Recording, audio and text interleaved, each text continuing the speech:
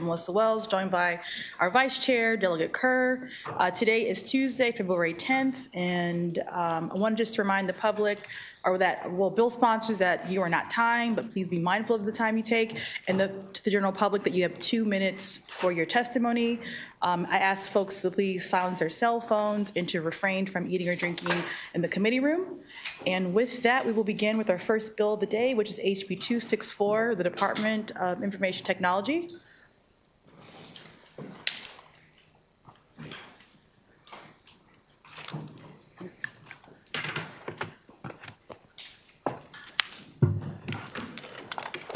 Good afternoon.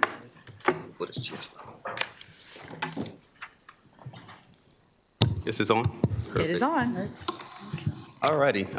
Good afternoon, Madam Chair, Vice Chair, and members of the committee. My name is James Saunders, and I serve as the Acting State Chief Information Security Officer.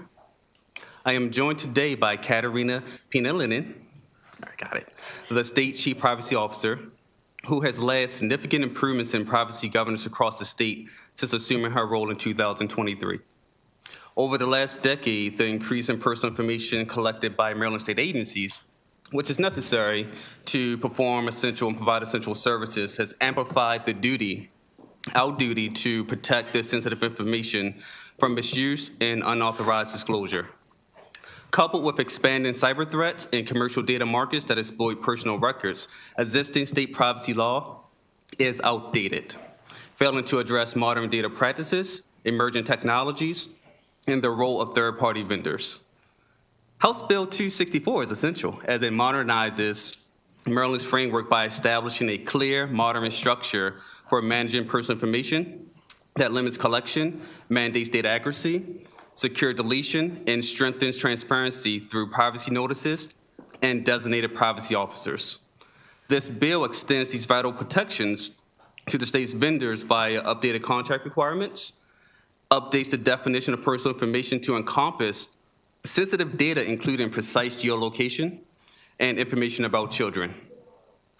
And it also aligns Maryland with national best practices, giving residents greater confidence in how their information is handled. The purpose of this bill is to build and preserve public trust in government services. And with that, I will turn this over to our State Chief Privacy Officer, Kat, for additional details on how this bill strengthens Maryland's privacy framework. Good afternoon, Madam Chair, Vice Chair, and esteemed members of the committee. For the record, my name is Katerina Pinalinen, and I am the State Chief Privacy Officer. When I accepted my position in May 2023, I recognized that as we expand our digital services and data sharing capabilities, we must be equally diligent in protecting the personal information of the Marylanders we serve. I saw an opportunity to modernize our privacy standards to ensure that the state handles data not just efficiently, but with the highest level of integrity and transparency. House Bill 264 establishes privacy best practices for how the state units manage personal information. The bill limits collection of personal records to only what is clearly established as necessary, requiring information to be relevant and limited to the minimum amount required for a legitimate government purpose. Furthermore, it mandates that data be accurate, current, and crucially, securely deleted or de-identified once it is no longer needed. By requiring each unit to post clear privacy notices and designate a privacy officer, this legislation ensures that there is both transparency for the public and internal accountability for data stewardship. Beyond internal operations, the bill strengthens oversight of the broader data ecosystem by requiring agencies to include strict security and privacy requirements in contracts with third-party contractors who handle personal information. It also broadens the definition of personal information by incorporating sensitive data, which includes identifiers related to protected classes, such as gender identification, citizenship, immigration status, specific geolocation, and information about a child. These updates are essential for preventing harm from the sale or unauthorized redisclosure of personal records and for discouraging the development of secondary commercial markets for Marylanders' private information. For these reasons, I respectfully ask for the committee's support of House Bill 264. Thank you for your time, and I'm happy to answer any questions. Thank you. Just checking from the committee if there's any questions for the department. Okay, seeing none, I do have one additional favorable witness, Mr. Christopher Cano.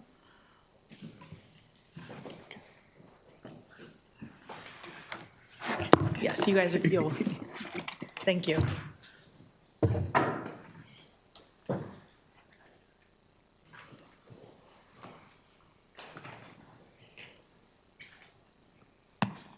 Hi, good Madam afternoon. Chair, members of the committee, Christopher Cano, Director of Political Legislative Affairs for SEIU Local 500. Our union represents thousands of workers in the public sector, nonprofit workers across Maryland, including early childhood educators, school support staff, college faculty, and other public servants who definitely support this bill and be affected by it. We believe that protecting personal information is not only a matter of cybersecurity, but a fundamental safeguard against government overreach. Our members are required to share personal information with the state as a condition of employment, oftentimes including their home addresses, even financial information, your biometric data, your health information, your immigration or citizenship status. And without clear limits on how this information is collected, retained, shared, workers are left vulnerable to misuse, mission creep, and unintended harm. These guardrails in this bill are critical to ensuring that information shared for administrative purposes is not later repurposed for surveillance, enforcement actions, or other uses unrelated to why it was collected in the first place. And so this bill promotes transparency and accountability by requiring state units to clearly disclose why the information is collected, whether it be shared, and what rights individuals have to inspect and correct their records. And for workers, this transparency is essential to building trust and ensuring that compliance with government processes doesn't come at the expense of personal safety or privacy. And finally, the bill's requirements for privacy officers, standardized privacy notice, and limits on third-party contractors' use of personal data are critical protections in an era where data brokers and secondary markets increasingly profit from government-held information. Never be a pipeline through which workers' personal information is commodified or redistributed beyond their control, and therefore we urge the committee for a favorable report. Thank you. Thank you, Mr. Cano. Okay, seeing no further questions from the committee, that concludes the bill hearing for HB 264.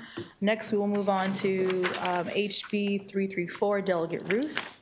And I have to step out for a moment, so my Vice Chair, Delegate Kerr, will preside over the bill hearing from here. Thank you. Welcome, Delegate Ruth. Thank you, Mr. Chair. My name for the record is Delegate Sheila Ruth. I'm here presenting House Bill 334. I'm excited, my first time testifying before the new Lego/Glee committee, and I should be pretty brief. This is a simple but important bill. I know you've heard that before, but I swear it's true. All this bill does is it says that a bidder for state contracts has to certify that they are not violating the U.S. Constitution or the Maryland Constitution, and that there should be a clause in any contracts that they also certify that they're not violating the U.S. or the state Constitution. Maryland's taxpayer dollars should not be spent on contractors who are violating the Constitution, violating rights. Now, I'm not a lawyer, but my understanding is that private companies are not subject to the Constitution unless they are acting on behalf of the federal government under color of law. And so the biggest example of that I think we are all aware of is, for example, private detention facilities, where there are clearly constitutional rights being violated, sometimes by private companies who are working on behalf of the federal government. And I don't think we want our taxpayer dollars to go to companies who are violating, for example, the Bill of Rights. I just want to note briefly the Department of General Services testimony. They have concerns about the broadness of the definition. I am happy to work with them, and I will work with them to craft amendments that will narrow that down and make this a practical process. So with that, I ask for a favorable report, and I'm happy to answer any questions. I don't see any questions from the committee, but let me ask you, I saw also that, have you had a chance to speak with Mr. Willems or anyone from DGS? That was the testimony that I just mentioned, that I have not spoken. I mean, I spoke with him briefly in the hallway. Okay. I will work with them to address their concerns. And then has the, either the State Chamber of Commerce or Montgomery County Chamber of Commerce approached you yet? They have not approached me. I did Okay. see the unfavorable testimony. Yeah. I think some of their concerns overlap with the concerns of Department of General Services about this being too broad. And, you know, obviously, companies can't be responsible for organizations that they don't have control over. So again, I'm happy to craft amendments to try to address that. Okay, so there is room for compromise. Absolutely. Okay, Delegate Solomon? Or, I'm sorry, Delegate Crutchfield. Thank you, Mr. Chair. Delegate Ruth, I just wanted to find out, is this bill the result of a issue that you're aware of, or is there something that you can kind of direct us as to what prompted you to draft this bill? Thank you for the question. So not one specific issue. The one I mentioned is the one that's most on people's mind, which is private contractors operating detention facilities, and we're seeing some horrific things that some of those detention facilities are doing to people in their custody. And so this is really just about making sure that Maryland's taxpayer dollars go to organizations whose support Maryland's values and support the Constitution and the rights that everybody in the U.S. and Maryland has. Okay, thank you. Delegate Wilson.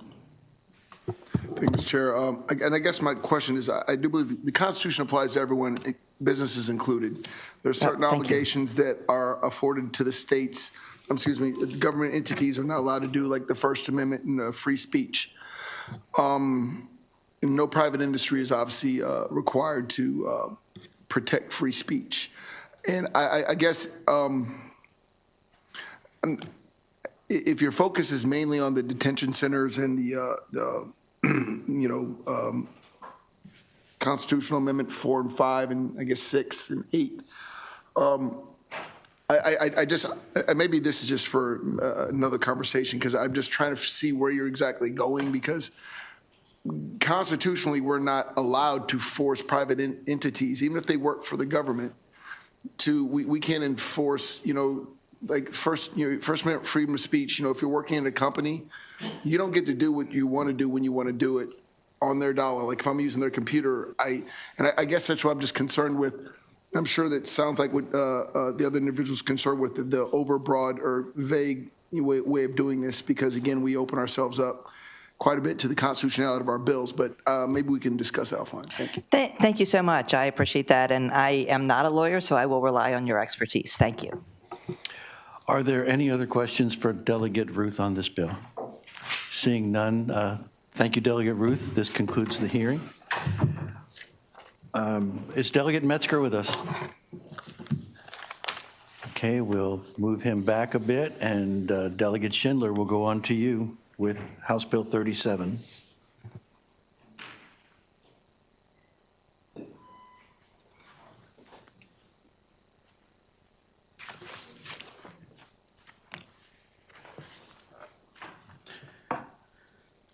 Thank you, Mr. Vice Chair, honorable members of the committee, for the opportunity to testify today. For the record, I'm Delegate Matthew J. Schindler, and I'm here to present House Bill 37. House Bill 37 provides employment protections for members of the General Assembly while they're performing their legislative responsibilities, both during and outside of legislative session. At its core, what this bill is for is to ensure our legislation truly reflects the citizens that we are elected to represent. Maryland's General Assembly is intended to function as a citizen legislature. Yet today, serving in this body is effectively inaccessible to many Marylanders. More than 20% of our members in the General Assembly are attorneys, and approximately 16% are either unemployed or retired. While these individuals bring very valuable perspectives, those numbers also highlight a structural barrier. Many Marylanders with full-time jobs, families, and limited workplace flexibility simply can't afford to serve. Most members of this body are part-time legislators who maintain careers outside of the 90-day session. Without clear employment protections, legislators may face retaliation, lost income, inflexible employers that hinder their ability to fully represent their constituents. HB 37 provides a reasonable safeguard, ensuring that no member is penalized in their professional life for simply fulfilling their public duties. Our legislature should reflect a broad cross-section of the people of Maryland, not just those whose professions are already accommodative to legislative service. HB 37 moves us closer to that goal by removing a significant barrier to service and empowering our citizens to run for office without fear of losing their livelihoods. Many other states with part-time legislatures recognize this challenge and provide explicit protection. The Minnesota State Legislature acknowledges themselves as a citizen legislator. One protection afforded to their members states, if a member of the legislature is employed by the private sector, they must be allowed to resume their old job or a position of similar seniority, pay, and status if they reapply within 30 days after the end of legislative session. Additionally, a member cannot be discharged because of time spent in legislative service, nor can they be denied their seniority or benefits. Providing similar protections here in Maryland would strengthen our democracy, encourage broader participation in public service, and help ensure that those elected to serve can do so without sacrificing their careers. With that, thank you for your time, and I respectfully urge the committee to issue a favorable report of House Bill 37. Thank you, Delegate Schindler. Any questions for Delegate Schindler on his bill? Delegate Schindler, had you considered an enforcement mechanism for this? I didn't prescribe one, but that'd certainly be something I'd be open to. Yes, Okay. sir. Thank you. Delegate Fisher. Thank you, Mr. Chairman.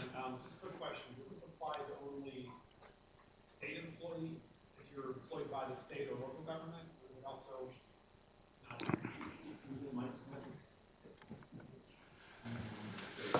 Thanks.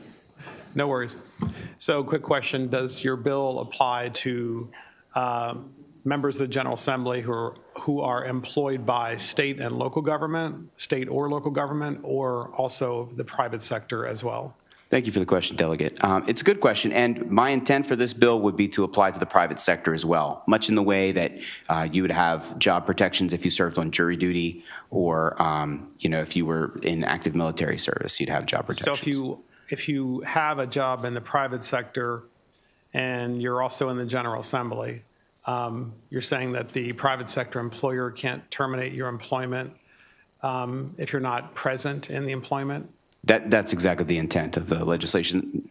Yes, sir. So if you're a restaurant owner, if you're a restaurant manager and you choose to run for the General Assembly, no one is forcing you to do so, and you're not at the restaurant for 90 days, and the restaurant doesn't have your employment there for 90 days, that the restaurant can't terminate you for not showing up to work for 90 days? That's exactly the intent. Yes, sir. All right, thank you. Thank you. Delegate Ruth. Thank you, Mr. Chair. Following up on the previous line of questioning, wouldn't you say that would part of your intent be to make it possible for a greater variety of citizens to run for office who might not normally be able to run? Thank you, Delegate. That is 100% the intent of this bill, is to open up the ability to serve to the general members of the public that aren't able to right now. And how would you say the state would benefit from that? I would say that we are going to get a much larger cross-section of representation, whereas right now, I think there are a lot of segments of our population that are overrepresented. For example, attorneys, there's over 20% of the General Assembly is an attorney, whereas I could tell you there aren't very many retail workers that are on the General Assembly right now. Thank you. Thank you. Seeing no other questions, that will conclude the hearing on House Bill 37. Thank you, Delegate Schindler. And I see that Delegate Metzger has joined us. So please come up to the witness table, Delegate. This is House Bill 166. Good afternoon. Do you mind if I bring a panel? people, my panel? I think there's somebody going to be joining us by Zoom as well. Yeah, Alfred.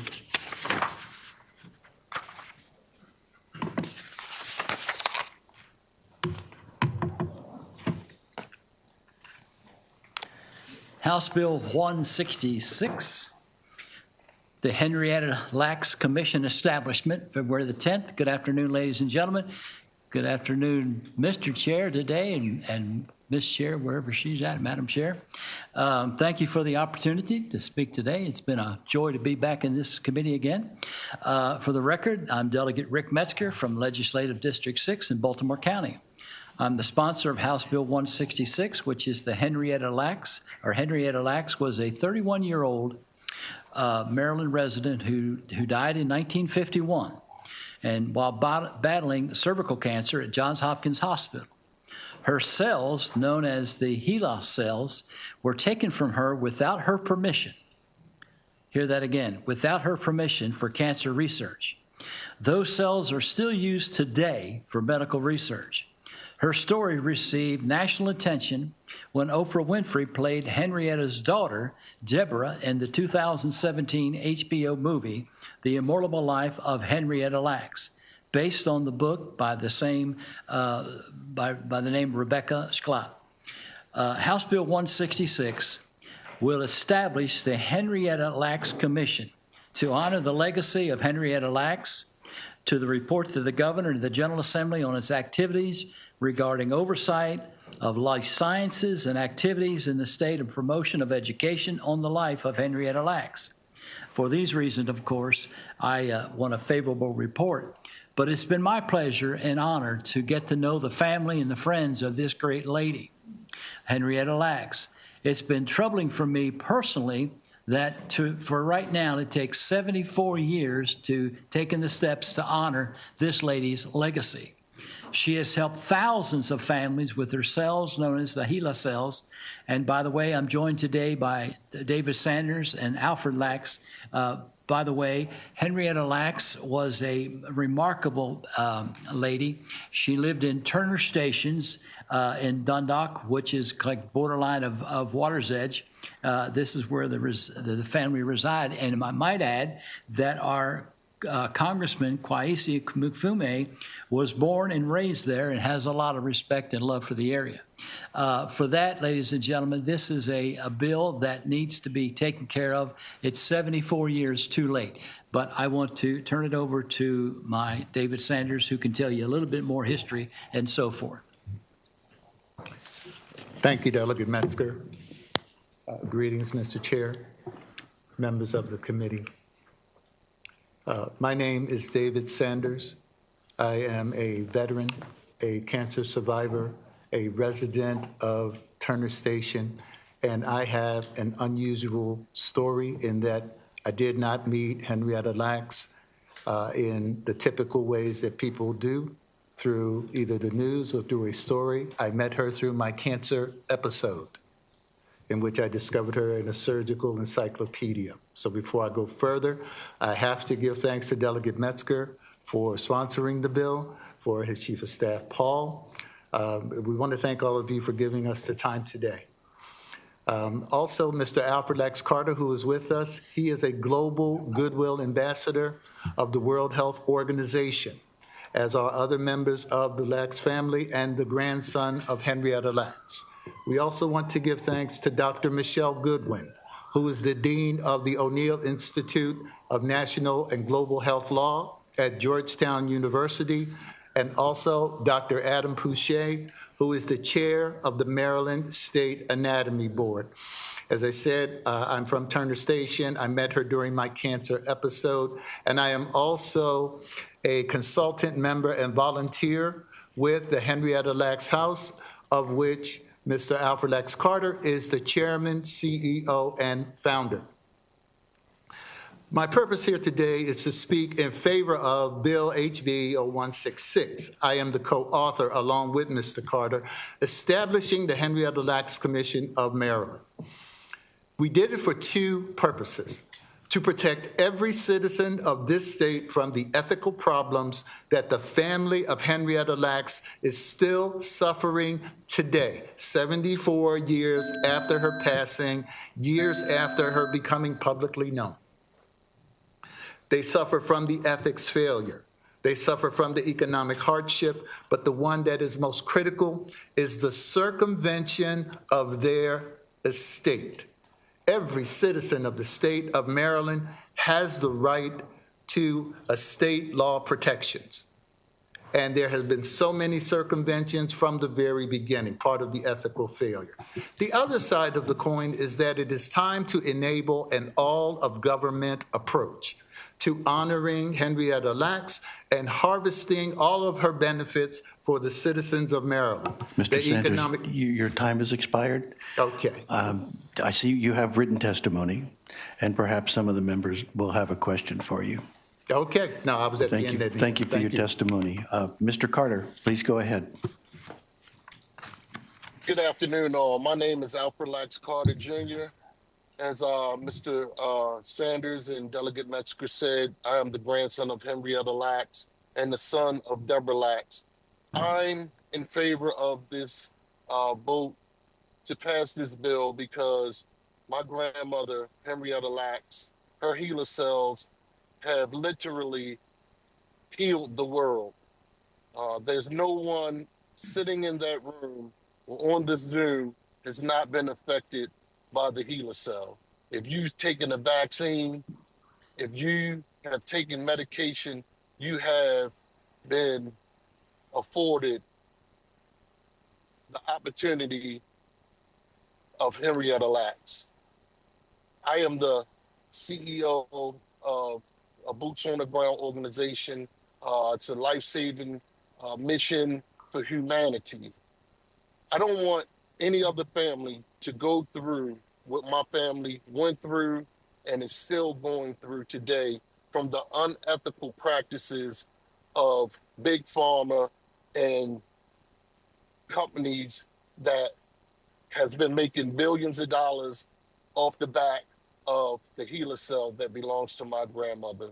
And the family has yet to get compensation in any kind of way. We just want recognition, and we do not want this to happen to any other family in the state of Maryland. So I would like to thank you for your time, Mr. Chair and Madam Chair, and thank you so much, Delegate Metzger, for heading this bill, sir. Thank you. Thank you, Mr. Carter. Are there any questions for Delegate Metzger or his panel? I just want to add that you have in your packet from the Anatomy Board that they're in full support of it, and there's an amendment that we put in for the changing one word. Okay, and seeing that there are no questions, Mr. Sanders, if you'd like another little bit of time to finish your thoughts. Well, thank you. Thank you, Mr. Chair. The thought that we want to leave with you is that on October 4th, we held the first ever homecoming for Henrietta Lacks to Baltimore County, in which Delegate Metzger was there to distinguish the moment. It was the first time in the history of our state that we honored her as a tissue donor. And that is significant because we have a problem with organ and tissue donation. And if you ask anybody who is opposed to it, the number one reason is the story of Henrietta Lacks. With that, I thank you. I encourage passage of this bill so that we can reconcile the ethical issues and move Maryland forward. Thank you, Delegate Metzger and your panel, for bringing this bill forward. And with that, we will conclude. What am I missing? Okay, you can follow up later. Thanks. We'll conclude the bill hearing for Bill 166. Thank you. And we'll bring back up Delegate Schindler for House Bill 47.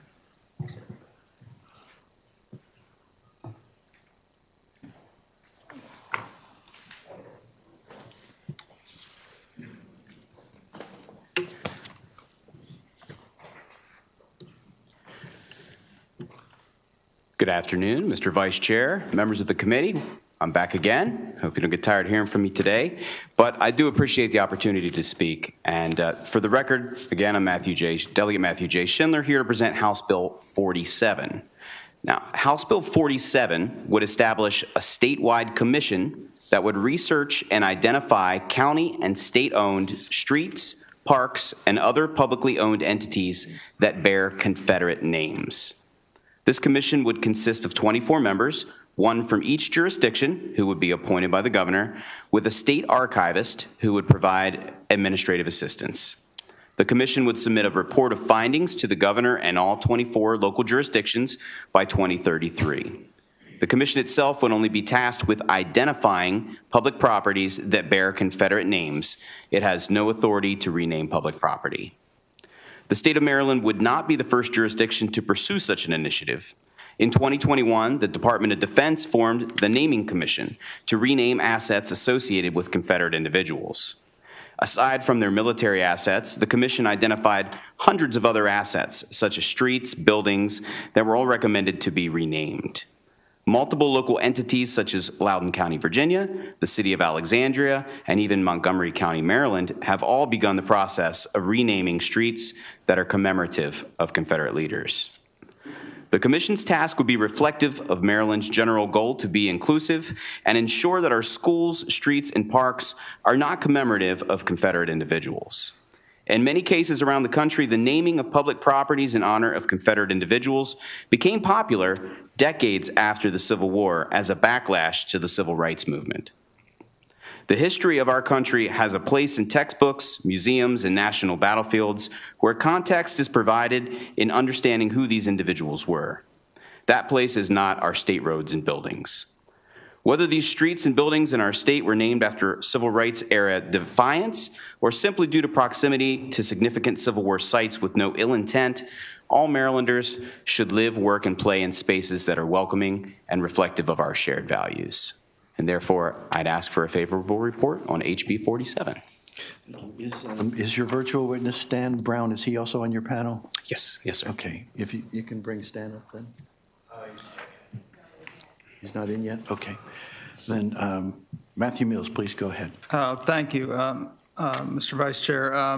My name is Matthew Mills. I'm senior counsel to the Montgomery County Planning Board, which is part of the Maryland National Capital Park and Planning Commission. The commission has not voted on this bill. However, commission staff has prepared some information which has been submitted to the committee. And I would like to take a moment to recognize Chairman Darrell Barnes, who is here in the room. He is the chairman of the Park and Planning Commission and has joined us today.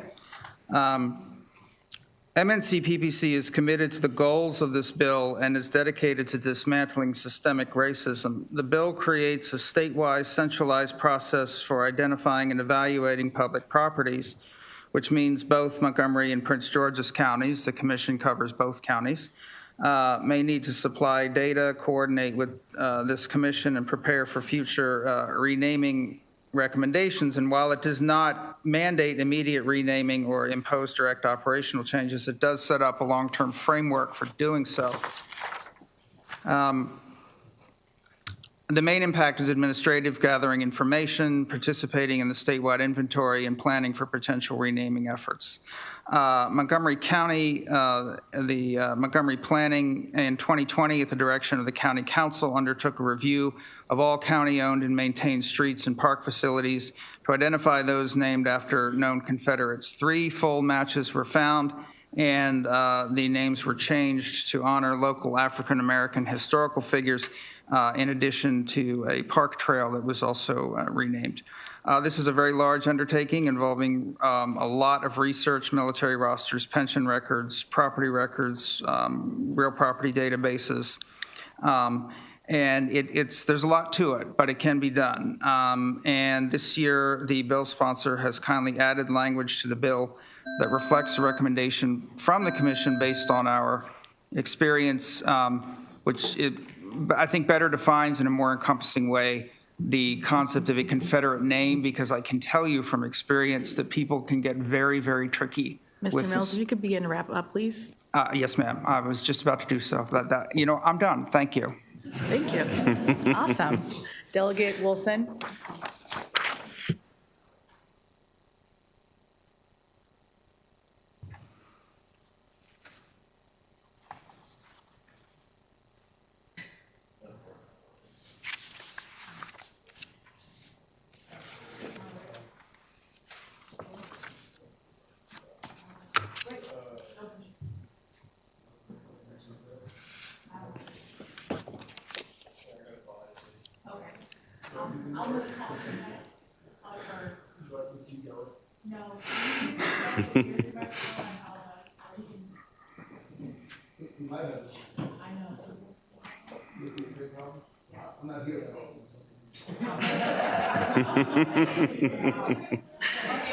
Please bear with us for one moment, or if Delegate, well, let me see, hold on a second.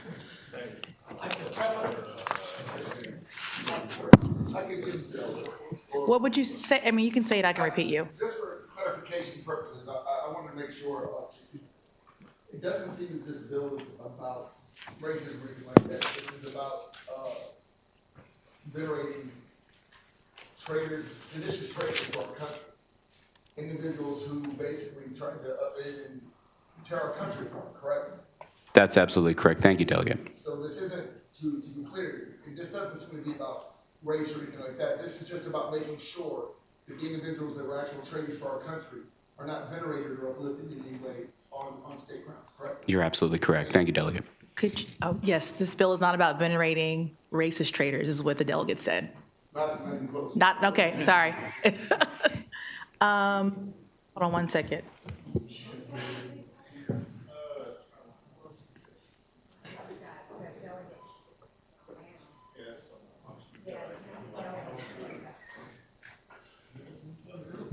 All right, Delegate Sample Hughes, would you like to use my microphone? Oh, so mine. It's not working. None of them are. No. Delegate. I apologize. Oh. Oh, thank you. Thank you, Madam Chair.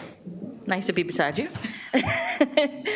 Thank you for the bill. I just had a quick question. Mine was more around the operational side, just logistics-wise. I understand that a appointee will take place from or by the governor for each jurisdiction, right? Yes. So would the local government, each one of them, identify who or what department would work with this commission to identify all of those statutes? And I'm just thinking about how in Talbot County, we were fighting against making sure the Talbot Boys statue was no longer there. And that was a community uprising effort. It wasn't so much, obviously, the government.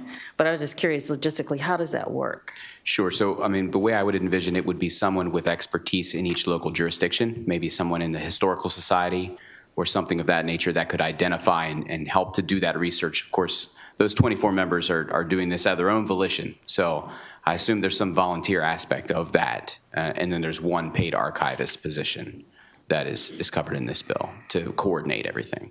Okay, so it wouldn't be a mandate of the government. It would just be whomever's on this commission would help to identify the information and provide it to one sole location. Correct. Yes, Okay.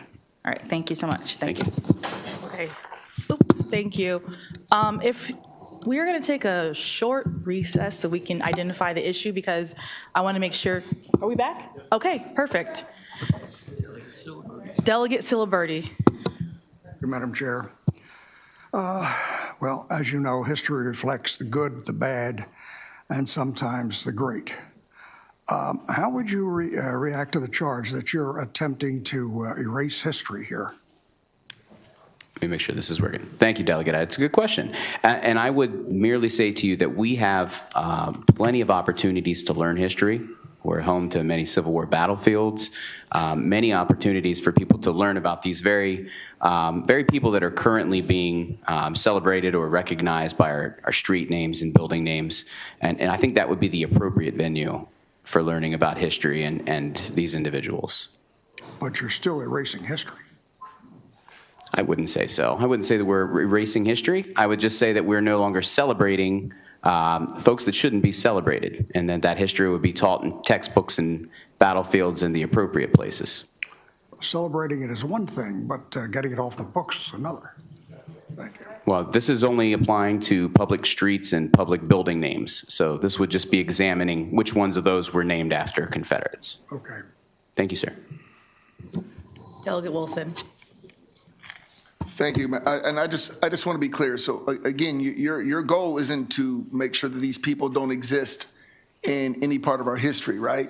That's correct. Yes, sir. It's just to make sure that the people that try to tear our country apart and destroy our country, traitors, that we don't, we don't put their like Benedict Arnold, we don't have statues. Now they do in England because he was a hero there. They actually have two of them.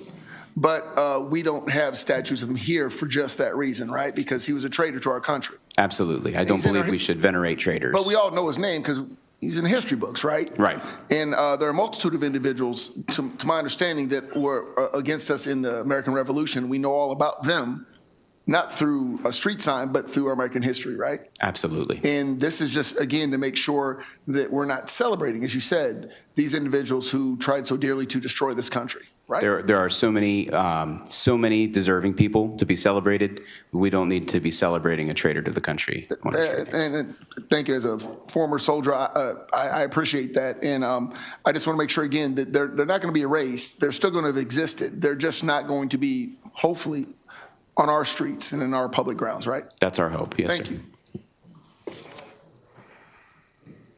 you. Okay. Seeing no more questions and I think, no more folks testifying. That concludes, thank you for the bill, Delegate Schindler. That concludes the bill hearing for HB 47. We will move on now to Delegate Schindler, HB 160. You're a popular guy today. All right, last one, I promise.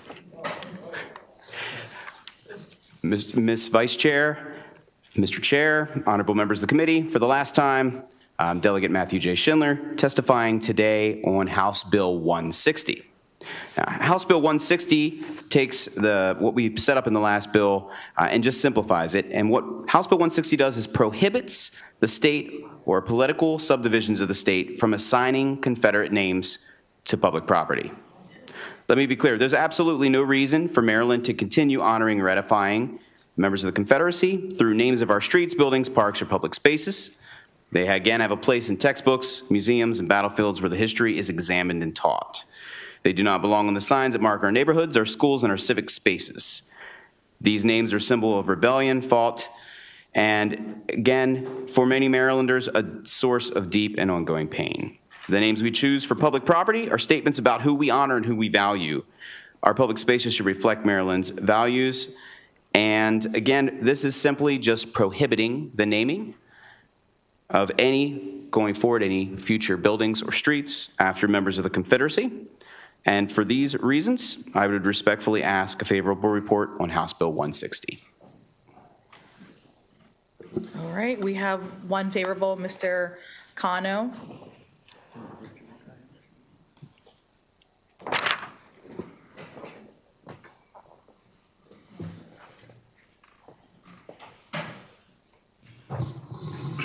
Thank you, Doug. Madam Chair, members of the committee, for our members, this issue is not symbolic, it's material. SEIU Local 500 members work in schools, libraries, public buildings, community spaces that are funded by taxpayer dollars meant to serve everyone. And no worker should be required to report to a workplace or serve the public in a facility that bears the name of individuals who fought to uphold slavery and racial terror. Public property should reflect shared civic values and not glorify rebellion against these United States Constitution. And with that, I urge you to issue a favorable report. All right, thank you. This is our last favorable witness. Are there any questions for the favorables? Okay, seeing none, we'll move on to favorable with amendments. Mr. Mills. Thank you, Madam Chair. Once again, Matthew Mills, Senior Counsel to the Maryland National Capital Park and Planning Commission. And once again, I'd like to take a moment to recognize the Chairman of Park and Planning, Darrell Barnes, who's here with us today. The Park and Planning Commission, which covers both Montgomery and Prince George's counties, has voted on this bill and to support it with amendments. The commission is committed to the goals of this bill and is dedicated to dismantling systemic racism. It prohibits prospective assignment of Confederate names to any real property owned by the state or political subdivisions. We do propose a few minor amendments based upon the commission's experience in Montgomery and Prince George's counties, expanding on what is meant by a Confederate name. In 2020, the direction of the county council, Montgomery Planning undertook an exhaustive effort and ended up changing 3 street names and 1 park trail to remove references to Confederate military officers in those instances, and they were renamed in honor of local African-American historical leaders. Prince George's County was also part of the county's Responsible Legacy Task Force undertaking similar work, and Park and Planning has participated in the legislative process for the last several years in different iterations of the previous bill. This is the first one with respect to prospective naming moving forward. And once again, we have recommended amendments based on our experience trying to run this stuff down, which is a huge undertaking, and would ask for your support, and I'd be happy to answer any questions. Thank you, Mr. Mills. Delegate Fisher. Thank you, Madam Chairwoman. I was looking forward to sitting in your chair because the microphones weren't working. So. I know this bill applies to Confederate names, but has the department also considered, because of your term, systemic racism, the idea of eliminating county names like Calvert County? Because I represent Calvert County, and the Calvert family, they were well-known slave owners.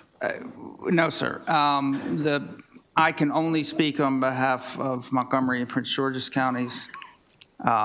Richard Montgomery was a hero of the American Revolution, and Prince George, I believe, was Queen Anne's husband, if I remember correctly.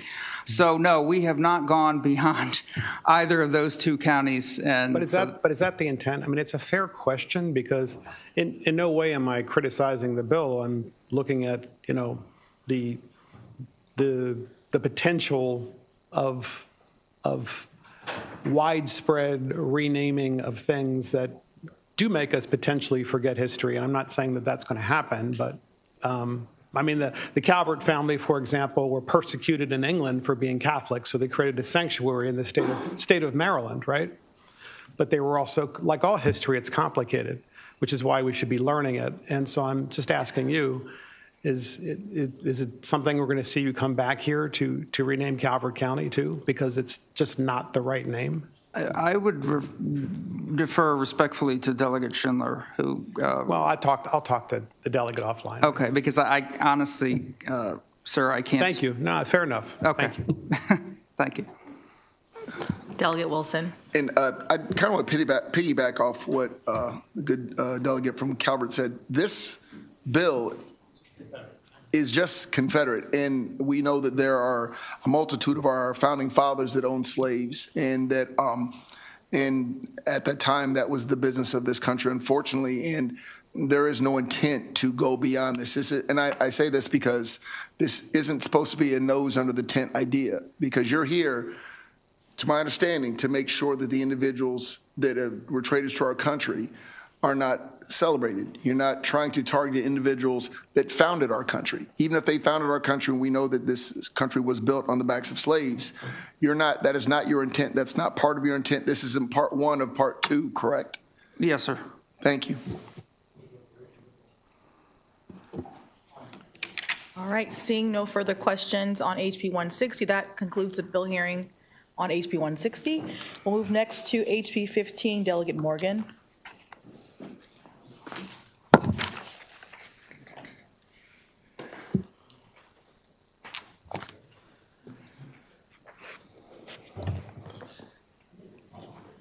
Madam Chair, Vice Chair, the GLEE Committee, first time I've ever been in front of you guys. So you guys look like you're having a lot of fun handling some of the HGO subject matter that me and your Vice Chair dealt with for years. So congratulations.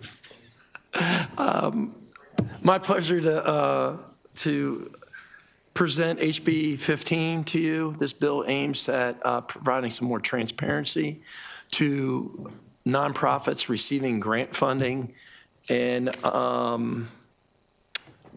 funding, local impact grants, and state bonds and state grants. There's 31 other states that allow for PIA requests of grant money, and this bill adds some transparency and tries to copy some of those states. We've recently had some high-profile cases, Connections Through Life, nonprofit, received over $60 million, and it had some financial audit issues. We Are Us in Baltimore, $6 million. And then always problematic, it seems, Baltimore Children Youth Fund had some audit issues as well. So what this bill does is allow any nonprofit that's receiving federal money, federal, state, or local money over $50,000 to be subject to the same PIA request laws that we're subject to. The theory is because they're an extension of government, and if taxpayers fund it, taxpayers should be able to see how the money is being used. I'll point to a recent comptroller's report on nonprofits from 2024, and their survey that revenue sources for community-based nonprofits are 51% government sources. So nonprofits were originally designed to raise money from the private sector. There's a substantial amount of taxpayer funds going to them, and taxpayers should be able to see where they're at. Now, the limitation on this bill is drawn at that 50,000 mark, which is a pretty substantial number in the nonprofit world. 50,000 is what nonprofits are now required to provide on their 990 tax form. So I was trying to draw out some of the smaller nonprofits so it wouldn't be hard for them to comply with this. With that, I'm happy to answer any questions that you may have. Thank you. Just trying to see if there's any, oh, Delegate Fisher. So Delegate, the PIA that could be asked for or requested, it already exists for the state and political subdivisions, but this just adds nonprofits. Is that right? Yes. So the theory there, and it's not all nonprofits. It's not fee-for-service nonprofits like your hospitals.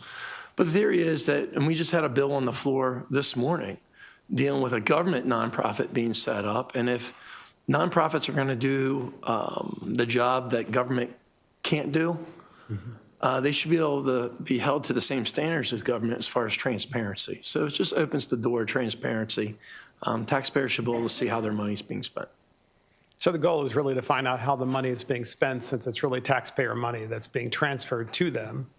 Yes. Okay. And the other thing I wanted to ask is there looks like there just a panoply of nonprofits, all unfavorable. Why do you suppose so many nonprofits would not want this kind of disclosure of how they're spending the people's money? Well, I think they're probably, the opposition testimony probably falls into a couple different pots. One, that they don't want it to comply with it, so they're going to say that it's cumbersome. And two, they're afraid of having any type of regulations for it. And to me, I think is pretty reasonable. Like I said in testimony, 31 other states allow for PIA requests of their nonprofits if they're receiving taxpayer money. This legislation is almost duplicated what they do in Kentucky. So I think we should have at least the same transparency laws that we do in other states. And I will say that the legislation, the way it was drafted, was pretty broad. But now the bill can be the work of the committee. So if you did want to amend it, I would recommend amending out the public record part and maybe substituting that with limiting the PIA request to grants and contracts from those grants. And I think that would be a good middle ground. I think it would address some of the opposition's concerns. Thank you. Thank you. Delegate Fair. Thank you, Madam Chair. Thank you for bringing the bill, Delegate. So when an organization applies for a grant, they have to go through a process with even with a government agency. Is that fair? Yeah, that's fair. So they go through an application process where they have to submit exactly what the funding is supposed to be used for, how the funding is going to be broken down, what areas that funding is going to go to. Is it going to go towards, for example, salaries for employees, which seems to be a bit of a focus on this bill a little bit. Salaries for employees versus operational expenses versus capital expenses. It breaks all that down inside of the grant application. And then to my knowledge, and I'm just looking to see if this is indeed the case, there's usually a reporting requirement that comes on the back end of that as well. Sometimes. Okay, so some government, you've been able to find government agencies that don't require there to be a reporting?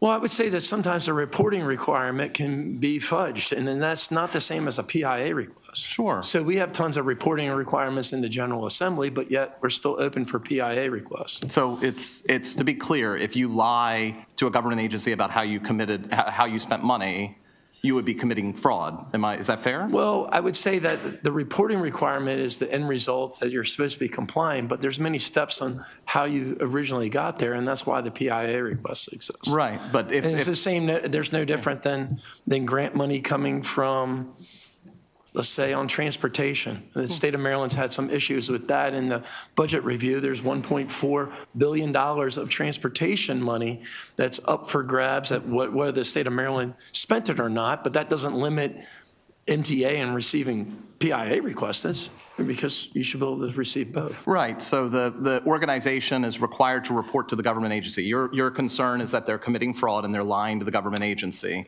However, if they were to commit the same crime, they would get a PIA and they would just lie on the PIA the same way. I guess my big question is, when a nonprofit organization files their reporting to the government agency to report exactly how the money was spent that they were given by the government agency, is that information PIA-able already? I'm not sure about that. I'm not sure on that question. I guess it would be PIA eligible from the government side, possibly. But again, the legislation is intended to just open up transparency during the whole process. So if a nonprofit is using government funds, they should have the equivalent of transparency is the same as government would have. I always appreciate a good transparency argument. My only concern is around duplicity when it comes to transparency. So thank you so much. Fairly noted. Thank you, Madam Chair. Thank you. Okay. Seeing no further questions, that ends the favorable panel. We'll move on to unfavorable. Thank you. Thank you, Delegate Teresa Hessler. I also have, I don't know if Sheena Roth-Gormley is here in person or virtual, but they are listed. Okay. Ms. Hessler, you have 2 minutes. Thank you so much, Madam Chair. Good afternoon, members of the committee. For the record, my name is Teresa Hessler, Ashler Government Relations, and I am here on behalf of Maryland Nonprofits, a statewide association representing nearly 2,000 organizations and institutions. We respectfully urge an unfavorable report on House Bill 15. House Bill 15 would treat nonprofit organizations that receive more than $50,000, as we just heard, as if they were state agencies for the purposes of a PIA. While we fully support transparency in the use of public funds, this bill goes far beyond that.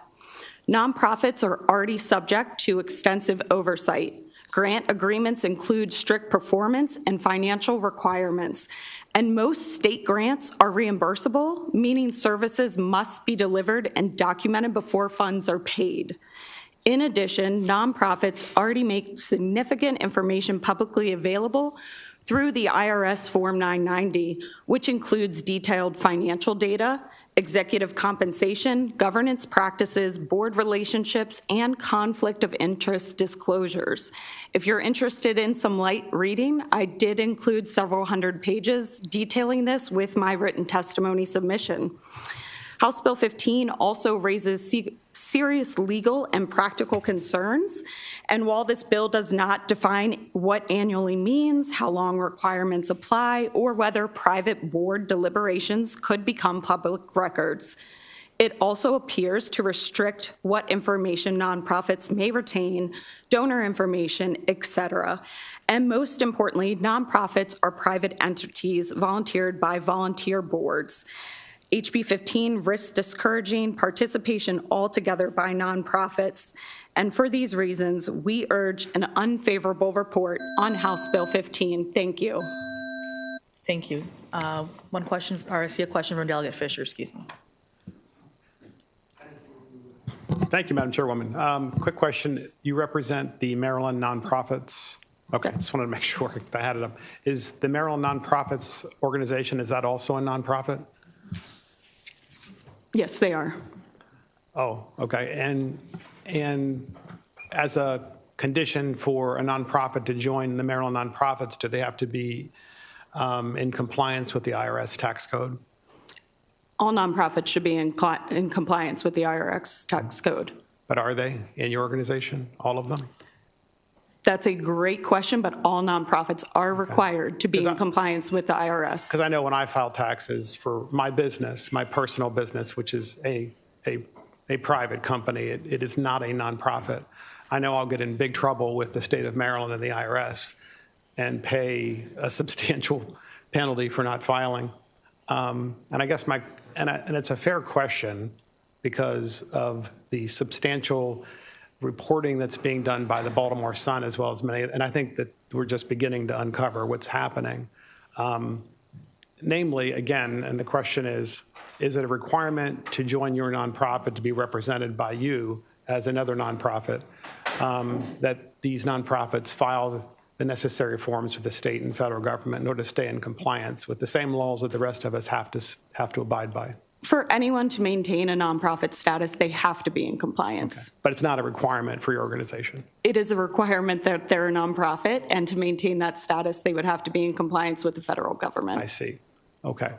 And so the primary, and I'll finish, Madam Chairman, I do appreciate it, and obviously we can talk offline, but the primary concern is that of yours is, I think the delegates, if I'm going to say it correctly, is there are so many nonprofits that are not filing their appropriate taxes and forms. They're required by the IRS of the state.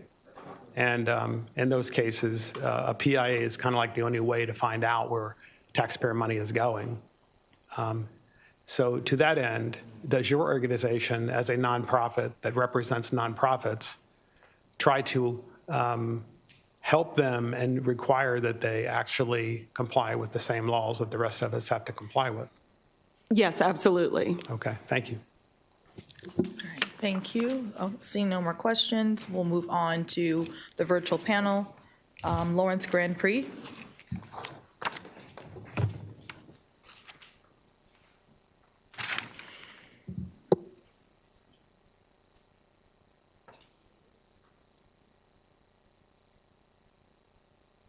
Can you hear me? Yes, just hold on one second. We cannot see you, Mr. Grand Prix.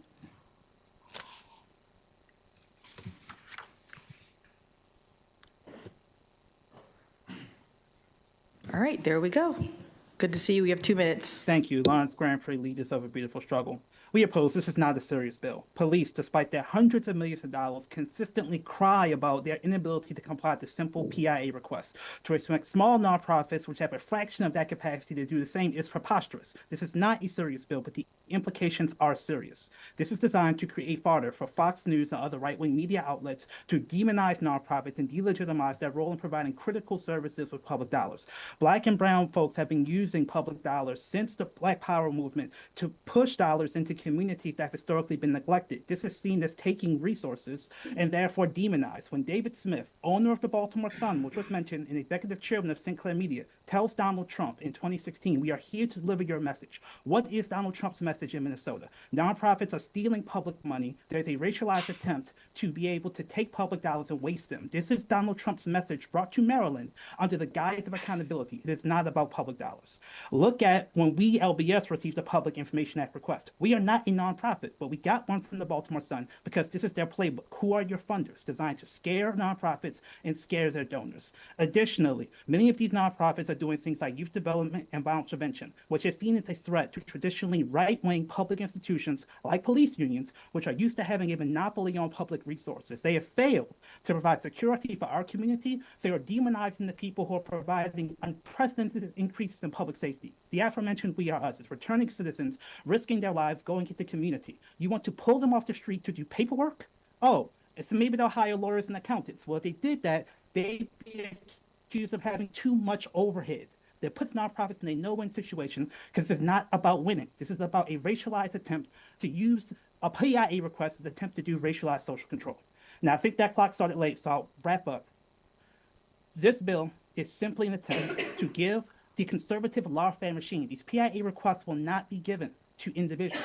They're a heritage foundation, billion-dollar institutions, which are blurring the lines between nonprofits and political advocacy organizations. I don't think they'll be subject to this bill, but they're the ones that are going to provide the Public Information Act request designed to Thank you, target Mr. and demonize Grand Prix. small nonprofits. Sorry, we started the clock later, so I think know, you technically okay. got more time, but thank you very much.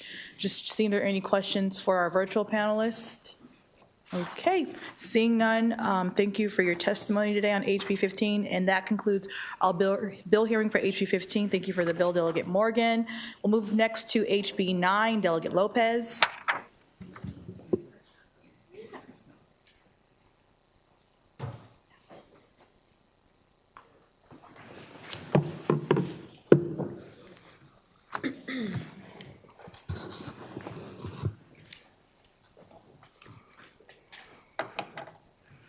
You may begin, Delegate Lopez. Thank you. Thank you, Madam Chair, Mr. Vice Chair, members of the committee. Thank you for the opportunity to speak with you today. For the record, I'm Delegate Leslie Lopez, representing District 39, to present HB 9. In a sentence, this bill creates a statewide 311 call system, but it's even simpler than that. It's about making sure Marylanders can get the right help at the right place at the right time. Today, our 911 workers are doing heroic work, but we're asking them to do too much. In one jurisdiction alone, we found that roughly 80% of 911 calls were for non-emergencies.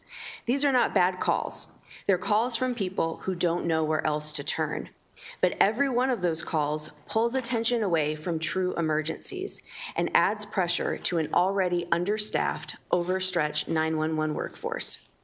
HB 9 offers a smart, practical solution, a phased, coordinated, statewide 311 system.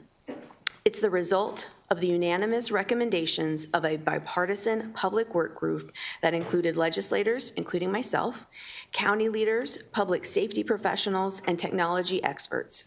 Our conclusion was clear. We can coordinate services without centralizing them, support counties in serving their communities, and to do so responsibly. 311 gives people a clear place to call for everyday non-emergency needs, with questions about public services, permits, public health resources, or local government programs. When residents get answers quickly through 311, the call takers at 911 can focus on what they do best, responding when seconds matter. This bill is also about providing quality across the state. Today, only 6 major Maryland jurisdictions offer 311, and 18 counties do not. This bill will also help people who face language barriers or uncertainty around navigating the government, and it builds trust by making help easier to reach. It also positions Maryland to become the first state in the nation with a coordinated statewide 311 system. Importantly, HB 9 embraces innovation responsibly. The AI-supported 311 systems operates in a closed, controlled environment using only vetted state, county, and municipal resources. It does not and will not pull or learn from the open web. That means that only accurate information with strong oversight and public accountability will be available 24/7. And this approach is fiscally responsible. The phased rollout, competitive contracting, and ongoing evaluation ensure we scale carefully, and I think that's how we got bipartisan support. The new program will be housed under the Maryland Information Network, a proven and reliable partner that already runs Maryland's 211 system. This bill creates an oversight board with partners from across the ecosystem to ensure that appropriate standards are set and met. You will see a friendly amendment adding AFSCME Maryland to the oversight board, and we look forward to working with all partners to ensure information is accessible across Maryland. With bipartisan support and a thoughtful plan in place, Maryland has the opportunity to lead the nation as the first to have a statewide 311 system. I respectfully urge a favorable report. Thank you. Thank you, Delegate Lopez. Mr. Benjamin. Madam Chair, Vice Chair, members of the committee, thank you for this opportunity to testify in strong support of House Bill 9. My name is Kenyon Benjamin. I serve as the President and CEO of Maryland Information Network. We are the nonprofit that operates the 211 Maryland system. And every day we see Marylanders turn to us to help navigate food crises, utility needs, food assistance, and countless other challenges. And so we've witnessed in real time the difference it makes when residents have a clear, trusted place to contact for support. House Bill 9 is not simply about technology, it's about public safety. It's a modernization bill, and it is an equity bill. It creates a statewide approach to helping Marylanders get answers quickly without having to guess whether to dial 911, hunt through county resources, or to give up altogether. Today, more than 40% of Marylanders do not live in a jurisdiction where there is a 311 system. That means that we're asking residents to, especially those that are in our rural communities, to navigate government with no easy points of entry. We also know that many Marylanders call 911 simply because they have nowhere else to turn with non-emergency questions.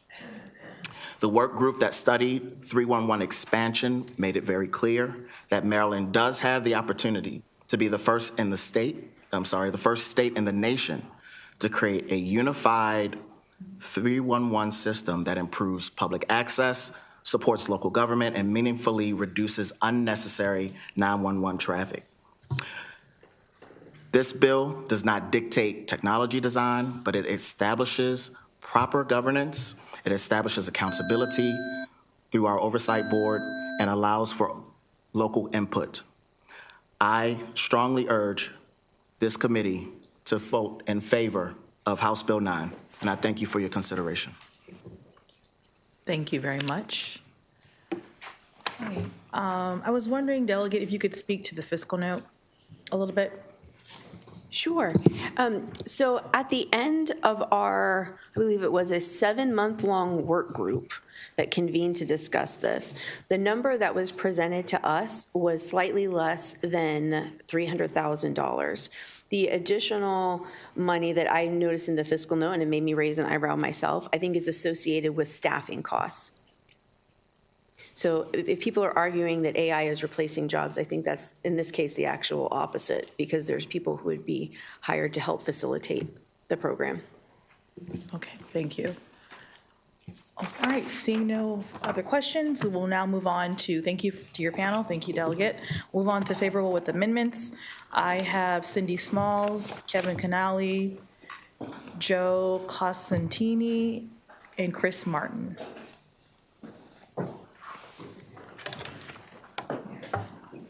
You can begin, you have 2 minutes. Oops. Good evening, Madam Chair and members of the committee. My name is Cindy Smalls, representing AFSCME Council 3, which represents approximately 55,000 state, county, and municipal workers, which include 311 workers in Prince George's and Anne Arundel County. Sorry, can you hold on 1 second? I just want to let the public know this is a really small room, so even the slightest whisper we can hear, and it actually does pick up over the microphone as well. So if you could please refrain from talking, if you need to have conversation, if you could please go outside. We really appreciate it. We're going to start your time over again, Ms. Smalls. Thank you. Once again, Thank you, Madam Chairs, members of the committee. My name is Cindy Smalls, representing ASME Council 3. We represent approximately 55,000 state, county, municipal employees across Maryland, which include 311 workers in Prince George's and Anne Arundel County. We're testifying today in favorable of HB 9 with the one amendment, and I'd like to thank the sponsor, Delegate Lopez, for accepting our friendly amendment to add a worker to the Oversight Board. We believe that adding a worker to the board only strengthens the board in having a worker voice. This is nothing new to ASME. Its precedents have already been set with us participating in several boards, such as the Juvenile Justice Board. We believe that we add value to the board, and with the expansion of the 311 program, we think that the frontline workers should be a part of that conversation in moving forward with this program. And with that, again, we'd like to thank the sponsor for hearing us and allowing us to offer the friendly amendment. And with that, we ask for a favorable report with our friendly amendment. Thank you. Thank you. And just for one, I know Kevin Canali, he's unable to be here today, but just want to make sure I give Mr. Constantini an opportunity or Mr. Chris Martin an opportunity to speak if they are here. Okay, I don't see them. So with that, concludes the bill hearing on HB 9. Thank you very much. Oh, wait, what's that? Is he here? Oh, okay. Got to move a little faster.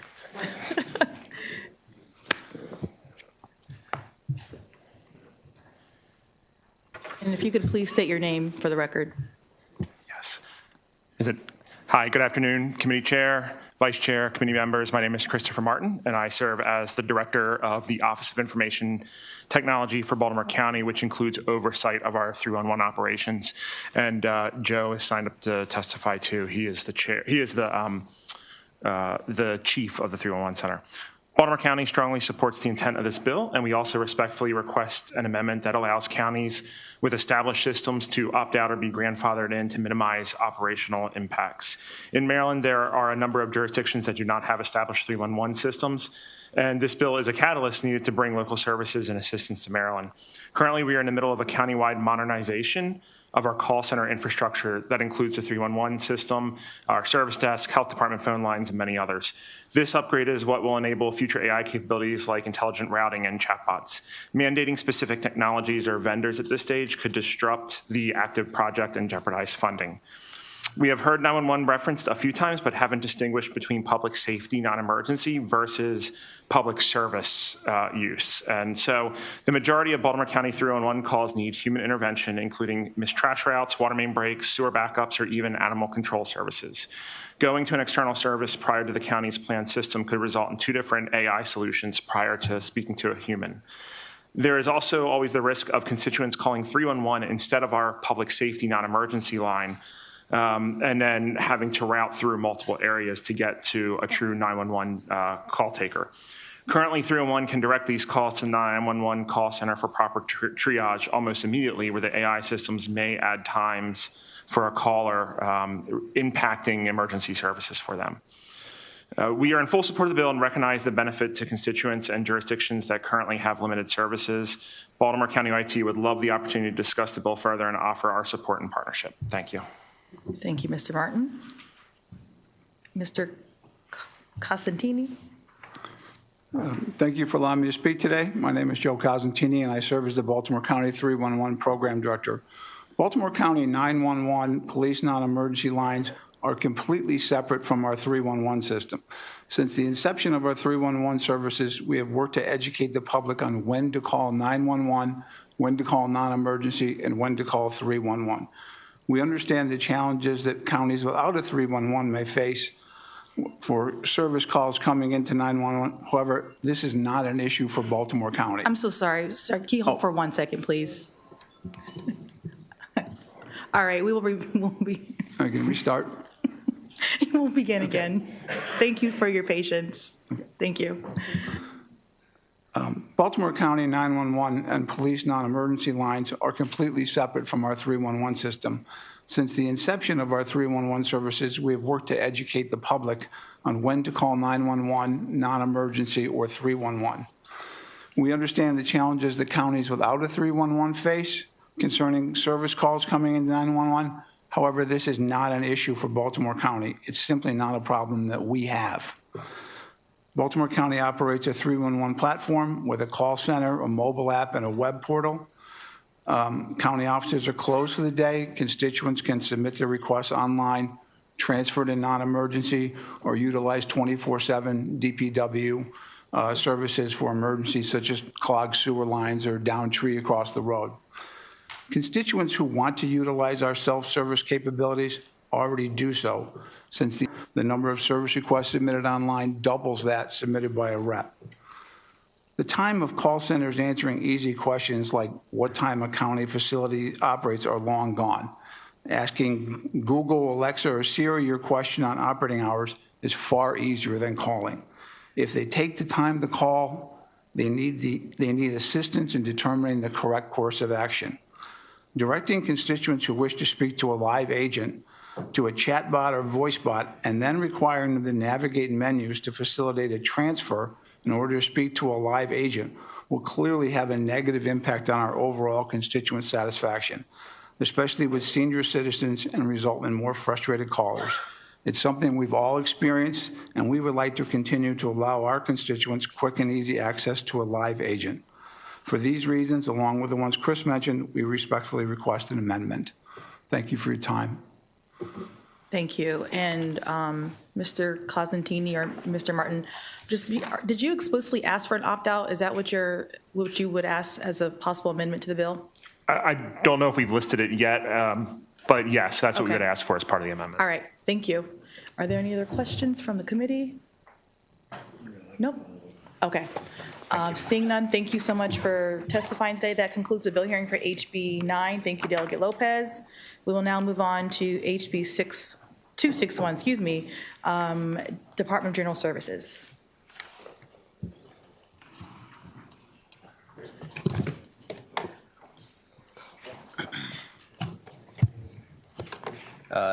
Good afternoon, and thank you, Madam Chair, Mr. Vice Chair, members of the committee. For the record, my name is Atif Chaudhry, Secretary of the Maryland Department of General Services, and I'm here today in support of House Bill 261, which is a technical and administrative bill to operationalize the proof of concept procurements in state government. I wanted to also introduce to my right here Wallace Sturmans, our Chief Procurement Officer, which will provide additional information. I want to first take a quick moment to thank members of the committee for their continued support of the Moore Miller administration's broader procurement reform efforts, and specifically the Procurement Reform Act of 2025, which is already showing significant benefits to our great state. DGS and the Office of Procurement developed this legislation to improve and enhance the use of competitive proof of concept procurement method, also known as CPC, which was first authorized in 2024 under Senate Bill 818. At its core, CPC is a tool designed to let agencies test as well as evaluate innovative solutions in real-world conditions before committing to a full contract award. Information technology and artificial intelligence procurements are typically going to be utilized as the best examples of how this procurement method could benefit our state, where the vendor community is aware of really optimal solutions or innovative solutions that the state agencies may not necessarily be aware of. For instance, throughout the country, there are certain airports that are piloting autonomous AI wheelchairs with the goal of reducing staff burden and wait times for customers. A competitive proof of concept could, in theory, be conducted by the state, allowing us to evaluate whether these types of solutions are viable in real time during a proof of concept phase, and based on that success could determine whether or not to issue an award for full implementation of the solution, and that could be conducted all in a single procurement. Under the existing competitive proof of concept framework based on the 2024 law, there has yet to be a single competitive proof of concept award or procurement that's been pursued by a state agency. This is primarily because the existing law does not authorize full implementation of a solution and lacks the flexibility for state agencies that need to effectively evaluate, refine, and transition innovative solutions into operational deployment. Although several agencies have expressed interest in utilizing CPC, each has ultimately chosen a different approach once these limitations were explained, demonstrating a clear need for this procurement methodology once these limitations are addressed.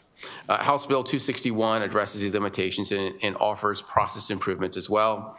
In layman's terms, this bill provides administrative changes to better operationalize the existing proof of concept law and allow state agencies to issue a single procurement that will allow us to evaluate different methodologies or different types of solutions and then ultimately move forward with award without having to go back out for another procurement.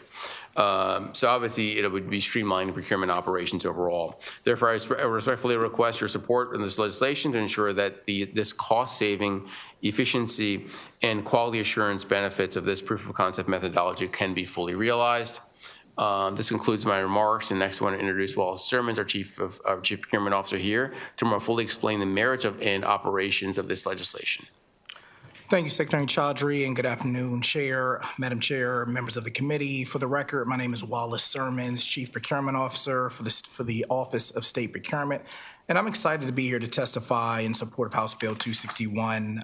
A competitive proof of concept, or referred to as a CPC, is a procurement approach that allows a state to test potential solutions before committing actually to a full contract.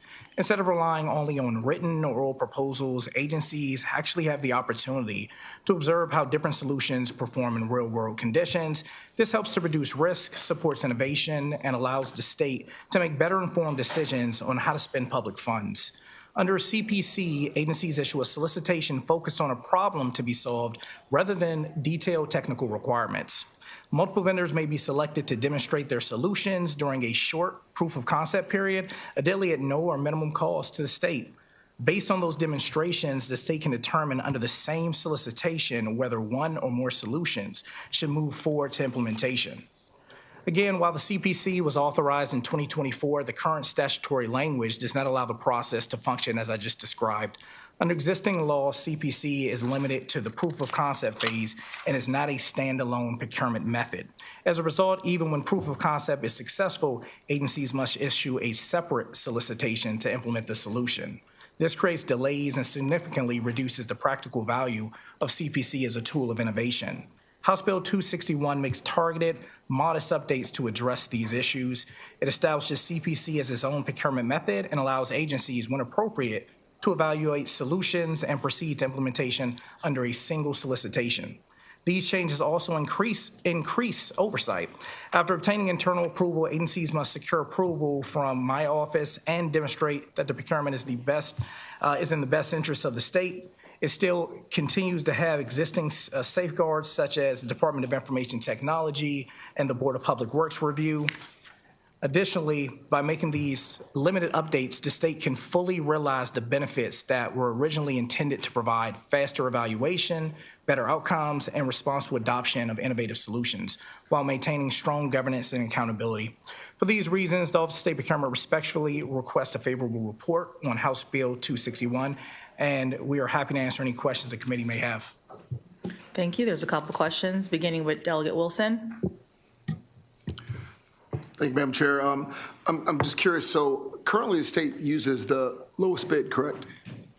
And for certain procurements, sometimes it's the technical solution. Correct, and that's what I'm trying to get to on this. Does this still pull in the lowest bid as because it sounds like you're trying to find out not only who says they can do the job, but how they say they're going to do the job. I'm understanding you correctly? No, so this is similar to what the federal government does under the Small Business Innovation Research or other states like California under RFI Squared. Here is just, it's still going through the procurement process, but is the ability to demonstrate it. Generally, if you wanted to test out mics, we would procure them, but at that point, we've procured them, and you may determine this truly wasn't fit. But you may come to us if you pass this legislation and look to say, Well, these mics, we want to test them out first. We want to test them out in a hearing to see if they're suitable for fit, and then we would proceed. That's the change here. Basically, like I said, that basically that you're, instead of you just taking my word for in the bid process, you're making me prove what I can actually do ahead of time, correct? That is correct. Okay. But, and all that to say, does it still include to my knowledge, the state is still low bid? Well, for these, would it be still the low bid? So no public entity in the country is just low bid, because in some instances, we need to make sure that the technical approach, for example, cyber, we don't want low bid. We want the most innovative cyber solution. So it depends on the procurement, whether that procurement is low bid or what some people call lowest price technically acceptable, right, versus best value. And that's what I was asking. So are we doing best value? Is this lowest price technically acceptable? Or is this? It determines. That we'll get down at the regulatory level to make a determination based on it. For most of these procurements, it's going to be best value because we're anticipating emerging technologies. Got you. So on this one, we are going to move, because for you to say that that's all the state does. I know the contracting side, it's low bid, best value for a vast majority of our contracts. But you're saying for these, the technical side is going to be more important than the actual cost as far as the RFP. Sir, what I'm saying is even in ordinary without this legislation, it is determined by the requirements itself, whether we're going lowest bid versus best value. So that's in general contracting. Mm-hmm. It sounds like you're agreeing with me, but you don't want to, but that's fine. Thank you. Delegate Wu.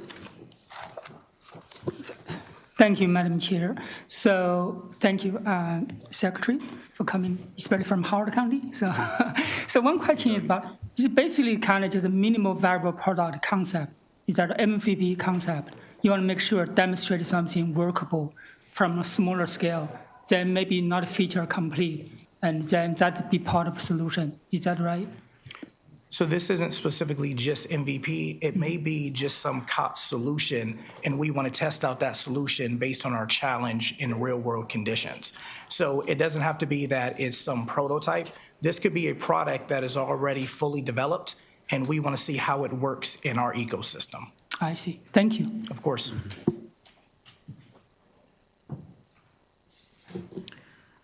I feel like I have some follow-up on Delegate Wilson's question, but I think I will take it offline for more information, because I don't want to, I'll spare the public.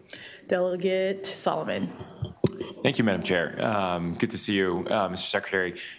Question about the BPW approval. So this is a new space for many of us. So in a contract like this, and you wanted to test something out, so if the initial contract was for, let's say, $100,000 for proof of concept of something, would that language also include, once we've decided of the 4 vendors or whatever that we're testing out, that we've decided this proof of concept and this vendor is the most effective at solving the solution, we will then execute a contract for $10 million to purchase X, Y, and Z? Or what would the terms be in a contract under this system for the BPW to approve? So the same as any other contract. If it's over the threshold, it's currently $200,000 generally for a Board of Public Works review. It would still go to Board of Public Works. The same thing. The only difference here is it allows you to demo the product prior. So the same way we only recommend awards over that amount. Those awards are approved through the Board of Public Works. So again, it would be like, we want to spend $10 million on microphones across state government, whatever it is. We're going to put this competition out to these 4 vendors. Whichever vendor we deem has solved the problem that we're trying to fix the best will then execute this $10 million contract. And that would go to the BPW, obviously over the $200,000 threshold for their approval. We will recommend it for award, yes. Okay, all right, thank you. Of course. All right, thank you. This bill's generating a lot of questions, good questions, I think. But with that, I see no more questions from the committee. So thank you very much, Secretary Chowdhury and Mr. Sermons, for presenting today. We'll move on to our next bill, HB 43, Delegate Foley.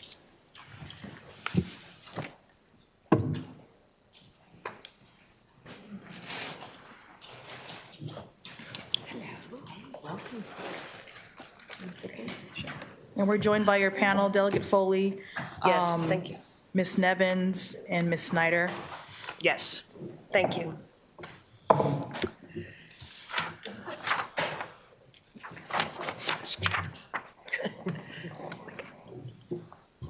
You may begin. Thank you, Madam Chair. Thank you, Chair Wells, Vice Chair Kerr, and members of the Government, Labor, and Elections Committee. For the record, I'm Delegate Linda Foley from District 15, and I'm presenting HB 43, Procurement Advertising Local News Organizations, also called the Local Newspapers for Maryland Communities Act of 2026.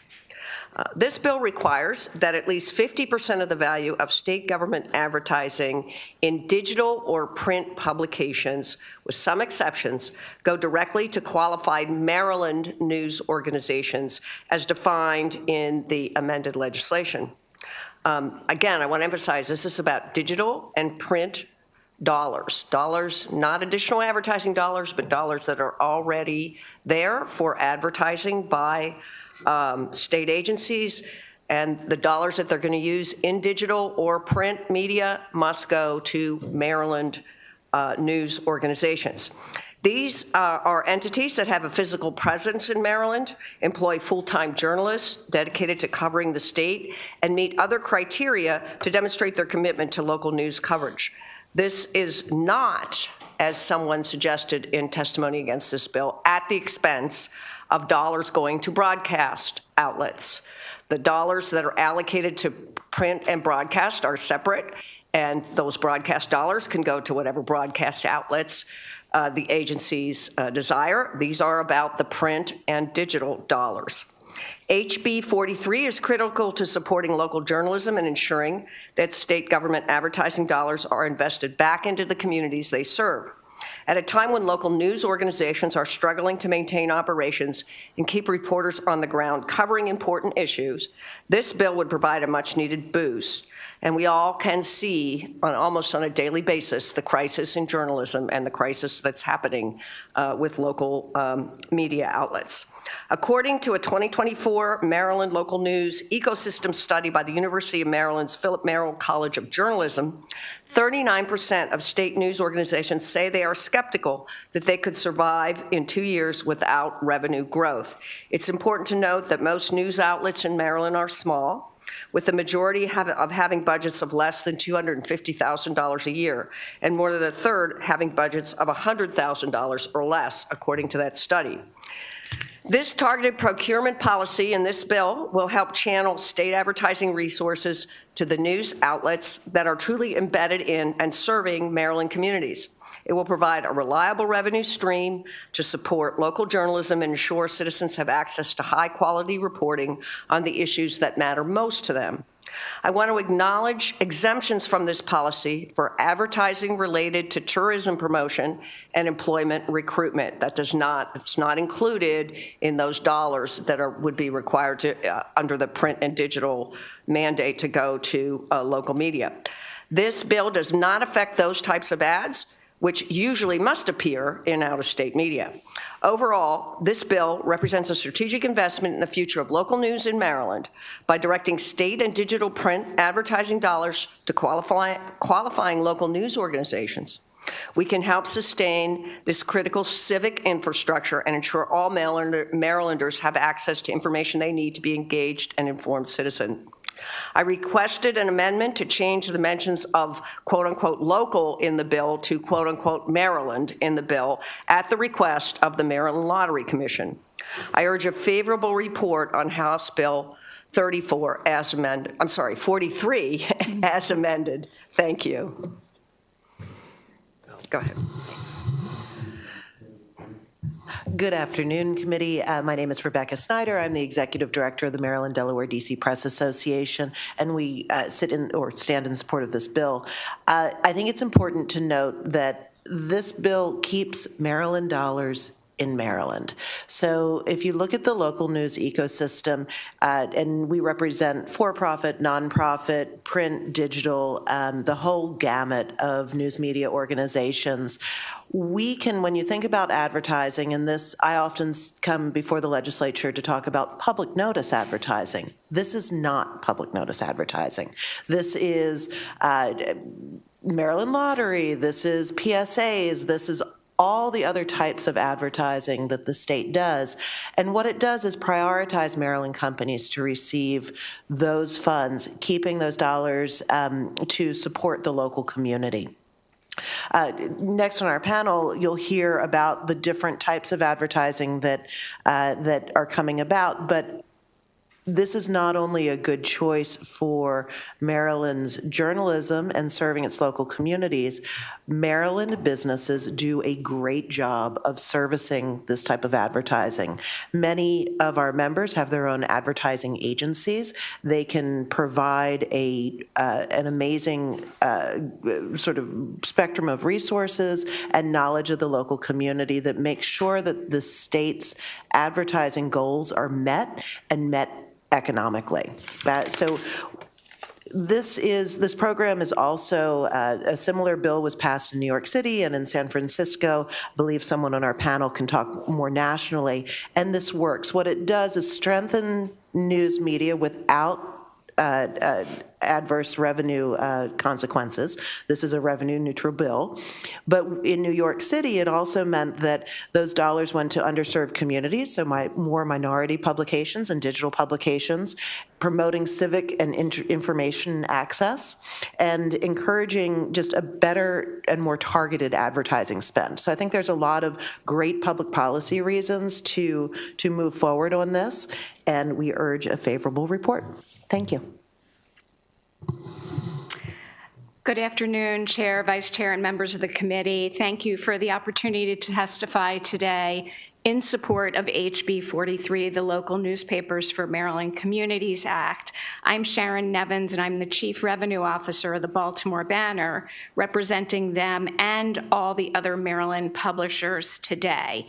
This bill is actually good for all parties involved, and I'm going to focus my attention on how it actually benefits the state agencies, because as Rebecca said, indeed, we are full-service media companies.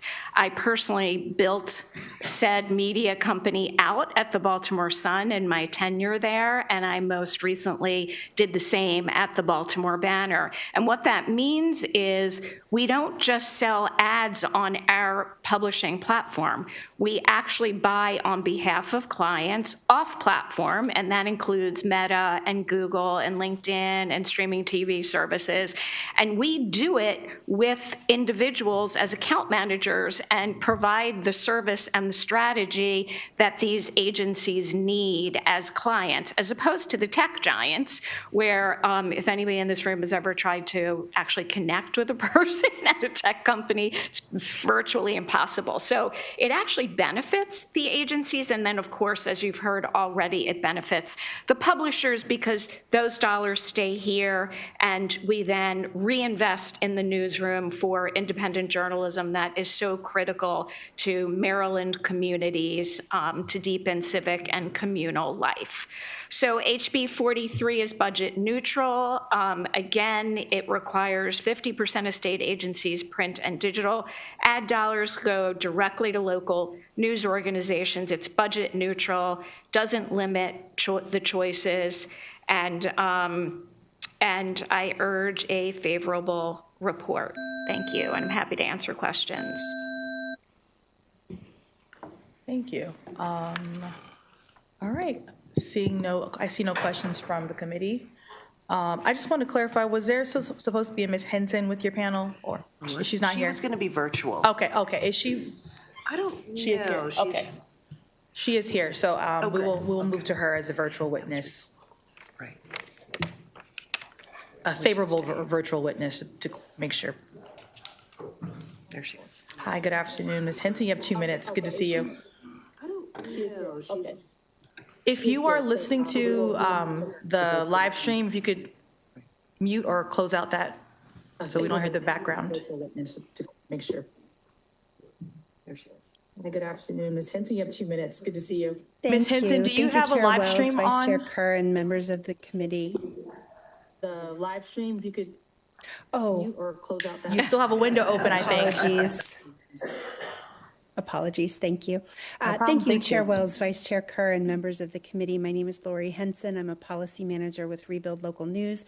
We are the leading nonpartisan nonprofit coalition representing 3,000 newsrooms and 15,000 journalists. We develop and advocate for policies designed to strengthen community news, and in that role, I'm asking you to advance HB 43, which requires Maryland government agencies to set aside half their discretionary advertising spend for local news. This is a budget-neutral, buy local bill that reinvests government advertising dollars into Maryland's newsrooms, helping news outlets expand coverage across Maryland communities. And this approach works. A New York City ad set-aside has directed over $72 million since over the past 5 years, allowing newsrooms to add staff and expand neighborhood news coverage. This bill is also effective for what it does not do. It does not add a dime to the state's budget. It does not prevent agency staff from using a full range of media tools to promote programs and services. And among local news outlets, agencies will still choose the media that best connect them to the audiences they want to reach. This bill is not an entitlement. Local news will still compete for advertising dollars, providing audience metrics so marketing professionals can make informed strategic decisions. This bill is an innovative response to a crisis. Last year, our research found that Maryland ranked 47th out of 50 states in the number of local journalists per capita. Another study found that since 2013, Maryland has lost more than 2/3 of its journalists, over 2,000 jobs. Research shows when communities lose a local news source, they face higher borrowing costs, lower voter turnout, more political polarization, government corruption, and corporate crime. Local news benefits Maryland in countless ways, and HB 43 is a smart, tested approach to support Maryland local news. Also, we've discussed with the sponsor's office, Delegate Foley, and our local public media partners some bill improvements that would create equitable eligibility for our local public media, and we look forward to seeing those improvements. I encourage a favorable report from the committee. Thank you. Thank you, Ms. Henson. We have a question from Delegate Solomon.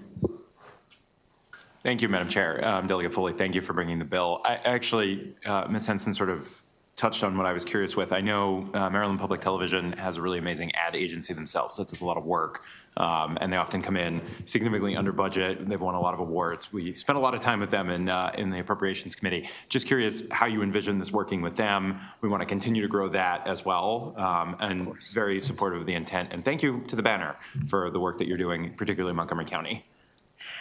Yeah, thank you for that question, Delegate. I agree with you. I think Maryland Public Television is a wonderful organization, and they have done a terrific job of not only providing great programming for Marylanders, but also they have this ad agency, which is very unique.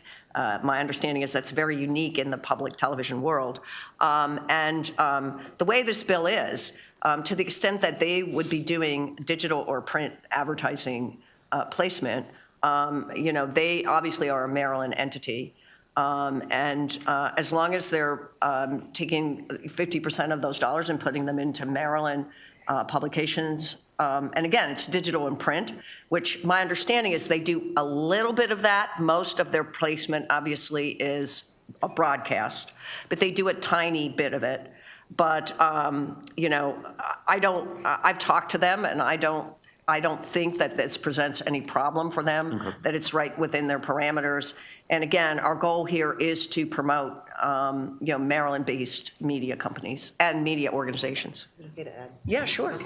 If I could add, I work with them very, very closely, regularly. So it would not, we collaborate. So indeed, as Delegate Foley said, they come to us with their campaigns. I mean, the Banner's running multiple campaigns in coordination with them. So no negative impact whatsoever. Great. And I would echo that. The Press Association also has a full-service marketing agency attached to it, and we work with MSEA a lot. Great. Thank you. Thanks, Madam Chair. Thank you. Mrs. Snyder, I didn't recognize you. I don't know if you did your hair differently or not. I got a haircut. Sorry not to, but it just took me a moment to realize that was you, so good to see you again. Delegate Wu. Thank you, Madam Chair. Thank you for the bill, Delegate Foley. I think it's a great idea. Somehow we have to support local newspapers, and they are facing crisis. One situation I'm thinking about, right now, maybe like state do some advertisement, they can cover the whole state, but not local newspaper is not equal, right? For example, Banners, you may only have certain counties covered, but you're not covering very remote counties.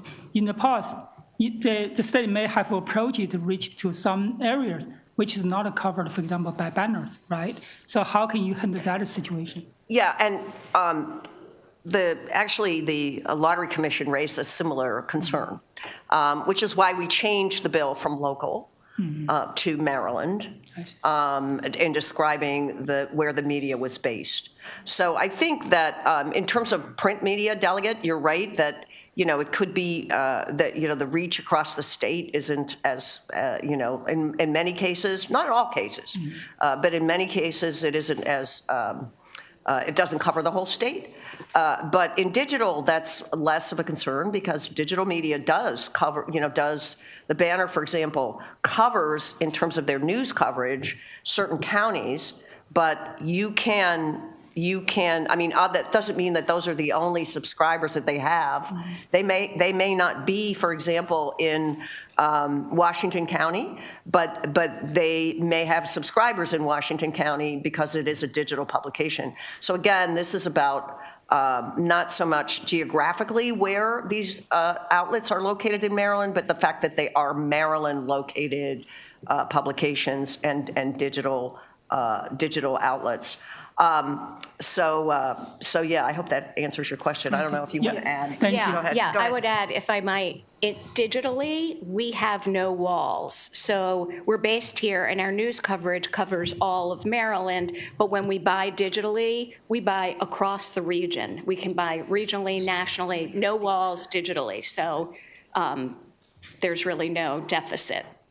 And I would also just add to that, if I may, that it doesn't have to be in the publication's jurisdiction. So, for instance, we're just using the Banner because they're sitting right here, but other publications do this as well. They can place in, like they can buy on Facebook, they can do your search engine optimization, they can do all of those pieces because they act as ad agencies.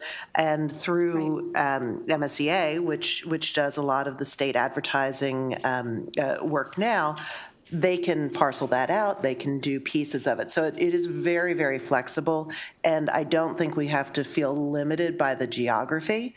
And there's also times, when you're developing a campaign, you're thinking about where you want that message to go. So sometimes you do need that targeted aspect, and sometimes you need to go a little bit more diffused throughout the state. Thank you. Okay, see no more questions for this panel. Oh. You guys love sneaking in. Delegate Schindler. Thank you, Madam Chair. And I think I know the answer to this, but I just wanted to clarify. If you take a publication, like, for example, in Washington County, the Herald Mail, it's now a subsidiary of USA Today or the Frederick News Post. Are those publications included in this bill because they serve Maryland or because they're owned by a national corporation? Would they be? Yeah, no, most media companies are owned by some national corporation or some multi-state corporation. So yes, certainly the Herald Mail would fall into this category. Thank you. Is that all, Delegate Schindler? Are you sure? All right, thank you. No, I'm just kidding. Thank you for the questions. Thank you to the sponsor and your panel. We do have one unfavorable with us, I believe, David Ballou. I don't know if he's here today. I see him. Oh, wait, actually, I'm so sorry, Mr. Ballou. I apologize. I think I got ahead of myself. We do have Mr. John Colson for favorable. I apologize. That does not conclude favorable. And then we have another virtual, Mr. Timothy Nelson. I'm John Colson.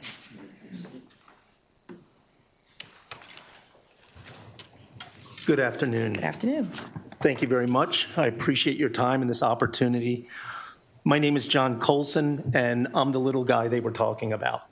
I'm the managing partner of two small media companies located in Baltimore. One is called Pressbox, the other is called J-More. And we face this every single day. While I drove here, now this isn't all print and digital, but while I drove here, I saw billboards from the state of Maryland, heard radio ads from the state of Maryland. Everything is placed with these large mega national corporations. Meanwhile, very often, we can't even get a call back. I've been in media for 40 years. I've worked for CBS. I started my own media company 20 years ago. Even the Maryland State Advertising Agency, we can't get calls back from. All we're looking for is a place at the table. My products deliver 300,000 Marylanders a week. And I think that we deserve to be put in a place where we can compete fairly against these national companies and show what we can do. We're not asking for handouts. We're only looking for a place at the table in order to be able to give it a fair shot to get Maryland state ad dollars. Millions of dollars are spent by the state of Maryland every year. We do a great job, but we offer more than these national companies. We do pro bono work. We do additional promotional work. We do added value. Anytime the state of Maryland buys with us, and for that matter, Baltimore City with us, we increase their buy by 50% because we think it's good for the community. The national companies care about one thing and one thing only, and that's clicks to their websites. They do not care about the communities at large. We do. We don't exist without these communities. We have several dozen journalists, many of them part-time, that work for us. 300 were let go by the Washington Post last week, many Maryland residents. Over 150 have been let go by the Baltimore Sun. We've hired a bunch of these people. We are right now struggling, and we're struggling because of this environment. The state of Maryland can help us, and we can deliver actually more than they are getting from the national companies. I appreciate your time. I strongly support this bill or the potential for the bill, and hope that you all can see it the same way. Thank you very much. Thank you very much. Okay, seeing no further questions, and also just want to share that Mr. Nelson is not able to join us virtually. So with that, that does conclude our favorable testimony, and we will now move to unfavorable with Mr. David Ballou.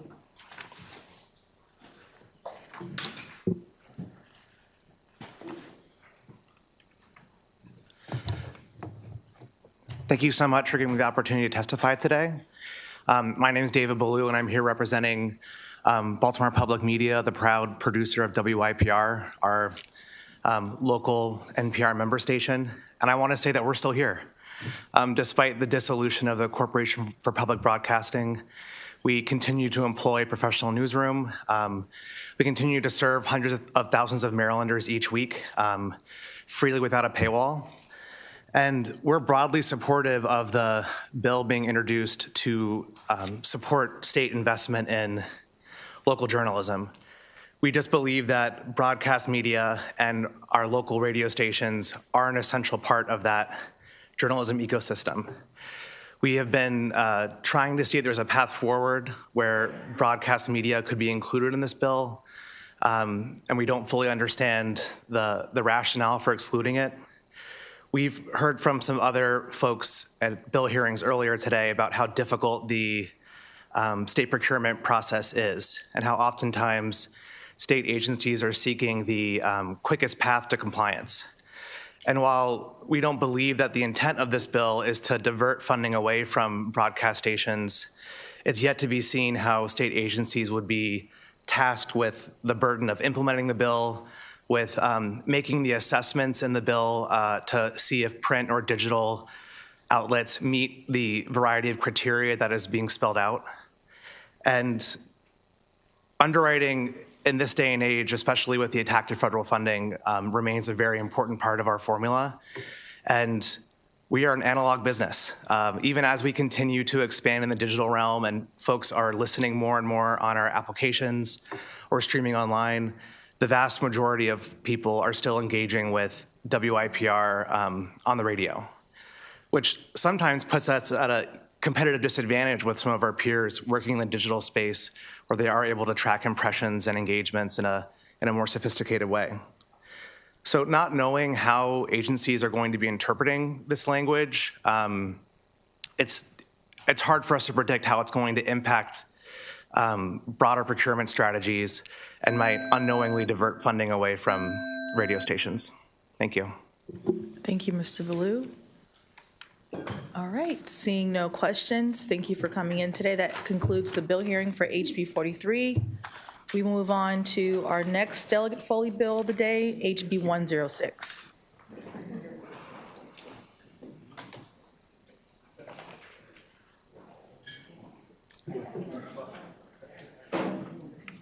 Delegate Foley, I have Ms. Rosenblatt.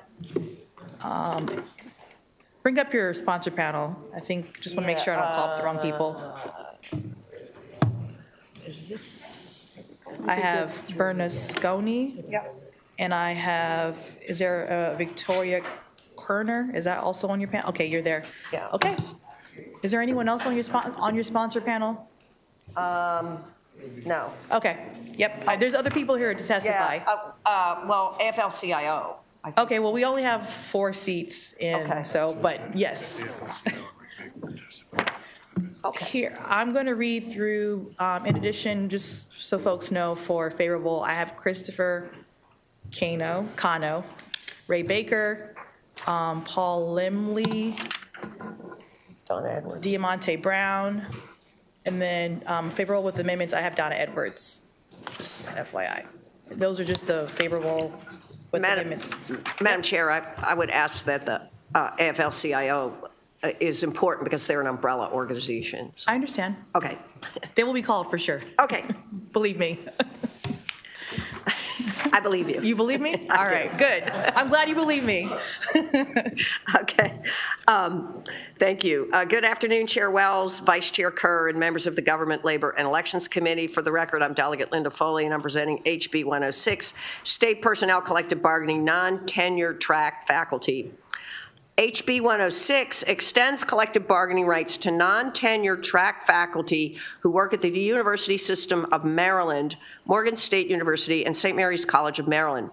These academic workers, in addition to graduate assistants, on which I have another bill, are the only significant group of state employees who are prohibited from having a union contract.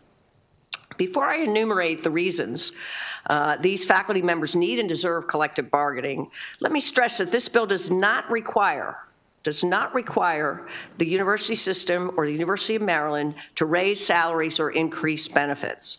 This is enabling legislation that enables the employees to choose a union if they so desire to represent them in collective bargaining with the university. The budget for the UMD system will be whatever budget we and the governor require the university system to have. This doesn't change that. In other words, this bill and collective bargaining rights, should the workers decide that they want to avail themselves of them, for faculty does not increase the size of the economic pie, so to speak. What it does is provide those workers, if they choose to unionize, a voice on how the pie is divided. In 2021, the legislature voted to allow collective bargaining for professors and other academic workers at Maryland's community colleges. There is no reason for faculty and other academic workers at Maryland's 4-year public colleges and universities not to enjoy the same rights as their colleagues and counterparts at community colleges. In fact, some part-time faculty teaching at our community colleges also teach the same courses at our 4-year schools. In addition, several of Maryland's private colleges and universities have collective bargaining rights for full-time and part-time faculty, including Goucher College, McDaniel College, and the Maryland Institute College of Art. 25 states and the District of Columbia allow faculty at 4-year public academic institutions to collectively bargain. Those include nearby states such as Delaware, Pennsylvania, New Jersey, New York, and even Ohio. Nationwide, there are 515 institutions of higher education that have non-tenure track bargaining units. These schools are located across 30 states and Washington, D.C. These institutions demonstrate the possibility of securing the rights for non-tenure track faculty. The fiscal note acknowledges that the fiscal impact is limited and minimal, mostly operational expenses for reimbursing PERB, the Personnel Board, State Personnel Board. It also recognizes that any true financial change is difficult to identify as it's dependent upon any negotiated contracts. The nature of collective bargaining is that both the universities and the workers are at the bargaining table and they agree on a contract that they both can live with. In other words, universities may say that fiscal impact is the reason this bill should not pass, However, the UMD system, when given the opportunity by DLS to indicate what this fiscal impact might look like, could not identify any specific increases. We all know that in academia, evidence is critical for the acceptance of any thesis or claim. The faculty members, union representatives, and other stakeholders sitting before you today have evidence to back up why this bill is needed. The universities, on the other hand, offer just fearful ideas as to why faculty in our esteemed institutions should not simply be granted the opportunity to have a union. Witnesses for university system administrators will no doubt tell you how impossible it will be to recognize collective bargaining for its faculty, how it will destroy the relationships that make our universities work, how it will affect academic excellence, that there are already procedures in place to address the concerns of faculty, or that collective bargaining will drive up the cost of higher education at our schools. As I have indicated, all of that, is fake news. You may also hear that faculty are already ranking the highest in terms of salaries of state employees. A recent Baltimore Sun report, I think a couple years ago or last year, of the state's highest paid employees found that university employees were indeed in the top 10. But guess who they were? They were coaches, deans, university presidents, and the chancellor, some of whom are making over $1 million a year. Out of the full list in the report, 53% of the top 200 state salaries are administrators at our higher education institutions. 9% are athletics treated, and 17% are clinical faculty such as surgeons, cardiologists, et cetera, who are practicing professionals. In total, these account for 79% of the highly compensated reported list. So don't be fooled. When you remove these categories, median salary for non-coaching, non-administrative faculty is closer to $70,000 to $80,000 a year. Yet, we have some of these top earning individuals or their representatives advocating against this bill. For a university system that touts itself as being fearless, the right decision would be, at the very least, to remain neutral on this bill and not fight it. The self-proclaimed fearless university system of Maryland should not be fearful of allowing their employees, their non-tenured faculty, a real voice at work with collective bargaining rights.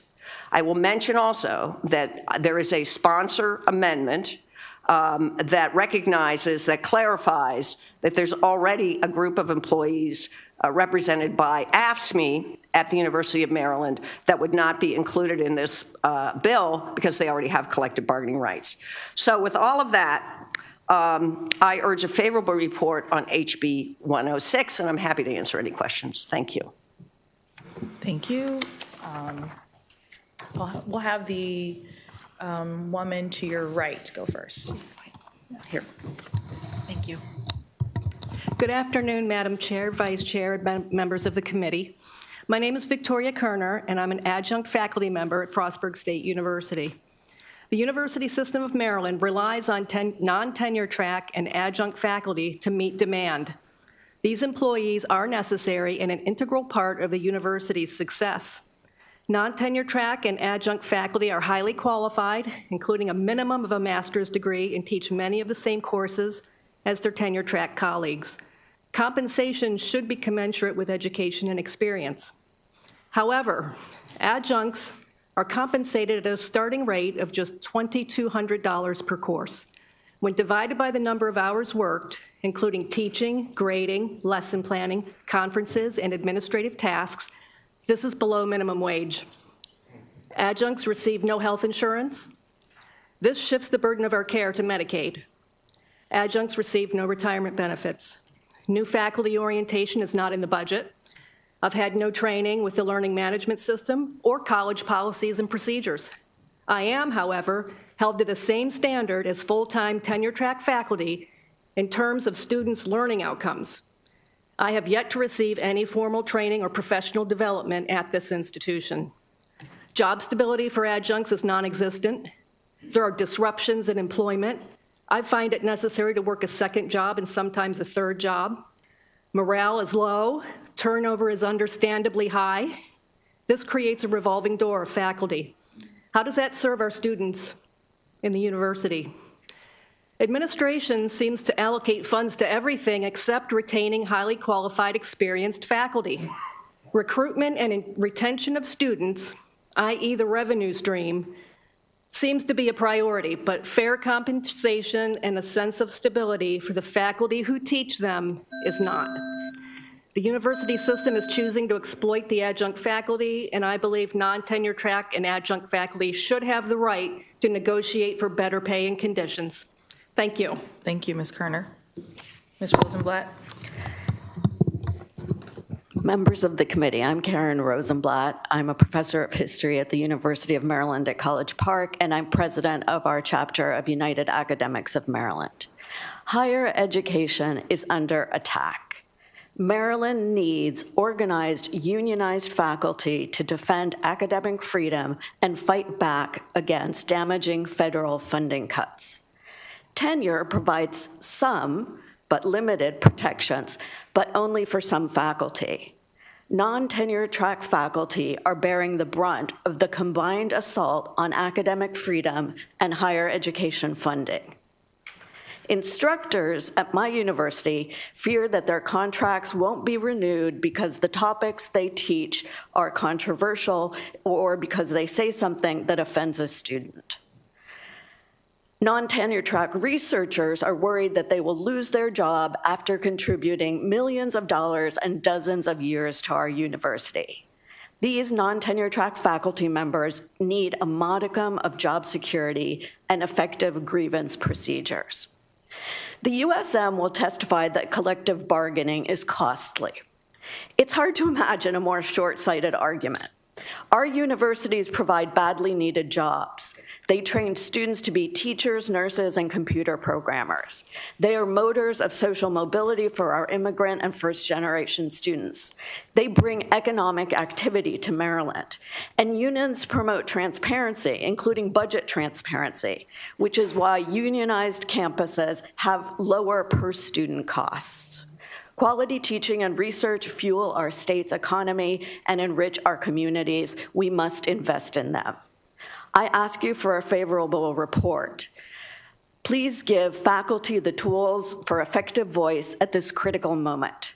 Faculty need salaries that recognize the importance of their work and that allow them to raise families in Maryland. They need collective bargaining. Thank you. Thank you.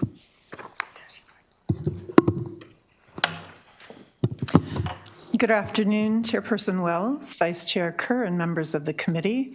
I am Janie Bernasconi, and for the past 26 years, I have served as an adjunct professor of dance at Towson University. 26 years of working on semester-by-semester contracts, 26 years of educating far too many students to count, many of which I remain in contact with. I'm also an accomplished international author, and I've written several books. Here they are. I am in strong support of House Bill 106, granting meaningful collective bargaining rights to non-tenure track faculty. Non-tenure track faculty perform essential academic work that enrich our campuses and elevate student success. My students go on to secure professional work in companies and in educational institutions, and I do so much more than just teach and grade that I'm not compensated for. I even hire my students to perform in my companies outside of the university, and I pay them through grants that I've been awarded outside of the university. So my work as an adjunct not only includes preparing and teaching and grading, but I also mentor students, and I attend faculty meetings, and I attend half-day retreats, and I'm required to watch compliance videos to keep up with the current educational standards that I'm not compensated for. There's many things that I'm not compensated for, and if I don't do these things and that I'm not required to do, the education the quality is poor. So today, after 26 years for all of this work, I'm paid $5,200 a course, and I can only teach 3 courses a semester. So my salary is basically $30K a year. As I mentioned, I am contracted semester by semester. I have consistently asked for full-time work, and I apply whenever it becomes available. I was even offered a full-time position, but then it was rescinded before the semester started due to the 2008 collapse. You can begin to wrap up, please. Thank you. Yes. So a unified voice in negotiating fair wages, working conditions, and professional standards will benefit adjuncts as well as the students at the university. Thank you. Thank you. All right, before we take questions, we'll hear from Donna Edwards. Oh, from here. Yes, from here. No, not from there. From up there, excuse me. You got me. Oh. Well, thank you, Madam Chair, Mr. Vice Chair, and members of the committee. I'm Donna Edwards. I'm president of the Maryland State and DC AFL-CIO. You have my testimony. You're going to hear great testimony as you have just now, and I would like to make 3 or 4 points very quickly. Studies that have been presented to the National Center for the Studies on CB and Higher Ed have proven and shown that when faculty is organized and has collective bargaining at a university, the university is spending more on instruction than it is spending on administration. And most times it's 2 to 3% more. And that is an important piece of why these organized faculty can bring such a resource to a university. The other thing, Maryland wants to compete, and they do compete, in the Big 10, which is actually the Big 18 now. And of the Big 18, there are 15 states represented by those universities. And of those 15 states, all of them allow collective bargaining for faculty, with the exception of Indiana, Ohio, and Maryland.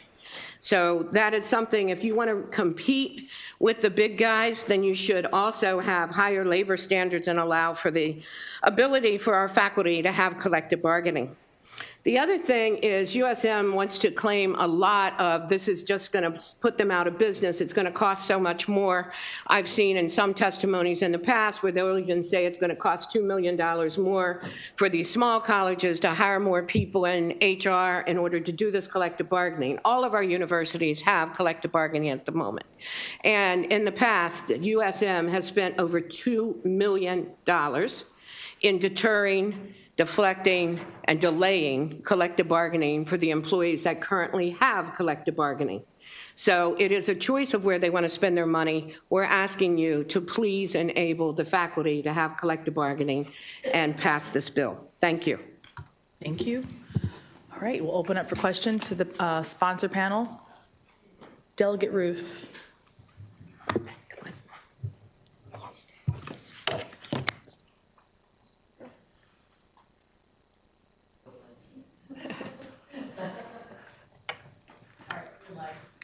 Thank you, Madam Chair. Thank you, Delegate Foley, and thank you to everybody who's here supporting this bill as well.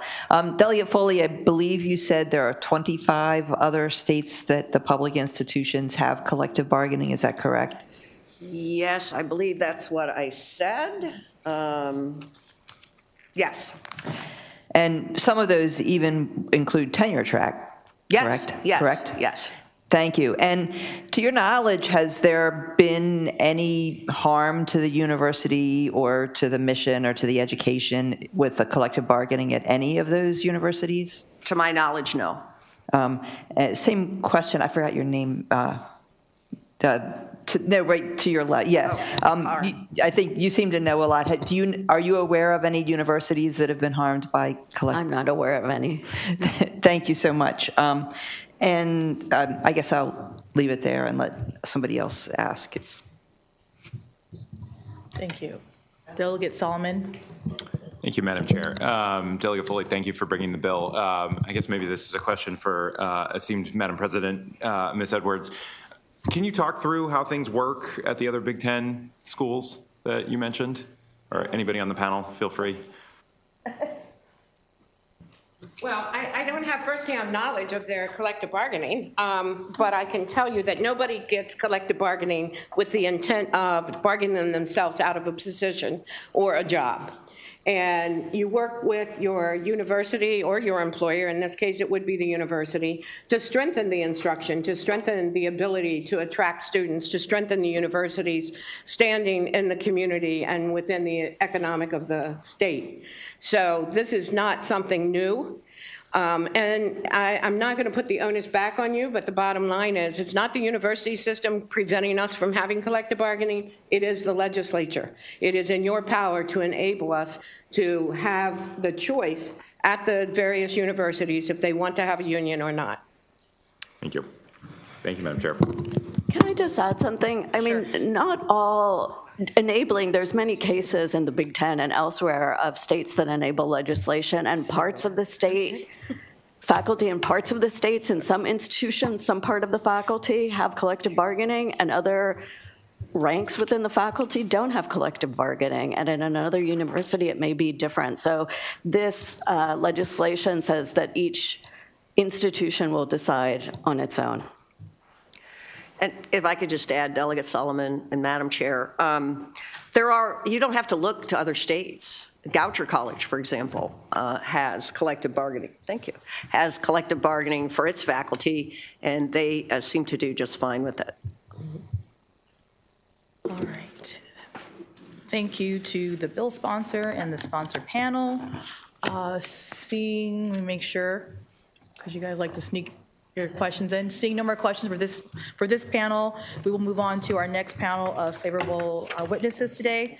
Christopher Cano. Thank you.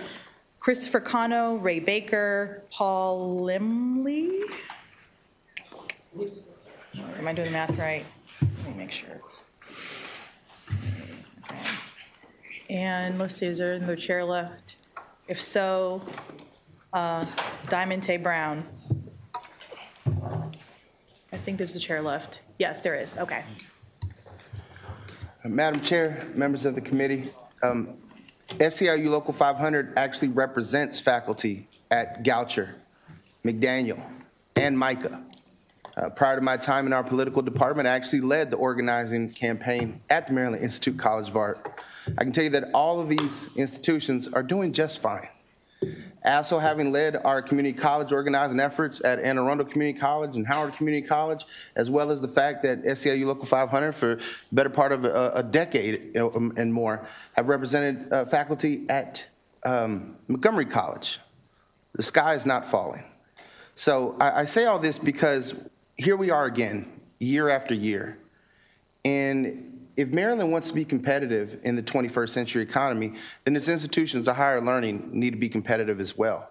And without collective bargaining rights, you've heard it firsthand from the folks who testified, these faculty members face unpredictable schedules, short-term contracts, inconsistent pay, and limited due process, conditions that not only undermine economic stability, but also the quality and continuity of education that are provided by Maryland students. Because these faculty's working conditions are our students' learning conditions.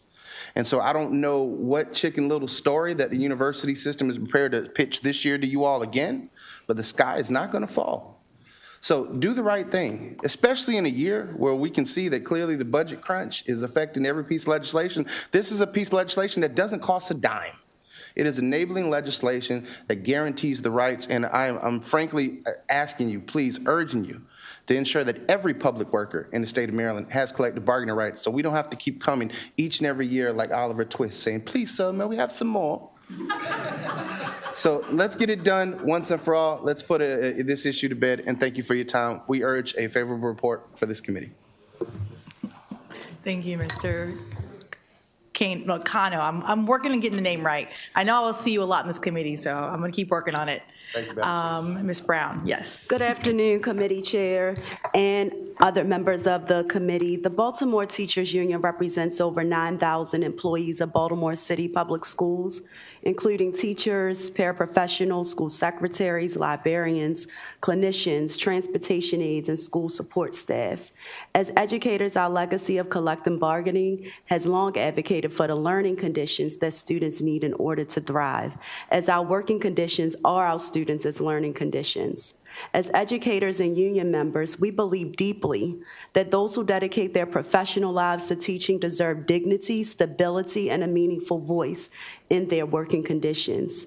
The Baltimore Teachers Union is writing in support of House Bill 106, and we request that the committees issue a favorable report. Adjunct faculty teach a significant share of courses at colleges and universities across our state. They are scholars, practitioners, and dedicated educators who bring expertise, real-world experience, and deep commitment to their students. They mentor students, teach foundational and advanced coursework, and help institutions fulfill their educational missions. Yet, despite the essential nature of their work, adjuncts are often excluded from the basic labor protections that other educators receive.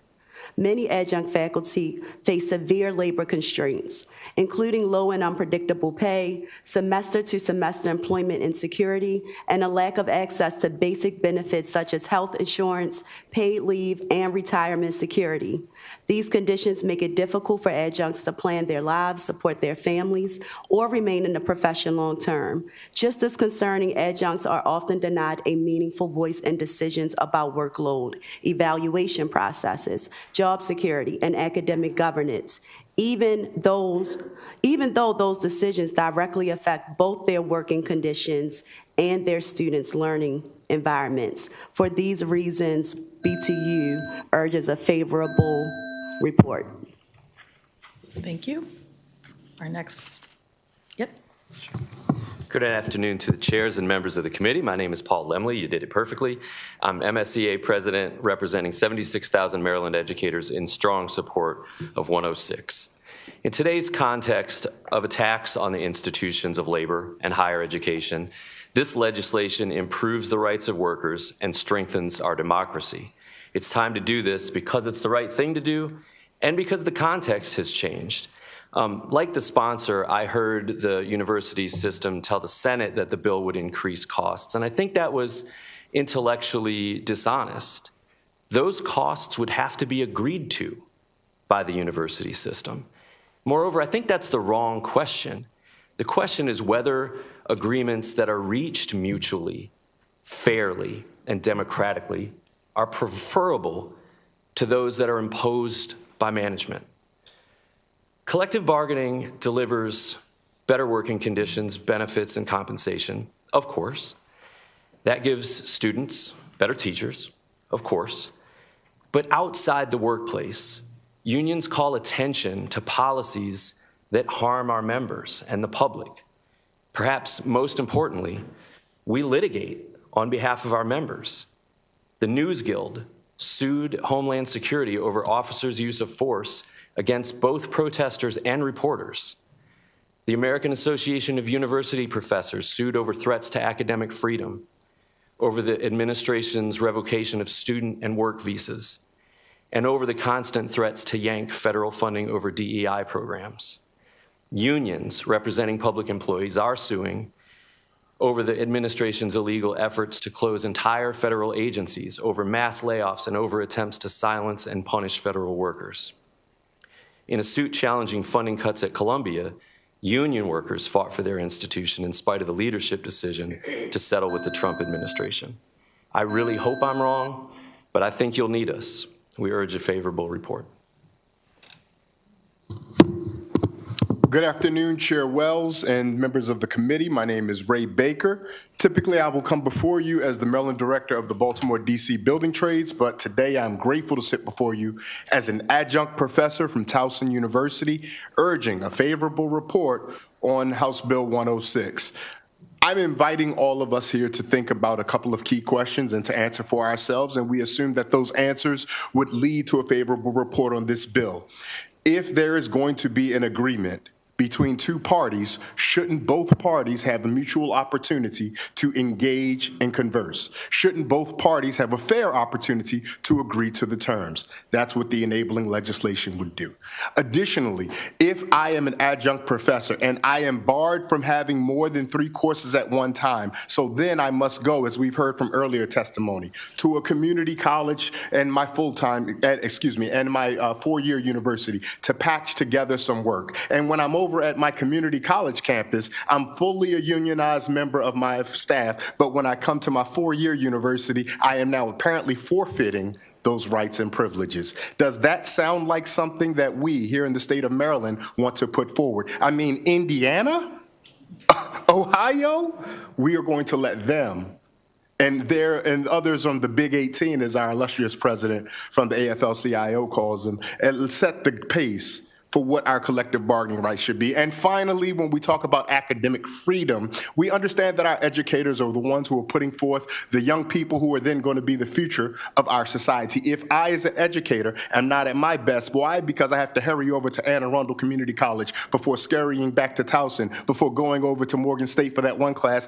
and then getting across traffic. And some of you all may not be from Baltimore, but west to east in Baltimore at a rush hour was a very difficult time. Just so I can make my class at Coppin State, that's going to be problematic. And so I urge a favorable report for fairness, which is HB 106.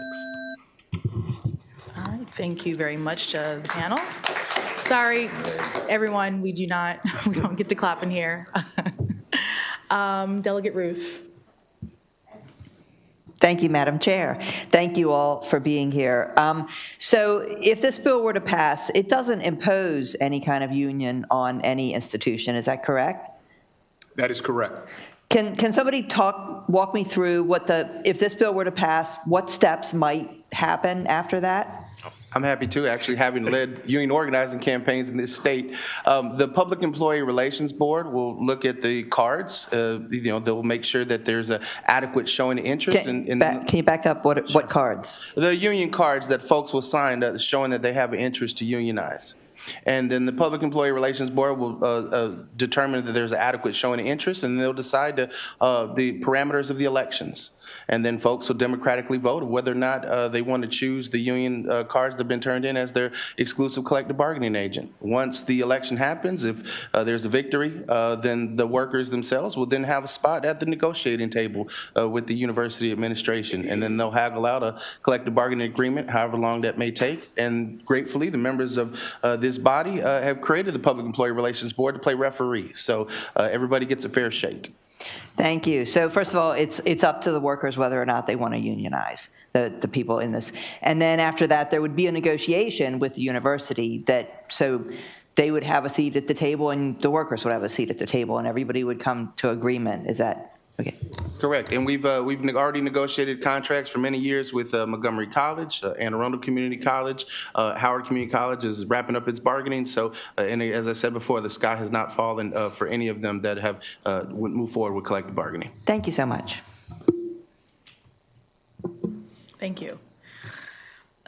I have a question to ask. I'm curious, so just thinking about on the timeline piece, could you elaborate on average how long it can take to go from, in the event that you have all the proper, the cards, there's support for collective bargaining, typically how long could it go from establishing the CBA ability to a signed contract?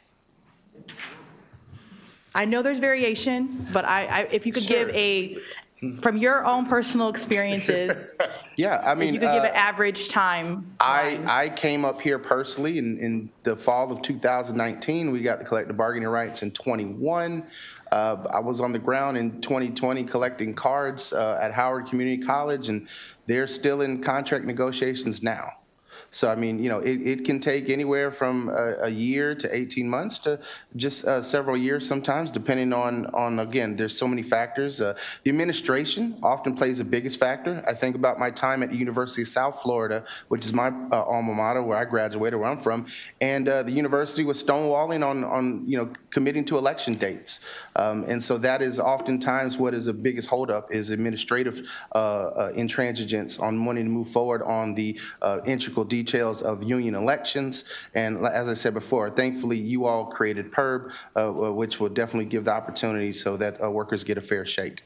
I hope that answers your question, Madam Chair. So ultimately, this is enabling legislation, requires a process for approval by the individuals that seek to be under collective bargaining agreement.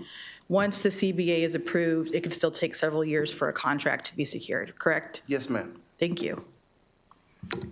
Are there any more questions? Okay, seeing no more questions, thank you to all of you who are able to be here today on the favorable piece. So we will move to unfavorable. So I know we have quite a few folks from the University of Maryland system. And so in the interest of fairness, what I would say is if you all would like to go at one time in terms of would you prefer to all speak and then we ask questions, if that be the case, I ask you all to play musical chairs through that process. So I want to give you the opportunity to also kind of move through your panel and be open to answering questions.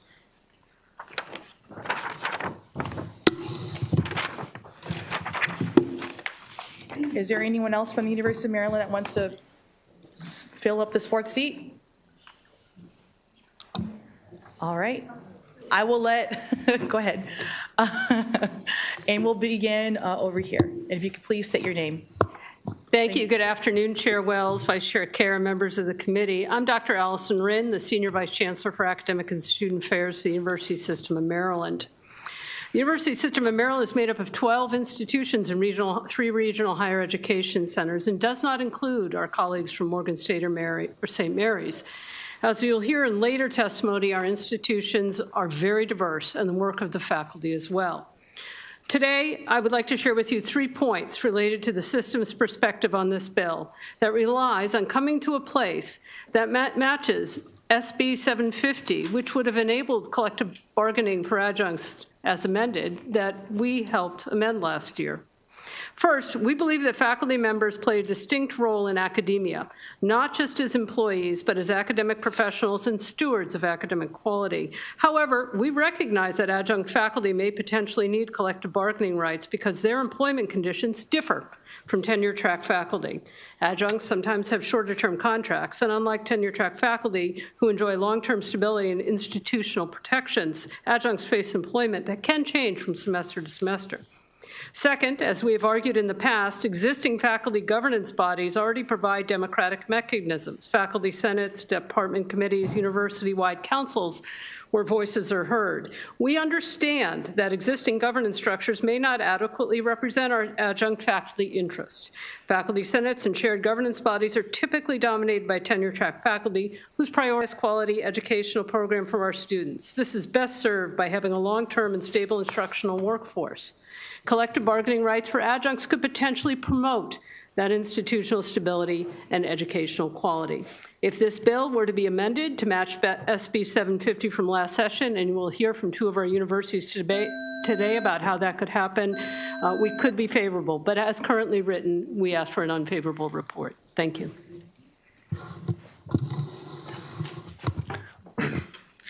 Good afternoon, Chair Wells, Vice Chair Kerr.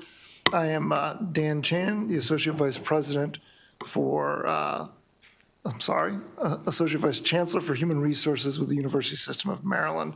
Thank you for this opportunity to testify on House Bill 106. House Bill 106, as written, contains definitions that are likely to cause confusion and, in the long run, unnecessary costs for both universities and labor organizations. Labor law requires that employees in a bargaining unit share a meaningful community of interest so that they can be effectively represented. This bill divides faculty between tenure-track and non-tenure-track faculty, but this is only one aspect of faculty employment. Faculty are also defined by the type of work they perform as outlined in Board of Regents policy, a policy developed in consultation with faculty governance. Moreover, they range from adjunct faculty who may teach as little as 1 class to full-time librarians and researchers who work full-time contracts on an ongoing basis. Faculty work in 8 distinct categories that range from teaching faculty to researchers, from field agents for extension programs to emeritus professors and artists in residence. They are a broad and diverse set of individuals who do not share a clear community of interest. Moreover, the current bill includes vague language that refers to, quote, those in comparable positions, language that is sure to result in future and unnecessary litigation. We respectfully request consideration of amendments that better define and clarify the scope of this bill. For these reasons, we request an unfavorable report on HB 106 as written. Thanks. Chair Wells, Vice Chair Kerr, and committee members. My name is Julie Garcia. Happy afternoon. And I'm the VP and Chief Human Resources Officer at UMGC, the University of Maryland Global Campus. In the audience with me is Harry Snow, who is the Senior Director of Employee and Labor Relations, who's here to answer any additional questions that you all may have. I know you have our written statement, but I wanted to take this time to highlight some aspects of UMGC's unique business model. And because of that unique model, to request consideration of an amendment to exempt UMGC from this bill. First and foremost, with over 100 students globally, 100,000 students globally, and roughly 30,000 Maryland residents, UMGC operates as Maryland's open university, serving working adults, military members and their families, and veterans who reside in Maryland across the United States and, as I said, around the world. UMGC is the only fully online institution in the USM, offering all student services remotely. UMGC employs roughly 5,000 part-time as-needed adjuncts residing across the United States, Europe, Asia, Africa, and the Middle East, who are primarily hired for their applied industry expertise rather than their traditional academic credentials. And 86% of those are predominantly employed full-time. Due to our global scale, the adjunct faculty teach a highly standardized curriculum designed by full-time faculty to ensure consistent assessment. This reduces the scope and responsibility and autonomy typically experienced in traditional academic roles. Our overseas instructional activities abroad are governed by the Department of Defense contracts which strictly define the scope of work and institutional authority. Thank you.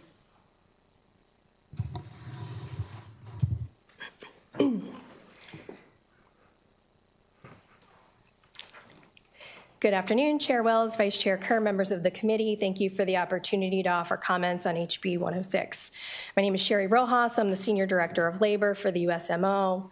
Collective bargaining rights for public sector workers are established by state law, which means that every state does it differently, and scope and applicability vary widely.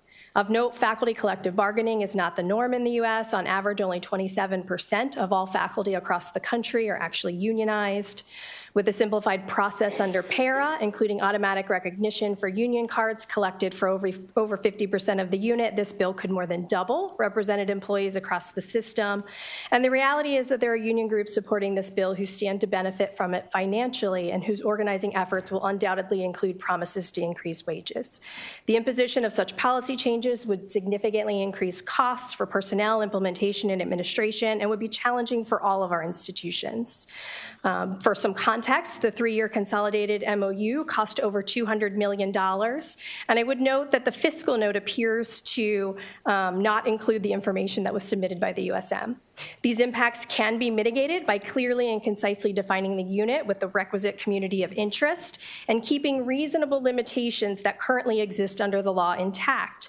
I would note that suggested amendments were submitted with our testimony for consideration, including pushback of the effective date to 2028 to give all parties time to prepare.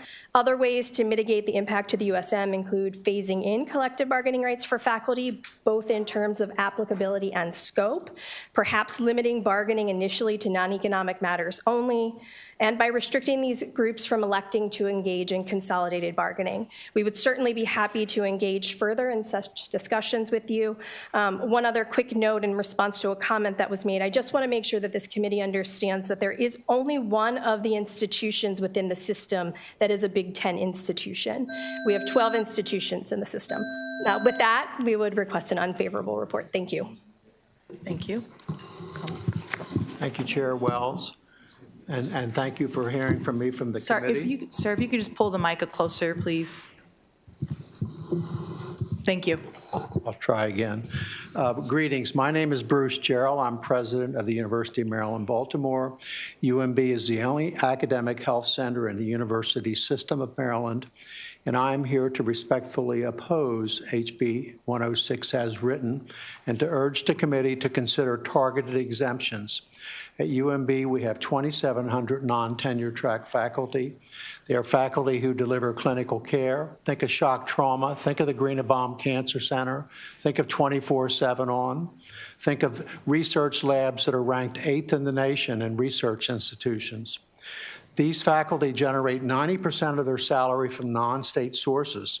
State funds account for only about 10% of their salaries, and this is even less in the School of Medicine, where state appropriation of funds account for only 5% of their salaries. 95% of their salaries come from non-state sources. Non-state sources like the NIH, the medical marketplace, and these sources dictate many employment terms, not the university. Applying collective bargaining framework to these positions makes no sense and would be highly impractical. HB 106 as drafted does not adequately reflect the realities of an academic medical center and would place a burden on UMB. In order to close the gap created by state or union-dictated salary changes, we would need sizable new state funding each year to make up that gap, because we would not be able to get that funding, that salary dollars, from outside sources. UMB has a strong shared governance and grievance process for non-tenure track faculty. We support meaningful faculty engagement. We respectfully request amendments to HB 106, amendments to exempt UMB's clinical and grant-funded research faculty. This approach would preserve legislative intent, but avoid unintentional harm to UMB's powerful clinical and research missions. Thank you. Thank you. Thank you very much. Just want to double check to make sure, is there anyone else from the University of Maryland who is testifying on this one? Okay, just want to make sure I get everyone up here. All right, we will begin with a round of questions, beginning with Delegate Wu. I jump in the line. Thank you, Madam Chair. So I think each university and campus is different. For UMGC Global Campus, it's running on a different model, right? I definitely feel your reasoning makes sense. But for some other universities, like on one side, we know this will definitely increase their cost, right? That's the reason people want to unionize. Have you ever estimated what the cost will increase in general?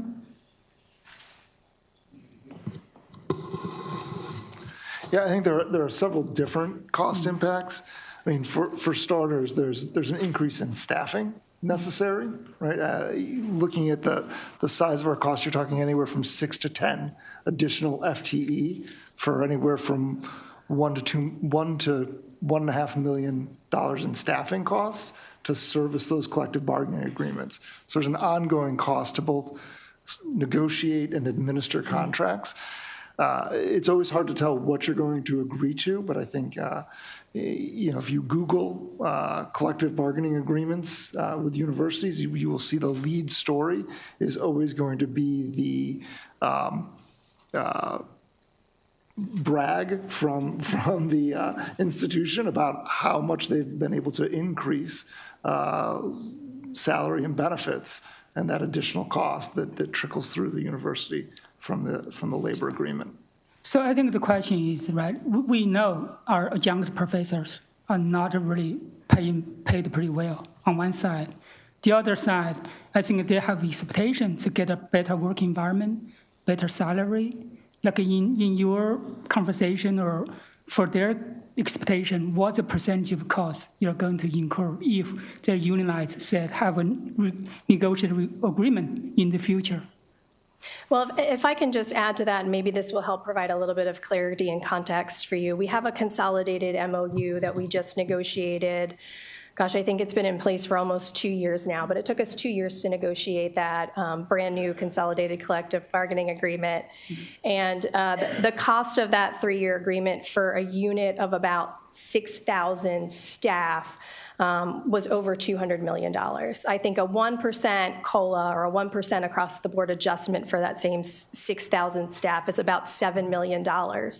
As this bill is currently written, there are, I think, 13,500-ish non-tenure track faculty across the system. So we're talking about a unit that's more than double in size of the consolidated bargaining agreement that we just negotiated. So I would expect to see the costs for that, even higher with a larger population that it would be covering. So more than $200 million, I think, is sort of a low estimate.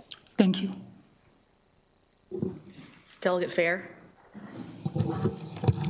Thank you, Madam Chair. Thank you all for coming out and testifying. I'm not going to lie, I'm a little confused from the list of arguments that you all have laid out, because in the one hand, I'm hearing how bad these collective bargaining agreements can be, and the other hand, I'm hearing, well, it's just not fair that we're only doing non-tenure people and not the tenure people at the exact same time. And so I was wondering if you could take a second and maybe respond to some of the testimony that suggested that there were challenges with just the simple fact that we're not considering everybody at the same time with this bill. We didn't say that we should consider the tenure folks. We are interested in potentially supporting adjunct faculty, those faculty who teach one or more classes, and we did submit some suggested amendments. Yeah. Okay. And then, and so we've had,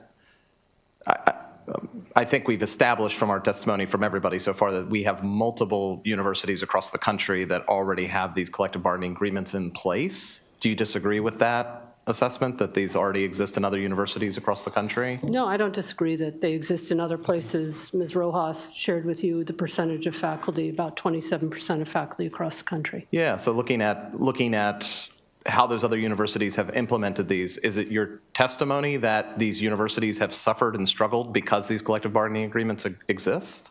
I did not testify that. I actually testified that we could have a conversation and potentially come to some sort of compromise that we suggested last year. Yeah. So you agree that there should be a collective bargaining agreement for non-tenured faculty? We agree that there's a potential for this with some conversation. Okay. So, and we see the value in having collective bargaining agreements with our universities regardless. Just on a philosophical based question here, we agree that there should be collective bargaining agreements. I didn't say that. No. Okay. Okay. No, I'm just, that's the point of all these questions, is we just want to get everything cleared up and make sure we understand each other fully. Thank you so much. Thank you, Madam Chair. Thank you very much. Delegate Ruth. Thank you, Madam Chair. Thank you all for taking time out of your busy days to be here. So I heard, first of all, I heard the term union dictated salaries. Do unions dictate a salary, or are the salaries set by the university? I use those terms, and in fact, when you negotiate with a union, it typically has some type of clause about salary, whether it's dictated or whether it's negotiated, you can debate. Well, you just said you negotiate. That's not dictated. I mean, bargaining is in the name of what we're talking about. So if this were to pass, you would have the ability to bargain with the unions, right? Well, I mean, if this were to pass, and if the unions were to, I mean, if people were to vote to form a union, which is not, guaranteed either. If that would occur, I don't disagree with you. My point was not related to that. It was that any increase affects 5% of state salary. We still got 95% to make up. That's our problem. No, I understand that. I just wanted to clarify that it is a bargaining process that happens, and you're bargaining with people who certainly understand whatever the current climate is. Is that correct? I mean, I know in the 2008 recession, I believe the UAW made concessions with the car manufacturers because they knew that they didn't want to drive the car manufacturers out of business. So one would assume all the background of the current economic situation would be part of the bargaining, wouldn't it? Makes sense, but again, we're in a very peculiar market with NIH, what's going on with the federal government. I don't know that I could put a stake in the ground anywhere right now. Okay, and I heard, I'm sorry, I forgot your name on the end. Dr. Rinn. Dr. Rinn. I apologize Oh, for that's that. So you said you were open to having a conversation, but shouldn't that conversation be with the employees who want to form a union, not with us? Our job is just to make sure they have that ability, and then you can have those conversations. I'm not someone who negotiates contracts. I'm here to talk policy and legislation. All right, thank you. Delegate Solomon. Thank you, Madam Chair, and thank you all for being here. I did want to just start a little bit by setting the record straight. I know some of my colleagues have not heard this issue before, and obviously we spent a lot of time on this in appropriations under the previous setup of things, and I know the Unified Collective Bargaining Agreement for non-faculty, for essentially all of the other support staff and staff at universities that make our institutions great has been brought up. I just want to address, I know Ms. Rojas isn't sitting up there anymore, but I just want to address, I think it's slightly disingenuous to say that the previous agreement cost $200 million. Again, to educate some of my colleagues here, the university system had agreements in place with 30 unions. So actually, the Unified Collective Bargaining, those are contracts and agreements that would have been executed regardless. In many ways, it actually, can you answer, did it save money because you only had to negotiate one contract instead of negotiating 30? No, actually, it did not save money for us. I mean, it was a 2-year-long process. And prior to that, the institutions had been negotiating their own individual contracts. So they had established contracts. Successor agreements typically tend to take a lot less time to negotiate because you're dealing with a lot less issues. So because we were dealing with a brand new first consolidated MOU, it did take a much longer time. And there were a number of enhancements that were agreed to in that contract. So those are $200 million in additional costs. How much did the university system spend on anti-labor corporate lawyers who, sitting in a union negotiation, called the General Assembly stupid?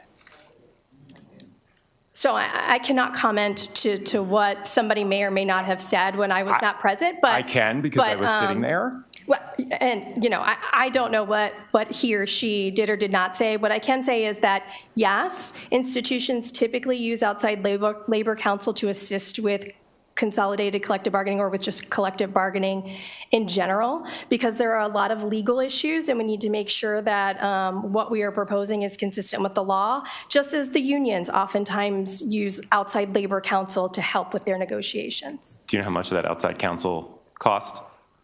Over the 2 years, I think there was a Public Information Act request, so I'm sure you have the answer to that already. But I actually don't. I'm asking you. I want to say it was something close to $1 million. Be interested to follow up from you on that and get that information. I guess just sort of more broadly from the experience of you all, can you talk, I know it was mentioned, obviously, the University of Maryland is the only institution that is in the Big Ten, but I believe it was stated that those states within the Big Ten, so obviously, Michigan has a system of institutions beyond just the University of Michigan, which is in the Big Ten, and I guess I shouldn't get out of my skis here. I can't necessarily quote every institution that's in the Big Ten. But those states have similar setups where we have a flagship institution and then institutions throughout it. So obviously, those states are, again, in a similar setup where some institutions may or may not be doing it, whether that institution itself is in the Big Ten.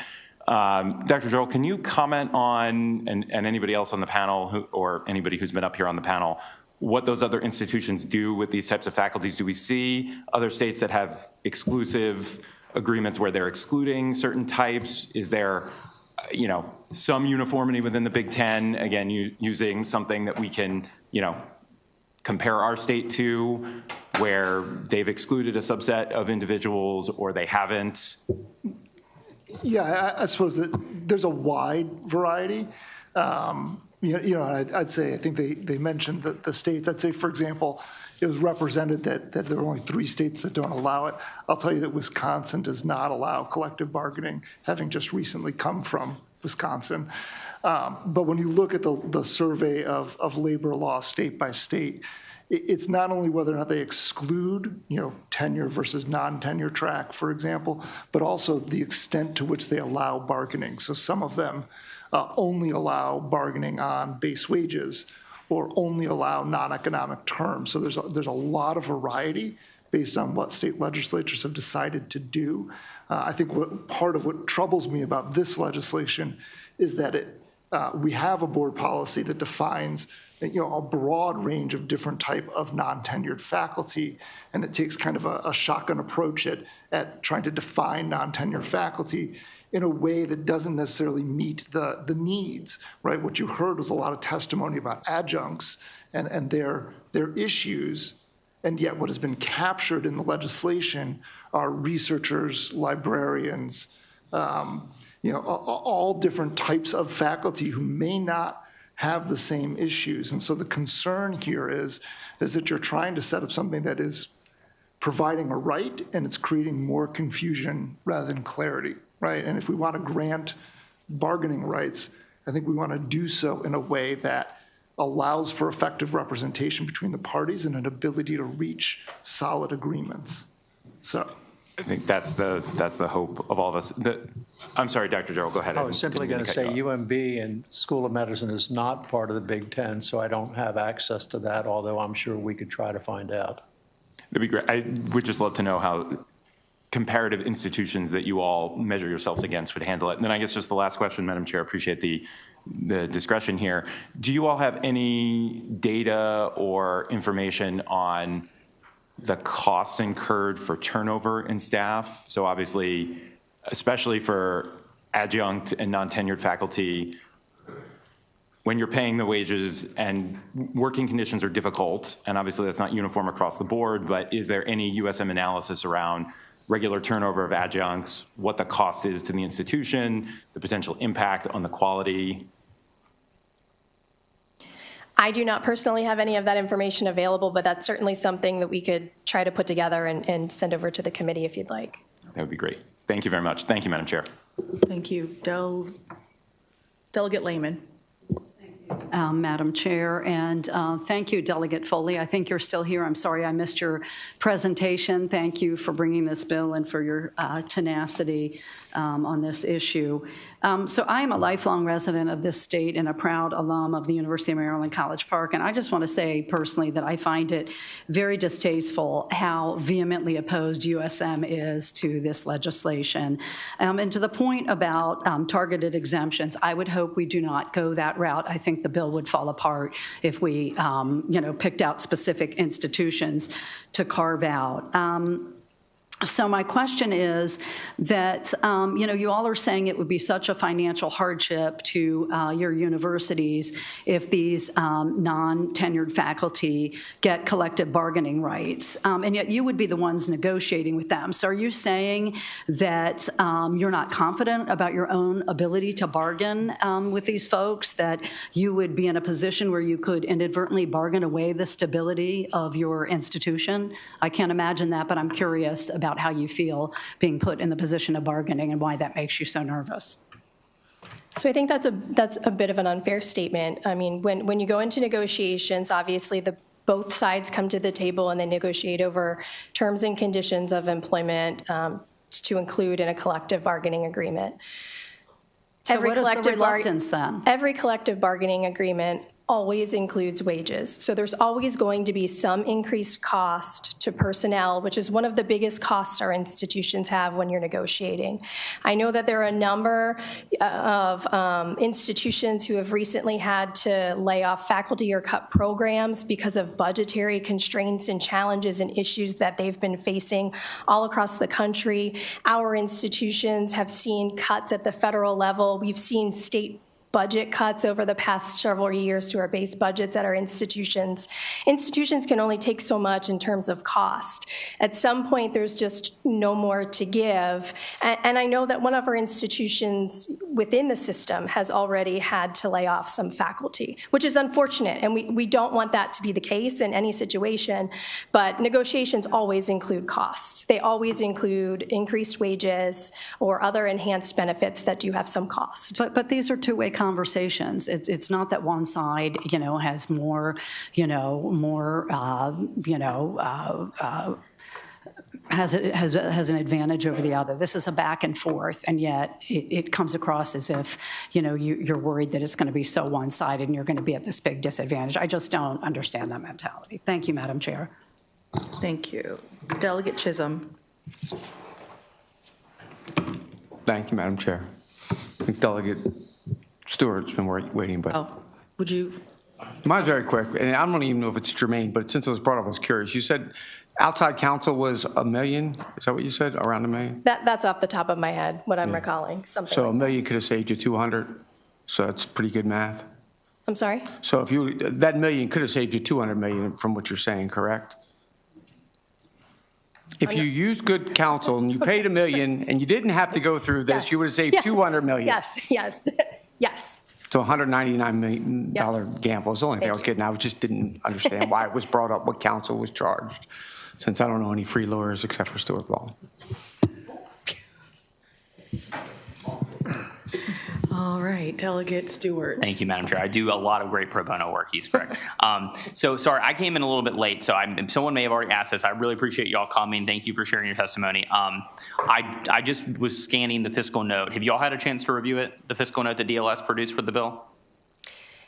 Very briefly, and I think I did mention that it does not appear that the fiscal note actually includes the information that was submitted by the USM. I don't know if that was an oversight, if something happened, but we did not see our comments listed in the fiscal note. Okay, got it. But did you see where it said the direct fiscal effects are quote unquote minimal?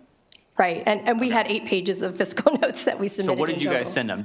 Would you tell the committee what you guys sent that they didn't incorporate in their analysis?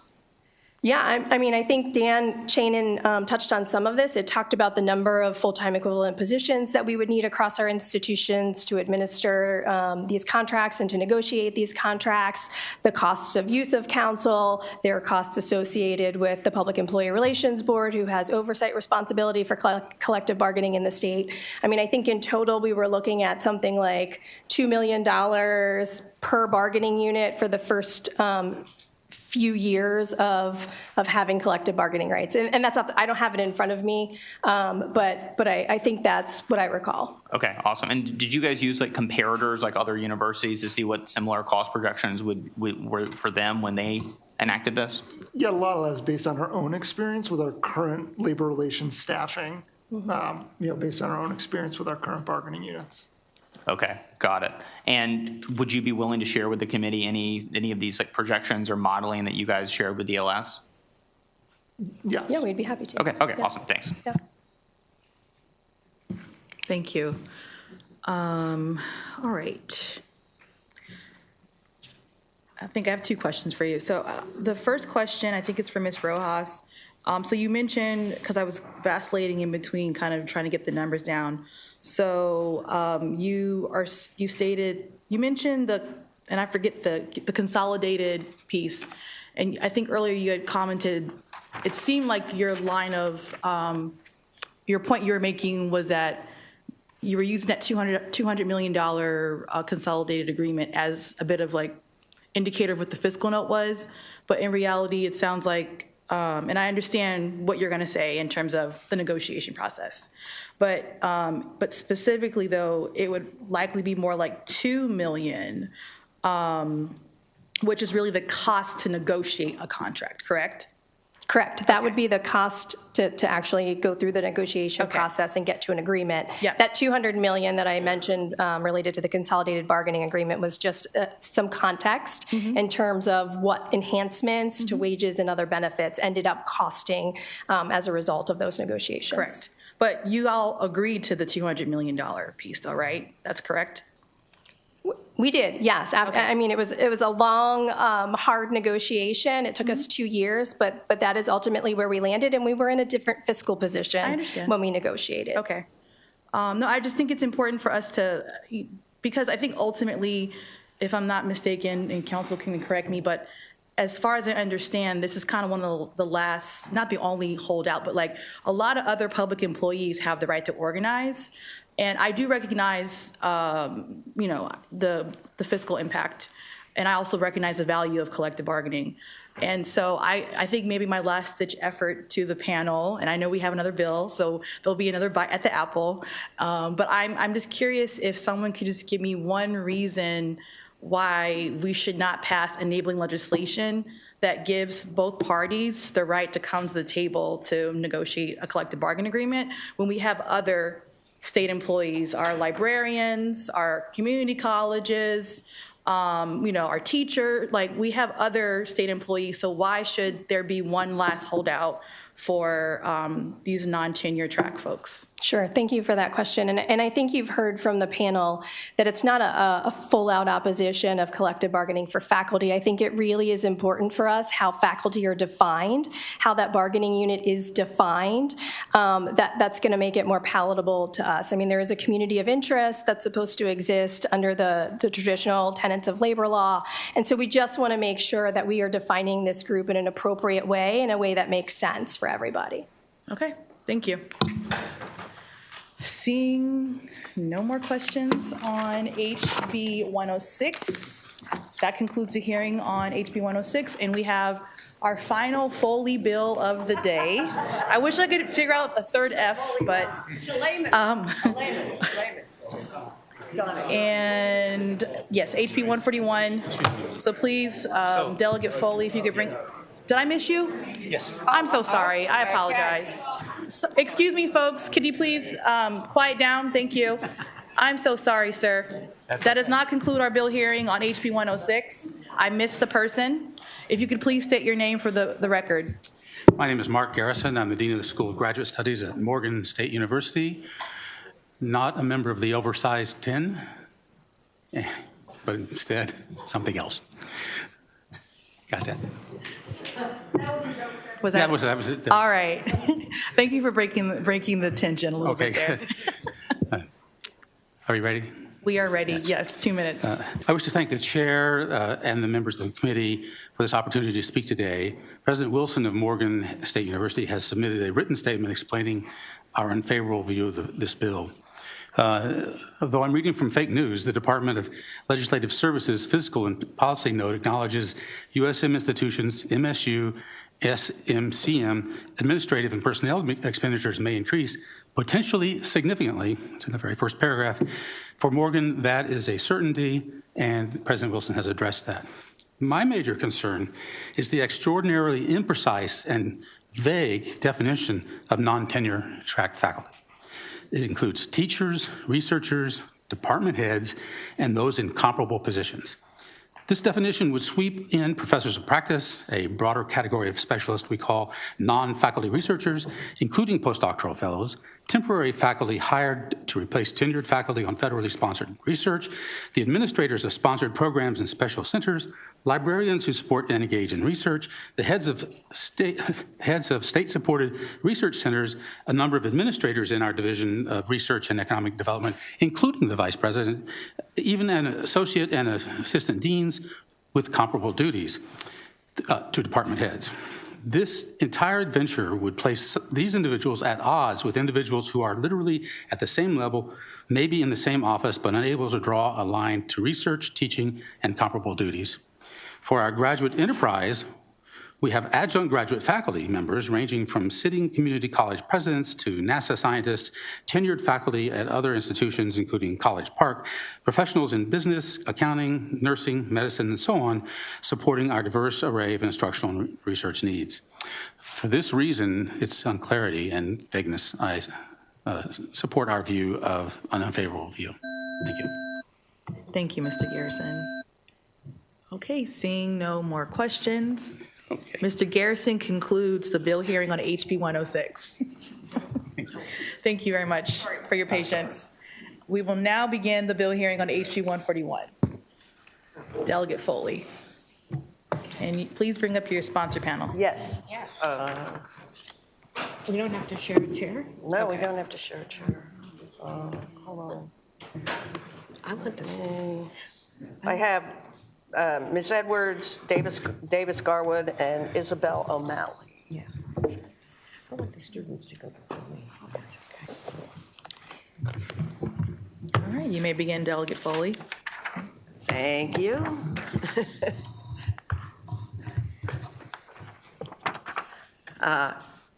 Good afternoon, and thank you again, Chair Wells, Vice Chair Kerr, and members of the Government, Labor, and Elections Committee. For the record, I'm Delegate Linda Foley, and I'm presenting HB 141, State Personnel Collective Bargaining Graduate Assistance. Before I start the formal part of my testimony, I noticed that former Delegate Jazz Lewis was here in the room, and that was exciting because he was a longtime co-sponsor of this bill, so it's nice to see him. HB 141 extends collective bargaining rights to graduate assistants and postdoctoral associates who work at the University System of Maryland and at Morgan State and St. Mary's College of Maryland. With the exception of faculty, which you heard about just before this bill, these academic workers are one of the only significant groups of state employees who are prohibited from having a union contract. So before I enumerate the reasons UMD grad assistants need and deserve collective bargaining, let me stress again that this bill does not require the university system to raise salaries or increase benefits, no matter what you heard prior to this. It does not require any of that. The budget for the system will be whatever budget we and the governor require them to have. In other words, this bill and collective bargaining rights for grad assistants does not increase the size of the pie, so to speak. It just provides the workers a voice in how that pie is divided up. And as has been pointed out, there are two sides to that. One is the management of the university system, and the other is the workers. So this is enabling legislation. The workers may not even choose to have a union represent them. Now, with respect to collective bargaining rights for graduate assistants and postdoctoral associates, as of January 2026, 22 states and Washington, D.C. have similar laws to what we are trying to do with this bill.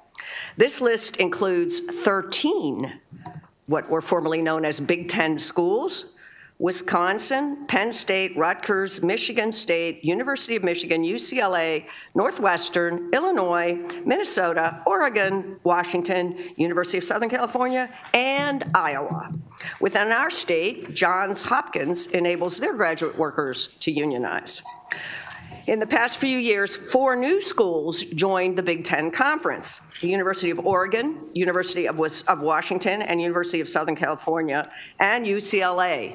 All of those schools have bargaining agreements for graduate assistants. Yet our university system in Maryland refuses to provide such an opportunity for our graduate assistants here. Around the country, more than 100,000 graduate assistants have joined the United Auto Workers Union alone. So just for your information, the UAW is the union that has been organizing at UMD and is one of the leading unions organizing grad assistants around the country. There are at least 5 other national unions with graduate assistant members. So we're talking about hundreds of thousands of graduate assistants organized across the country. Witnesses for the university system, will tell you again how impossible it is to recognize collective bargaining for graduate assistants and how to destroy the relationships and et cetera, et cetera. They may also tell you that they recently updated their meet and confer process for graduate assistants, and yet we know that this process is not the same as having the right to collective bargaining. If collective bargaining can work at Michigan, Harvard, and Johns Hopkins, just to name a few, it can and should work within the University System of Maryland.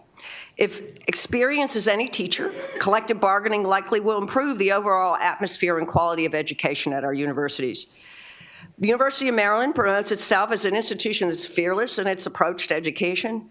So again, why are they so fearful about giving their graduate workers a real voice at work? Why are they so fearful of having collective bargaining for frontline graduate assistants who are at the heart and soul of the university system?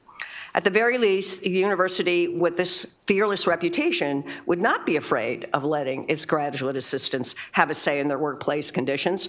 A truly fearless university system would, at the very least, remain neutral and not oppose the rights of its workers to unionize. I urge a favorable report on HB 141, and I'll be happy to answer any questions. Thank you.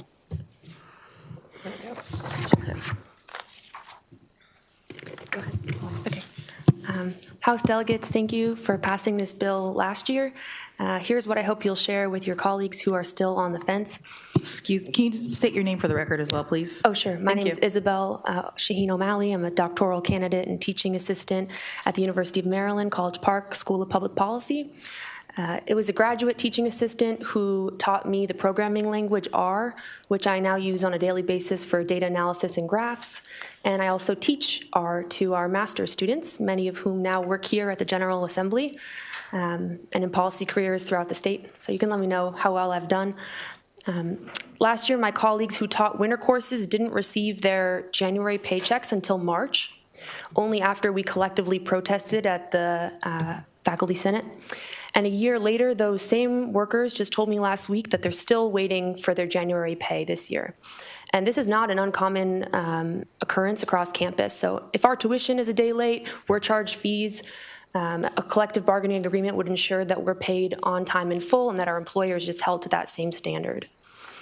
1/3 of all graduate workers at public universities nationwide have a union contract, many since the 1970s. So this is not new, it's pretty normal. And the staff at USM who mentioned that, staff got cost of living adjustment increases in their union contracts, those are staff who are paid for 40 hours a week of work. I work 40 hours a week, but I'm actually only paid for 10 hours a week. And that's pretty common among graduate workers. Once we become candidates, we're done taking classes, we work full-time on research and teaching, but we only can get a 10 hours a week pay. So over 2,500 graduate workers at University of Maryland College Park have signed union cards. We're ready to file with the State Labor Board once this bill is passed. And then one last thing, the National Center for Education Statistics, which has pretty accurate data on the number of graduate assistants at each institution, it lists Coppin 0, Frostburg 0, UMB 0, University of Baltimore 1, UMGC 0, and so 4,232 at College Park. So just to give you a sense of the breakdown across the state. Thank you. Thank you. There you go. Good afternoon. My name is Davis Garwood. I'm a fourth-year research assistant in physics at the University of Maryland, College Park, though I mainly work on-site at the National Institute for Standards and Technology. Recent changes at NIST, such as a 2 to 3 year opaque work restriction retroactively placed on international researchers, have concerned members of my group, especially those who will now have to leave. We do not know if our PhD research will be hindered in other ways, a problem in itself. Ultimately, NIST has no union, and researchers there have limited power to address these issues and ensure the institution continues functioning at full strength. The state of Maryland, of course, also has little power to influence federal policy. Yet NIST and other federal research institutions remain critical parts of the Maryland economy. Like UMD, they depend on graduate researchers who will not fully function without them. Fortunately, graduate researchers are employed through Maryland universities, where the state does, of course, have influence. We are not, to reiterate, federally employed researchers, who, it is also worth mentioning, would receive better benefits for the same work. Allowing us to negotiate a fair contract with UMD would give us some measure of reassurance in these uncertain times. The current arrangement is quite simply dysfunctional and unsustainable. Just this past week, physics organizers have been trying to determine if some of our colleagues are missing around $4,000 in pay. Last semester, we dealt with an unannounced move to a 9.5-month appointment. This resulted in pay changes we could not prepare for, and before that, some of us missed pay over the summer. And to put this in perspective, the physics department is still considered one of the best departments when it comes to graduate researchers across campus. Many other departments are worse off. The university has refused all other possible fixes, believing the only path forward a recognized graduate labor union. I hope that you will give a favorable report on this bill. Thank you. Madam Chair and members of the committee, I'm Donna Edwards. I'm president of the Maryland State and DC AFL-CIO. Grad assistants are workers. They are grad workers. They have been recognized by the NLRB in 2016, 2021, and 2023 as workers, and therefore they should be treated as workers and given the right, if they so choose, to select to have collective bargaining. They bring forward the success of most of the research projects, the competition that, the competitiveness that we have within our universities. They are the engine that helps get all of the research money. One of the things that you don't know about UAW is that they are one of the biggest lobbyists on Capitol Hill. They spend a lot of resources and time trying to get billions of dollars in scientific research so all of our states and all of our universities can apply and continue to have this kind of service and this kind of opportunity for our students who want to come and for our institutions. So I think that there's a lot of crying out that this is just going to cost so much money. I would really ask you to dive into all of the calculations that you may receive from the University of Maryland regarding how much collective bargaining costs, because I believe I did hear that it was $200 million when they had consolidated bargaining for the state employees, but it ended up being $7 million for 6,000 workers. So what happened to the rest of that money? How was it used? Was it used for anti-union lawyers to delay the process? What is really, how are they ballooning up this? And I think that if they use that kind of skill when they're asking for these research grants, they would probably be able to get enough money to pay if we have increased wages and benefits at the bargaining table. So I would very much ask you to, once again, pass this bill, and I will say we're going to add another state to it. Virginia will be passing collective bargaining for all of Virginia, even though that university may be fighting it as well. Thank you. Thank you very much. Speaking of Virginia, we are joined by our colleague from Appropriations,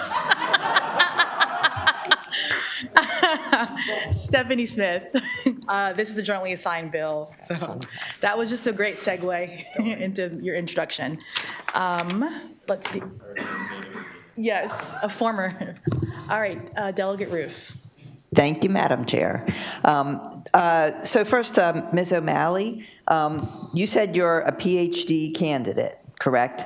And I think you said this, but can you just explain a little more what the difference is with how you became a candidate and what does that mean? Sure. Thanks. I just advanced to candidacy last week, so thank you. So basically once PhD students have completed their coursework, which usually happens after the first 2 years, we don't take classes anymore. So we just work full-time as researchers and as instructors and teaching assistants. Great. And you get paid, so you work 40 hours a week, but you get paid for 10, I think you said. Yes. And approximately, I know it really varies depending on discipline and on what you're doing specifically, but like how long might a person be a PhD candidate after they finish their coursework? It really depends, but I mean anywhere from 2 to 4 more years. Yeah. Thank you. So you could be a worker working 40 hours a week. You've already finished your undergraduate and you've already finished your graduate classes. And at this point, maybe you're of an age where you want to start a family or, have a home of your own, but you're being paid for 10 hours a week. Is that correct? That's correct. And do you have an advisor? Yes. And so advisor sounds like a guidance counselor, but it's more than that, right? Does the advisor have a lot of influence over your career? Yeah, I mean, they write our letters of recommendation. They help us network with future employers. So you're sort of beholden to your advisor.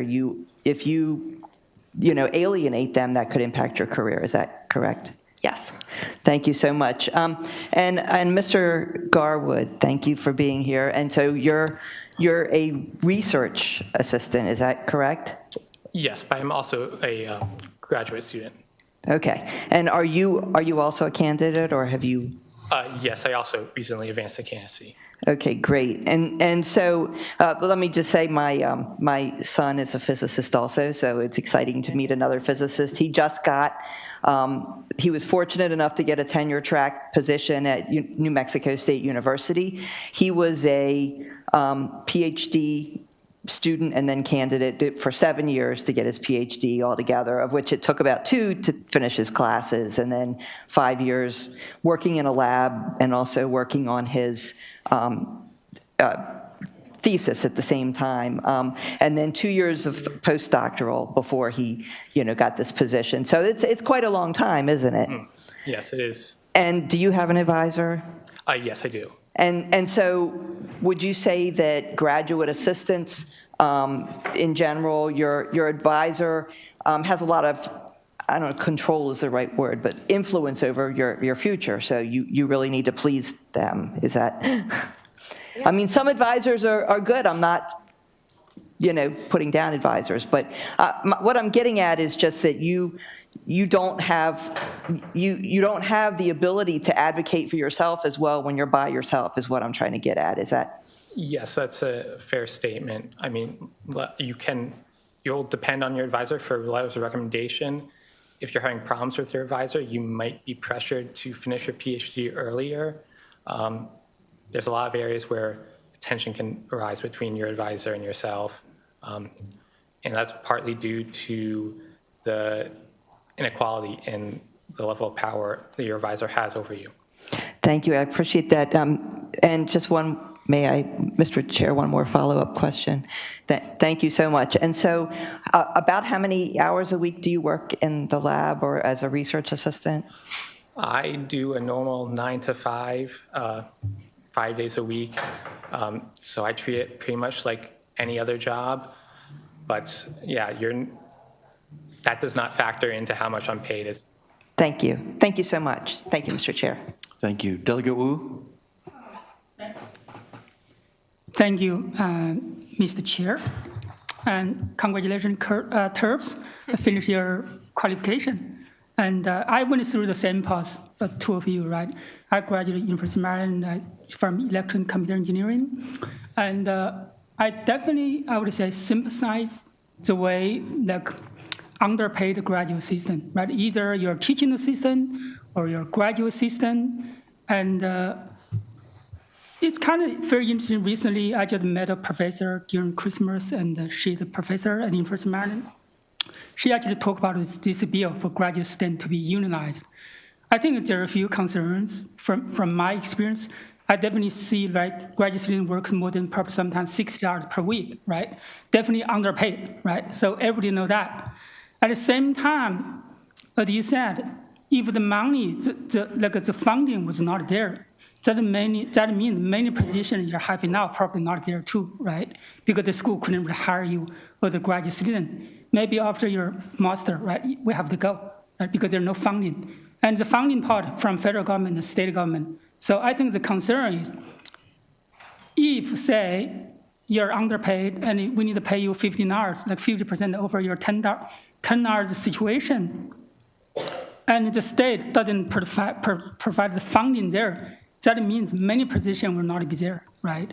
So that's kind of my number one concern, unless we provide funding there, right? So second issue is, I think, like, based on my experience in the last several years, I would say graduate students is kind of a little, I would say, very delicate situation, right? We are not a really full working employee. Same time, we're trying to acquire a degree, right? We hope we enjoy the research, and then we try to get a degree. Eventually, we do something we love, right? And I think the relationship between your advisor and like our mentor or advisor, right, and ourselves, maybe the difference between like employee and employer relationship, right? Because it's part of an apprenticeship, it's a part of guidance. If I'm thinking about like become unionized as a graduate student, I think some professors actually share the same concern. They feel the relationship will be different, right? And I don't know, I just feel that's what I heard from some professors, right? And for me, I think that's the two major concerns. And I really appreciate you come testify and working to try to get a better working environment for your fellow graduate students. Thank you. If I could address that, is that okay? Can I address that question? Yeah, go ahead, please.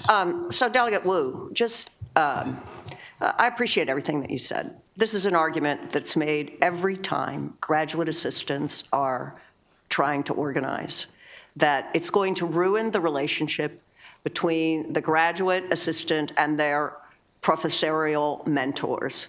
and it never does. I cited to you hundreds of thousands of graduate assistants across the country who have organized, and those relationships remain. That's not, and I do not think that is, they're not the boss, they're a mentor. And there are other professions where you have mentors. And many of those, like I came from the journalism world, right? And we had mentors. And that didn't mean that they were my boss. And so that's one point I want to make. The second point I want to make is there are a lot of issues that transcend that relationship, that go to the workplace that these graduate workers find themselves in. And I'll just give you an example from the pandemic. So, and this is when I first got interested in this bill. At the University of Maryland system, they provided personal protective equipment for all of the workers except guess who? The graduate workers. They got no professional personal protection equipment, and they were not given adequate precautions with respect to COVID. And that's one example, and I'm sure these folks have many more where that happens. That's an issue that is a workplace issue that would be adequately addressed if they had collective bargaining. They could go to their employer, the University of Maryland, not their mentor, and they could bargain over that issue. So I think there are a lot of issues where that relationship does not cover. And that's why you see hundreds of thousands of graduate workers across the country organizing. Delegate Schindler. Thank you, Mr. Vice Chair. Thank you, Delegate, for bringing this bill. I actually had two quick questions, if possible. One is, with these collective bargaining agreements, do they typically have various levels of pay? Yes, I think Ms. Edwards might want to back me up on this, but absolutely. I've negotiated hundreds of collective bargaining agreements in the private sector, and every collective bargaining agreement I've ever negotiated has various rates of pay. So this whole notion that, oh, we can't have one group with various different levels of jobs and interests in one bargaining unit, that's what bargaining units are. A level of interest means we're in the same workplace. We're doing essentially the same work. That doesn't mean that we put in the same amount of hours. That doesn't mean that we have the same levels of pay. So yes, Delegate, absolutely there are different levels of pay and benefits in some cases for different groups of people in the same bargaining unit. Thank you very much. And if I may, a second question. The other thing is, and I got to hear this last year in the Appropriations Committee, is the meet and confer process. If I'm not mistaken, that is not binding, correct?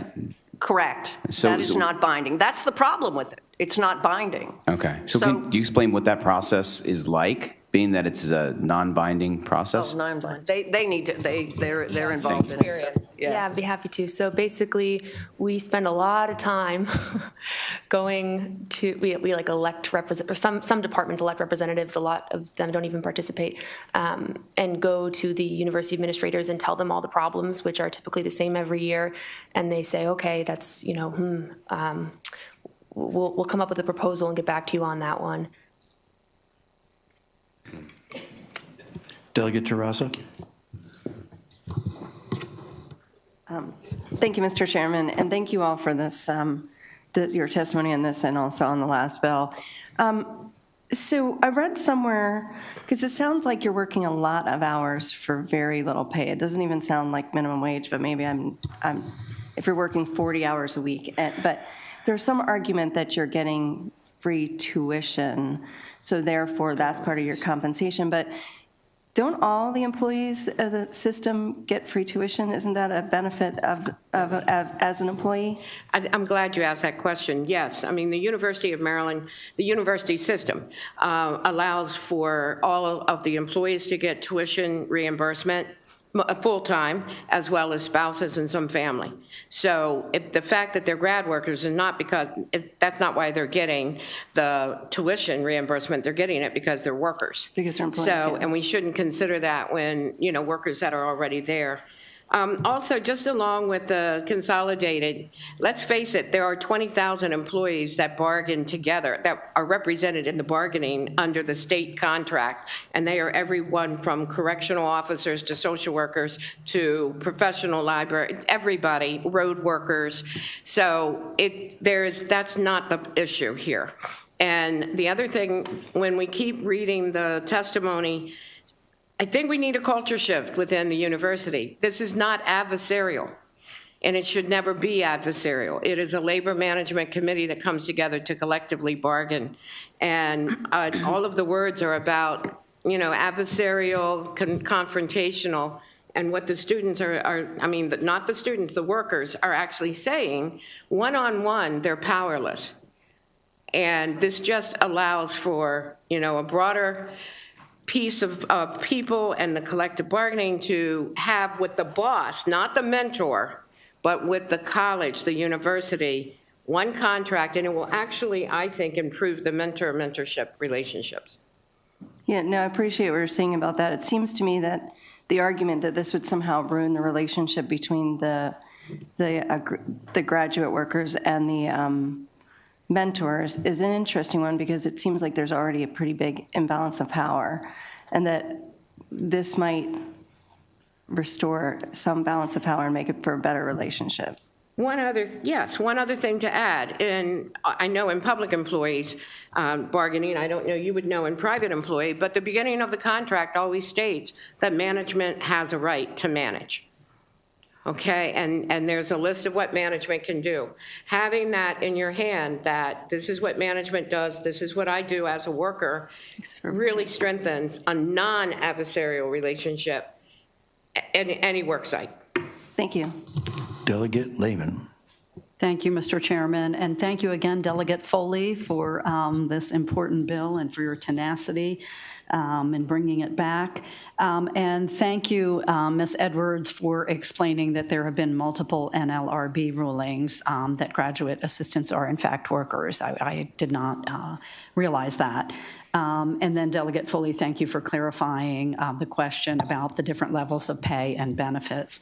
My question, and I mean this sincerely, not rhetorically, Delegate Foley, since you are a former union president and, as you mentioned, have participated in countless, collective bargaining sort of exercises, can you talk a little bit about sort of that balance of power that I tried to ask about on your previous bill? That is, when you go in for collective bargaining, both sides, is there any kind of imbalance? What is that process like, or should it be a level playing field? Thank you for that question, Delegate. It should be a level playing field. It's not many times. And I would just say that in my experience, even in the private sector, where workers have the right to strike, okay, so I need to make that point, that in the public sector, and here in Maryland in the public sector, workers don't have the right to strike. Mm-hmm. The right to strike can be a very powerful economic weapon that the workers have. So we start off not having that here. And even so, the collective bargaining process is one where, as Ms. Edwards said, management always has the right to manage.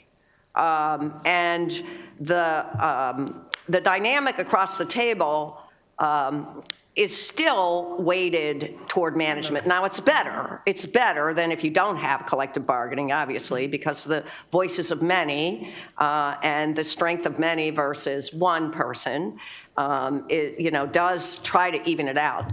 But my experience is that when there is collective bargaining, the management, whoever they may be, always has a slight edge just because they are running the place. Thank you for that, which goes back to why the fear factor. That is a rhetorical question. Thank you, Mr. Chairman. Thank you, and let's go to Delegate Ruth. Thank you, Mr. Chair, for a second bite at the apple. I just wanted to follow up on the questions previously, because I felt like my line of questions, the questions about the advisor, led to this discussion about advisor as mentor, and that was not my intent at all. So just to be clear, your advisor is your boss. Is that correct? Pretty much. They will direct you into what research they want you to do. If they want you to go in a certain direction, because that's where the funding is, they'll push you in that direction. So you can't just ignore their advice. You have to take into account when you're working towards your thesis. And you said you work 9 to 5, but they could expect more work. They could expect you to work 60 hours a week. And They could definitely pressure you into working more. There's various threats. so without the protections of collective bargaining, you're basically, at the mercy of your boss. And many of them are good bosses, as in private sector, but aren't some not good bosses? Yeah, you're pretty much relying on your advisor being a good person and getting along with them. Thank you. Any more questions for this panel? Seeing none, we'll excuse the sponsor panel. We have another favorable panel. Trying to read the chair's notes here. I think we have Christopher Cano, Diamante Brown, and Davis Garwood.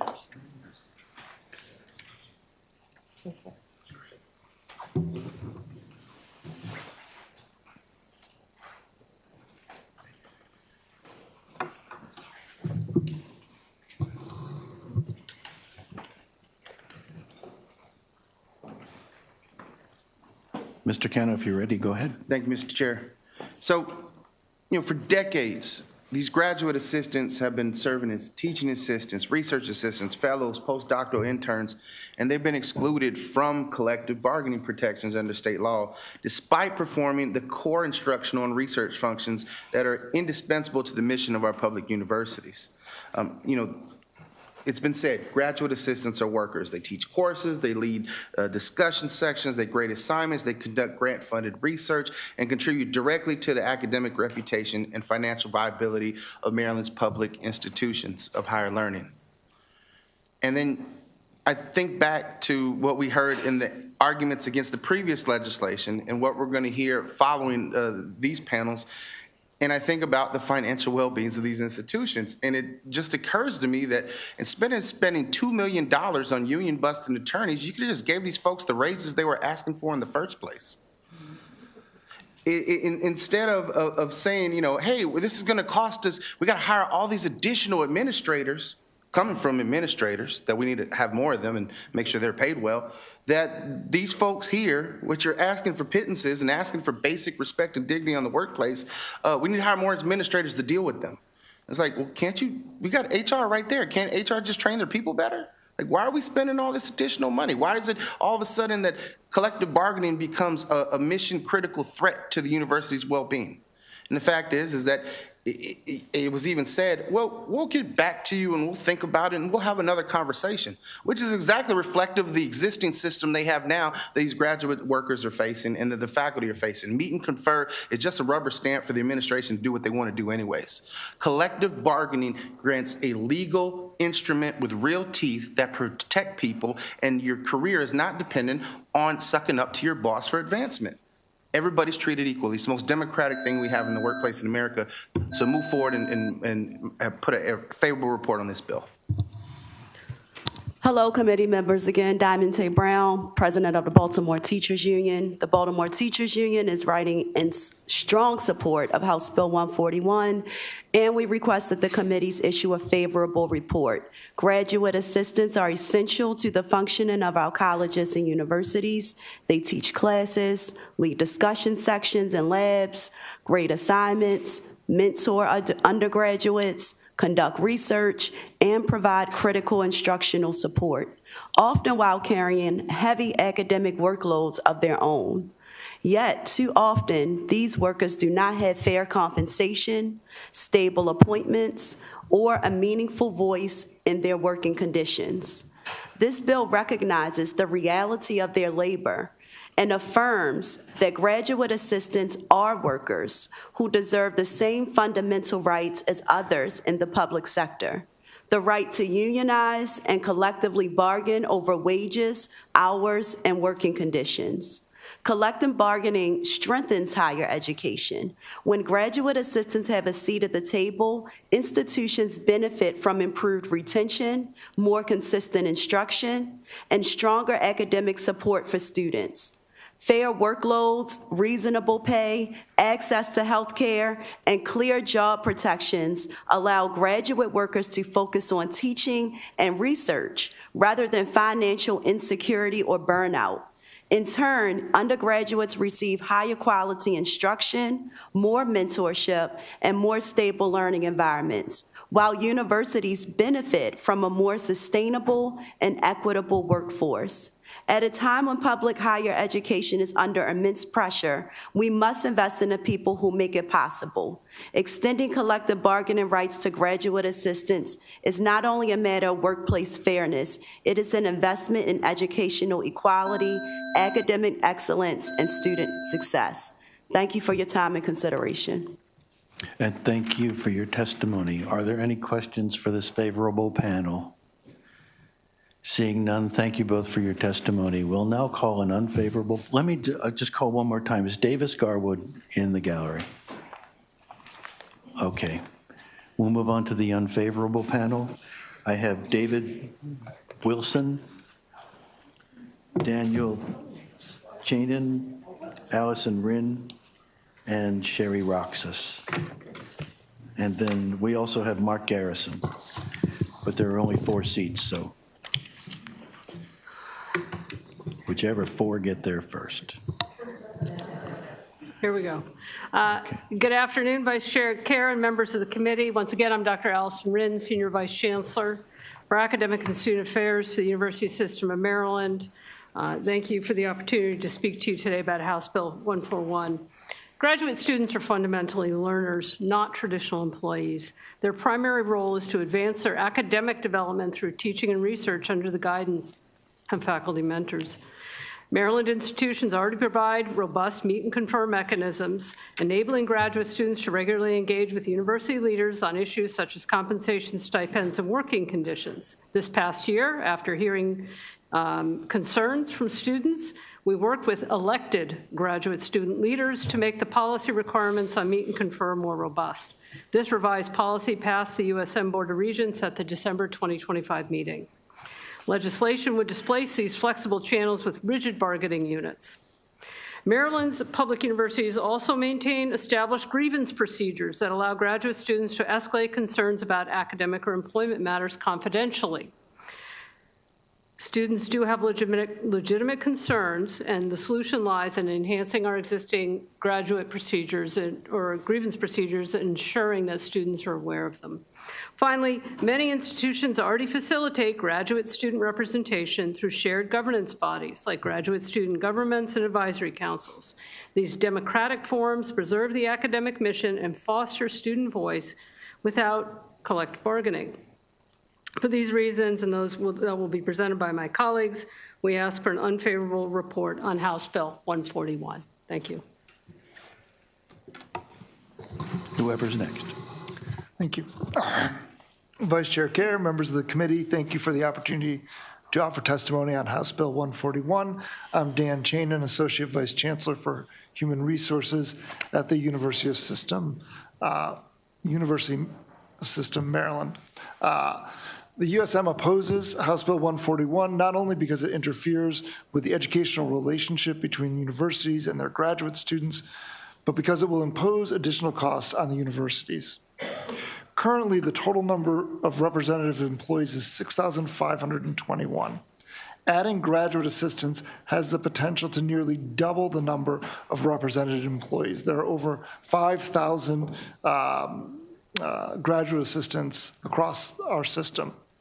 Based on the distribution and number of graduate assistants across 10 universities, we anticipate the need to add up to 6 additional full-time labor relations staff to both negotiate and administer those contracts, adding an additional $1 million in annual staffing costs to the universities.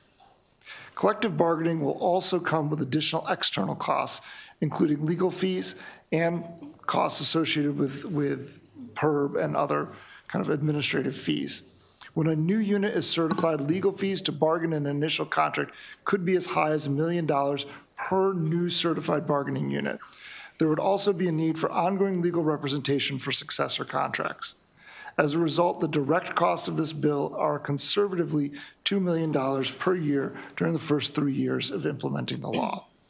This excludes the cost of implementing any negotiated agreement. As a system of public higher education, additional costs require additional state funding, increased tuition, or cuts. We would ask respectfully for an unfavorable recommendation from the committee. Good afternoon, Vice Chair Kerr, members of the committee. Sherry Rojas, I'm the Senior Director of Labor for the USMO. Thank you for the opportunity to offer testimony on HB 141. As you know, state law controls collective bargaining for public sector workers, which means that there is a widely variable scope and applicability of collective bargaining across the U.S. The structured process to elect a rep doesn't make sense for a temporary student population. Assistantships last for maybe 2 years, yet signatures collected on union cards are valid for 18 months. The students who elect an exclusive rep will no longer be here by the time a new contract is negotiated. They'll have moved on into their careers. And with 3-year effective dates, terms negotiated by one group of students will apply to incoming groups not involved in negotiating the MOU by which they will be bound. A couple of notes to clarify for the record. There are only 15% of graduate assistants at public institutions across the U.S. that have collective bargaining rights. That percentage drops to 8.6% when you add in private institutions. The NLRB is not applicable to the USM. And there is a pending decision which may ultimately change the definition of workers that is currently pending. I want to note also that at schools who have graduate assistant collective bargaining, we have tended to see higher tuition at those schools, and the USM prides itself on providing affordable education to the citizens of this state. And with the passage of collective bargaining for graduate assistants, an example for you all is that the UC system actually ended up laying off 1/3 of its graduate assistants with passage of that collective bargaining bill. Again, you know, graduate assistants are often paid with soft money, so they're funded through grants with terms over which the USM has limited or no control. With that, we would ask for an unfavorable report on HB 141. Thank you. I'm Mark Garrison, the graduate dean at Morgan State University, still not part of the Big Ten. I wish to thank the chair and the vice chair and everyone of the committee for this opportunity to speak. Again, President Wilson has provided a written statement regarding our view of this bill, which is unfavorable, but we are not against collective bargaining per se, and we want to make that very clear. My primary concern is, again, the very imprecise and vague inclusion in the definition of graduate assistant of comparable positions, fellows, and postdoctoral interns. First of all graduate assistants must be full-time students in our institution, with some admissions made to those who are not full-time students. That does not mean they're enrolled in classwork. That means they may be enrolled in a continuation course that counts them, because you don't count a student unless they're enrolled in Maryland. In my 20-plus years of engagement in graduate education, I do not recall having heard the term postdoctoral intern, except in this body, as a form of employment or regular assignment. In 1975, the NSF and NIH separated the class of postdoctoral fellowship awardees from the broader category of doctorally qualified non-faculty researchers. Postdocs are temporary, full-time employees who engage in the same research, teaching, training, and development activities as our full-time research staff and tenure-track faculty. Postdocs are not graduate students. The designation fellow may apply to anyone from an undergraduate student to a senior, even retired full professor. One of higher education's highest honors is to become a fellow of a national academy. They're included in this legislation as stated. Finally, the notion of comparable position, does that include term jobs in the cafeteria or short-term employment as a docent at the new art exhibit in the campus museum? These implications are quite concerning. So as we look to this, we continue to seek an unfavorable opinion. Thank you. Thank you. Let's begin with, let me just take a moment that we're approaching quorum, so no one can leave the room. Delegate Ruth, go ahead. Thank you, Mr. Chair. Thank you all for being here. Dr. Rinn, did I get it right that time? Thank you so much. Just a question for you. You said that the primary purpose of graduate assistants is learning. That's their primary purpose. Is that correct, essentially? I said the primary purpose of being a graduate student is to learn. Okay, and so what would happen at the universities if there were no graduate assistants? I think that's a better question for the dean of the graduate school, Dr. Garrison, than for me. Thank you. So the option then is to hire full-time non-faculty researchers. And at some point, as these calculations begin to occur, that may become the choice. When you have a federal grant that allows a certain amount of money for that, you're stuck with paying a very high rate on a graduate assistant for 20 hours a week and training them, which is what goes on during that and is what's expected, or turning to a semi-permanent or possibly permanent individual you might hire and use in a series of additional grants. So the option is for the researcher is to hire full-time regular researchers. The option for instruction is to hire more adjuncts. And that is a matter of you've already heard that one too. So essentially, you're saying that graduate assistants play an essential role at the university beyond learning. I did not say, I agree that they play an essential role, but the reason you might hire a non-faculty researcher is because you don't have to do any training with them. This is becomes their job, and they're pre-trained for that. Faculty are using students, or should be using students, in training identified situations so that when they become a research assistant, they're learning how to do the research at the same time they're helping do the research. So their role is at a slightly different level, and if they are not doing that, then you are exploiting them, and that explains why some may last 7, 8, and 9 years when other models are looking for 3, 4, and 5 years for completion of a doctorate. So that's the decision. Okay. I understand what you're saying about the fact that you're training them, but that's true of any job. When you're new on the job, you have to be trained in that job. For graduate assistant, research assistant, it should be a continuous training modality, and if you're past that, I think there needs to be some reflection on what you're doing with that student. And are you keeping them there longer just so that you can have a already trained person? If you have somebody you train in year 1 who's an incoming non-student and they are full-time, that means that over the next 5, 10, 15 years, you don't have to keep training them to do that. And there are some people who do have and bring with them their main lab assistant, which may be one term used, who is a permanent employee. We have a number of faculty like that who have a permanent supporter who is not a student who does this work, and they're not postdocs either. So there are other elements that this kind of work is caught under. The notion of graduate workers, which is what I think why postdoctoral got stuck in here, is a kind of an odd idea, and that is that you've got this in-between class that you're going to exploit, as we've been hearing, in some strange ways, which we don't sort of accept some of those ways that are being done, but that is the opportunity that occurs. But the next step is to move away from that. Like you see, lost a third of their graduate assistants, turned to actual long-term professionals to do that work, and it's a loss to the students. So 2 things about what you just said. One is you just said that it's possible for there to be exploitation in some cases, even though that's not the goal. Wouldn't that be an argument for having a union to help protect those students? That is also an argument for having an administrator who knows how to stop that. And I can assure you I have had to stop that in a number of cases, and it is my job to do that. So do I need a union to, maybe it'll help, but I think if we have the kind of people in charge that we're supposed to have in charge, then that wouldn't be happening. And if I find somebody who's exploiting a student with 40 hours a week and paying them for 10, they're in trouble. So in a perfect world, no student should be exploited, but we're not in a perfect world. No, we're not in a perfect world. No, absolutely. But so also you are saying that even though they are learning on the job, they are doing functions that are necessary to the university, whether it be doing necessary work in a lab or as a teaching assistant doing grading, so the professor doesn't have to do the grading of the papers or whatever it is. And so they are doing necessary functions that would have to be done by somebody that you would hire if they were not there. Unless you can't hire anybody, then you're in trouble and have to do it. Thank you.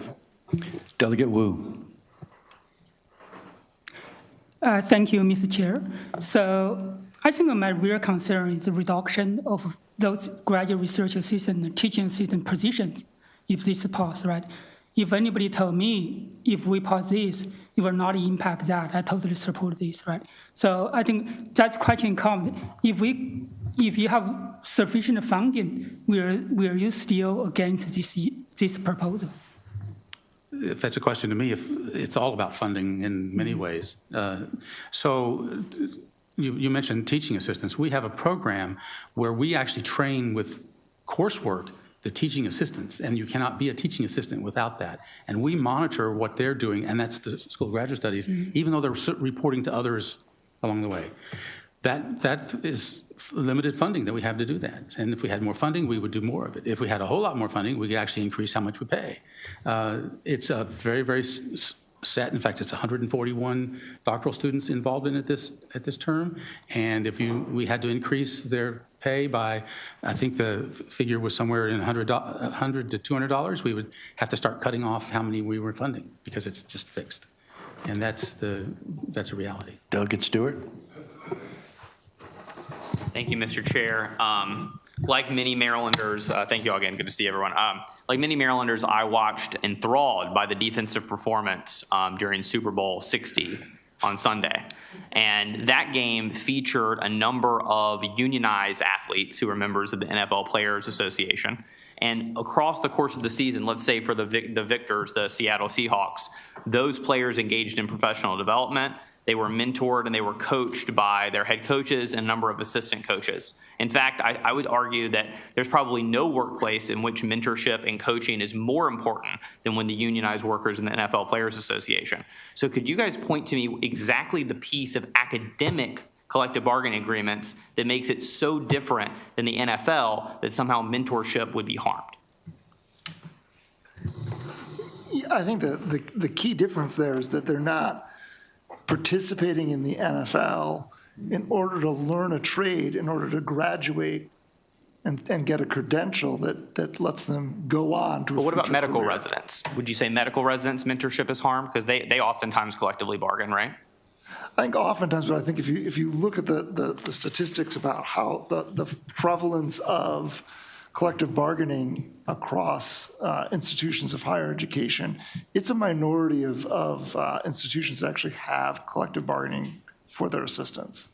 Okay, so my next question is, we heard a little bit, and Ms. Wren, I guess you talked the most about it, about these student advisory councils. It was interesting to hear about. Obviously, we've heard a lot about the meet and confer process, and I listened with interest about the strengths of these processes, and it sounds like you guys recently beefed up the meet and confer process, which obviously you should be commended. The Board of Regents just voted, should be commended by. But I guess my question is, if these advisory councils and meet and confer processes are they're sufficient and they're working really well, why not let the students vote on whether they should continue?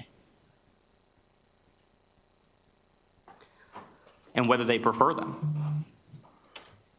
Well, we have a policy which says we have to have them. So we have them, and the students are engaged with them, and we worked with the elected student representatives of the shared governance bodies to ensure that they will engage with the highest levels of administration at the university, and most importantly, that there'll be a response. So as the one student alluded to, that it's like, yeah, same problem year after year after year. That's what we're trying to put a halt to, is there has to be a response. The president will be responsible to the chancellor in reporting what that response was, and so trying to make that happen. And I appreciate those reforms. I think that's really commendable. I guess what I'm trying to get at is, if the process that's currently working with these reforms is really effective and really awesome, and the student workers feel happy about it, wouldn't they just vote down the union anyway? I really couldn't speculate. Okay, one or two more, Mr. Chair, if I could. I'm a little bit puzzled by this argument that you were making about the temporary nature, right? And I mean, I guess I wasn't puzzled. It makes sense to me that there's something I think fundamentally weird about a new cohort coming in and they haven't voted and there's a representative and they didn't vote on that person. I hear you. I guess to me though, when you look at things like construction projects, when you look at things like film crews that are oftentimes unionized, again, looking at medical residents, it doesn't seem uncommon to me that you have temporary cohorts that still function really coherently together under collective bargaining. But why do you think this would be distinct? Well, again, I think we go back to the temporary nature of graduate assistants and the fact that they are there for the purposes of getting their degree. They receive tuition remission. They're there to gain experience and skills and knowledge to be able to go out into the world and start their careers, which is different from folks who are functioning on a full-time basis in those roles who are maybe picked up for a project here or there, right? Okay, fair enough. And last question, Mr. Chair. I guess the thing that confused me the most is when the gentleman from Morgan mentioned that he doesn't oppose collective bargaining generally, and that confuses me. So I guess if you guys could just each answer, and it can be short or long or whatever, I'm not going to try to prescribe you. If you could each answer just the simple question of, do you support collective bargaining generally, and or whether or not, or whether you you only oppose collective bargaining for the workers with the least power? I guess that starts with me. So I cannot answer how the university's general mindset is on what is acceptable for collective bargaining and what isn't. What I can answer, though, is that my understanding, personal understanding of collective bargaining and its strength was the fact that it would have hundreds of people doing exactly the same thing on a long-term basis, and yet there was a lot of disparity and exploitation going on. Those individuals work together to be able to then gain advantages. In the setting of faculty, they are very, very much, I was a faculty for 25 years, very much in a supervisory role at all different levels. And we very often moved up to being chair and, in my case, dean. And so there's a reason for it to be kind of quasi in the middle, and it doesn't seem to fit the collective bargaining modality. The same thing with students. We see them aspiring to be like us in many cases, though it's a very small percentage that actually do that, and often moving into professional roles outside. The issue of their being temporary is very concerning because these are part-time, half-time workers, if you're calling them workers. They are there for a short period of time, 2 years. They're very contingent, and in many cases, what we're paying them with is contingent money. So having a bargaining system that is based on a structure like what I described at first, be applied to that particular context is very, very complicated and difficult to grasp how that's going to work out. Okay. So, but the university is, we have collective bargaining, and from my point of view, if you want to do it, to make the entire state collective bargaining, then we'll all work with it and figure out how it's going to happen. But the problem we'll have is that we have a fixed pie, and we're excelling in many different ways at Morgan State University. We are on the verge of becoming a rank 1 institution. That will be sidelined. Whether we can sustain it will be sidelined. In fact, we're reasonably sure we're going to be there. But can we keep it up when we have these additional costs within this restraint budget that we have now, even with all the largesse that's come our way? Okay, I appreciate you engaging the question. I mean, obviously you guys aren't required to go down the thing if you want to, but I'm just curious to where we're drawing the lines, right? It would be helpful to know if you guys think that temporary workers shouldn't be unionized, what do you think about medical residents? If you don't think that the bargaining unit should be distinct within it, should we de-unionize the state workforce, which we already heard was really diverse? If it's all about how people shouldn't be supervisors, I mean, it only should be supervisors. Should we question the NFL Players Association? I'm just worried, where are the demarcation lines? Delegate, we're kind of getting into subcommittee territory here. No, I appreciate it. I appreciate the indulgence, Mr. Chair. And feel free to be as long-winded or not. I will shut up there. Yeah. Please don't be as long-winded as... yeah, well, that actually would be helpful. Yeah. Because in subcommittee, we can get into the weeds with this stuff. So I appreciate the question, even though it seems like a little bit of a false choice the way that it was framed.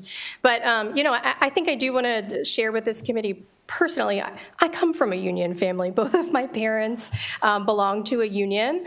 I don't have anything against unions or organized labor. And I think that the unions have done a really great job in, supporting rights for employees over the years. Where I find it challenging is when we're talking about the public sector, because in the public sector, we're talking about state taxpayer dollars that have to be used to fund these negotiated agreements. We fortunately, I think, live in a state, this is a great state, and we have wonderful legislators who have already legislated really important benefits and rights for our employees. And so at the end of the day, when it comes down to it, what we're talking about for this group, for me at least, we're talking about a temporary population. We're talking about students. I mean, I think, Dr. Wren said it best when she talked about, primarily, first and foremost, their students. We're trying to help them gain the education and experience and skills necessary for them to move on into their careers. That's my perspective, and that's where I'm coming from on this. Again, I think it's really important that we don't lose sight of the fact that we are in the public sector and we are talking about taxpayer dollars that need to fund these things. You don't have to. Because I'm willing. It's up to the chair. No. Yeah, if you can keep it brief, please. I can't keep it brief. I think that generally, right, collective bargaining can be a very positive process. I think that a lot of the testimony that you've here today, right, across both bills, is really making sure that when the state legislature gives these rights, it does so in a way that is clearly defined, right, in a way that makes those rights executable in a way that doesn't create additional conflict, right? And so, there's proposed amendments on one bill, and I do think it is a little bit of a different balance for students that are seeking degrees in our temporary population than it is for adjunct faculty, right, who are a set of workers who are in an ongoing relationship with the university. I also think that it's very important because these bills are just enabling bills in some way, but they will impose cost, that the legislature considers the funding impact on the universities. And these aren't bills that say, and we will be funding FTE costs or we will be funding additional things.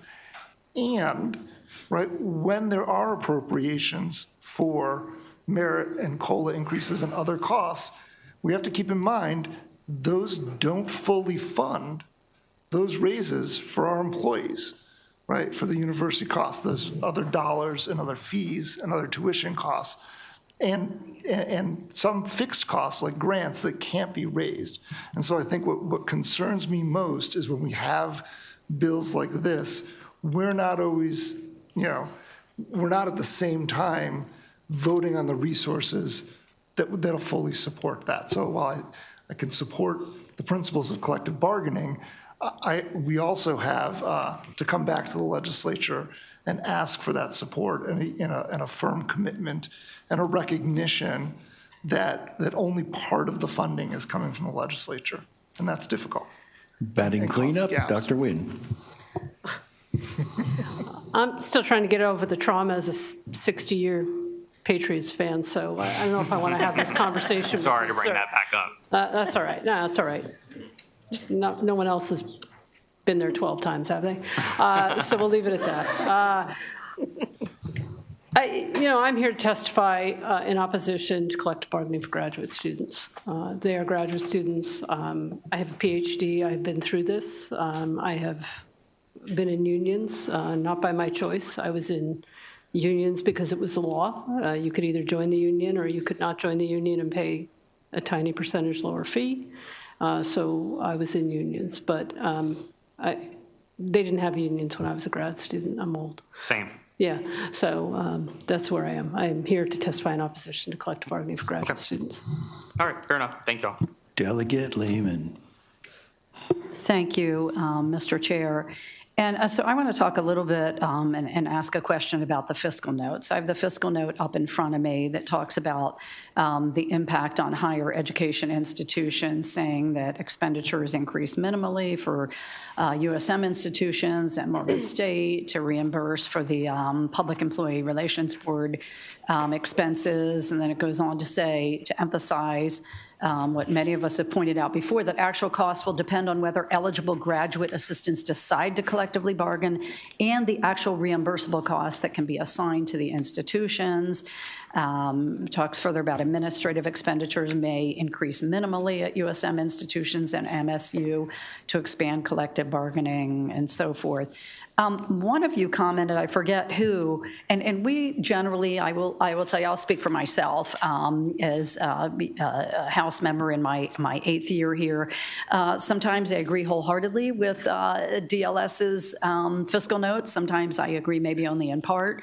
But one of you commented, but for the most part, they're pretty accurate, and they do a good job of capturing all the relevant information and going to the different sources that are impacted by the bill. But one of you commented that they did not take your numbers.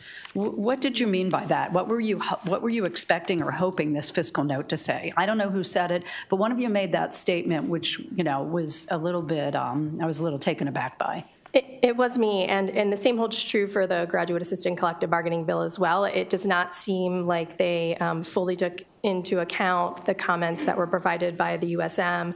I think it said somewhere in there, like you said, minimally impactful, and it talked just sort of very generically about administrative costs and PERB.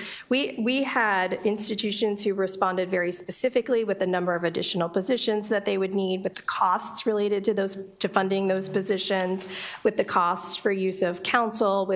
So we had a lot of very specific and direct costs that we actually included in the information we submitted. And so I was surprised to not see any of that in the fiscal note. So you're talking about you had breakout costs for all, 14 institutions, 12 USM and two others, Morgan State and St. Mary's? There were a number of our institutions. I don't think every single one provided a breakout of costs for their institution, but a number of our institutions did. And that is what I did not see represented in the fiscal note. And did the fiscal note, Mr. Chairman, just one more question. Did the fiscal notes in previous years go into greater detail, or is this similar to fiscal notes of the past? I think I recall some greater detail in some of the prior fiscal notes when we provided it. In the past, there have been times when we've provided some more generic information, and the fiscal notes seem to be consistent with that. But this is one of those years where we really took some time to sort of notate the direct costs that we were accounting for, and we're a little bit surprised that those were not included. Okay, well, I think I believe in reading this that, only the fiscal note writer could say what he or she did with all the information that was provided. But I think, the sentence that talks about actual costs depending on whether eligible students or eligible graduate assistants actually decide to collectively bargain, and then those reimbursable costs and what is negotiated kind of tells the story of this. But anyway, thank you, Mr. Chair. Thank you. Thank you, panel. I don't see any more questions for you. Did anyone else sign up to testify on this bill whom I have not called? Okay, then that will conclude the hearing on House Bill 141. Thank you, Delegate Foley. Delegate Smith, thanks for joining us from Appropriations. And that ends the work for the day. And with that, we are adjourned.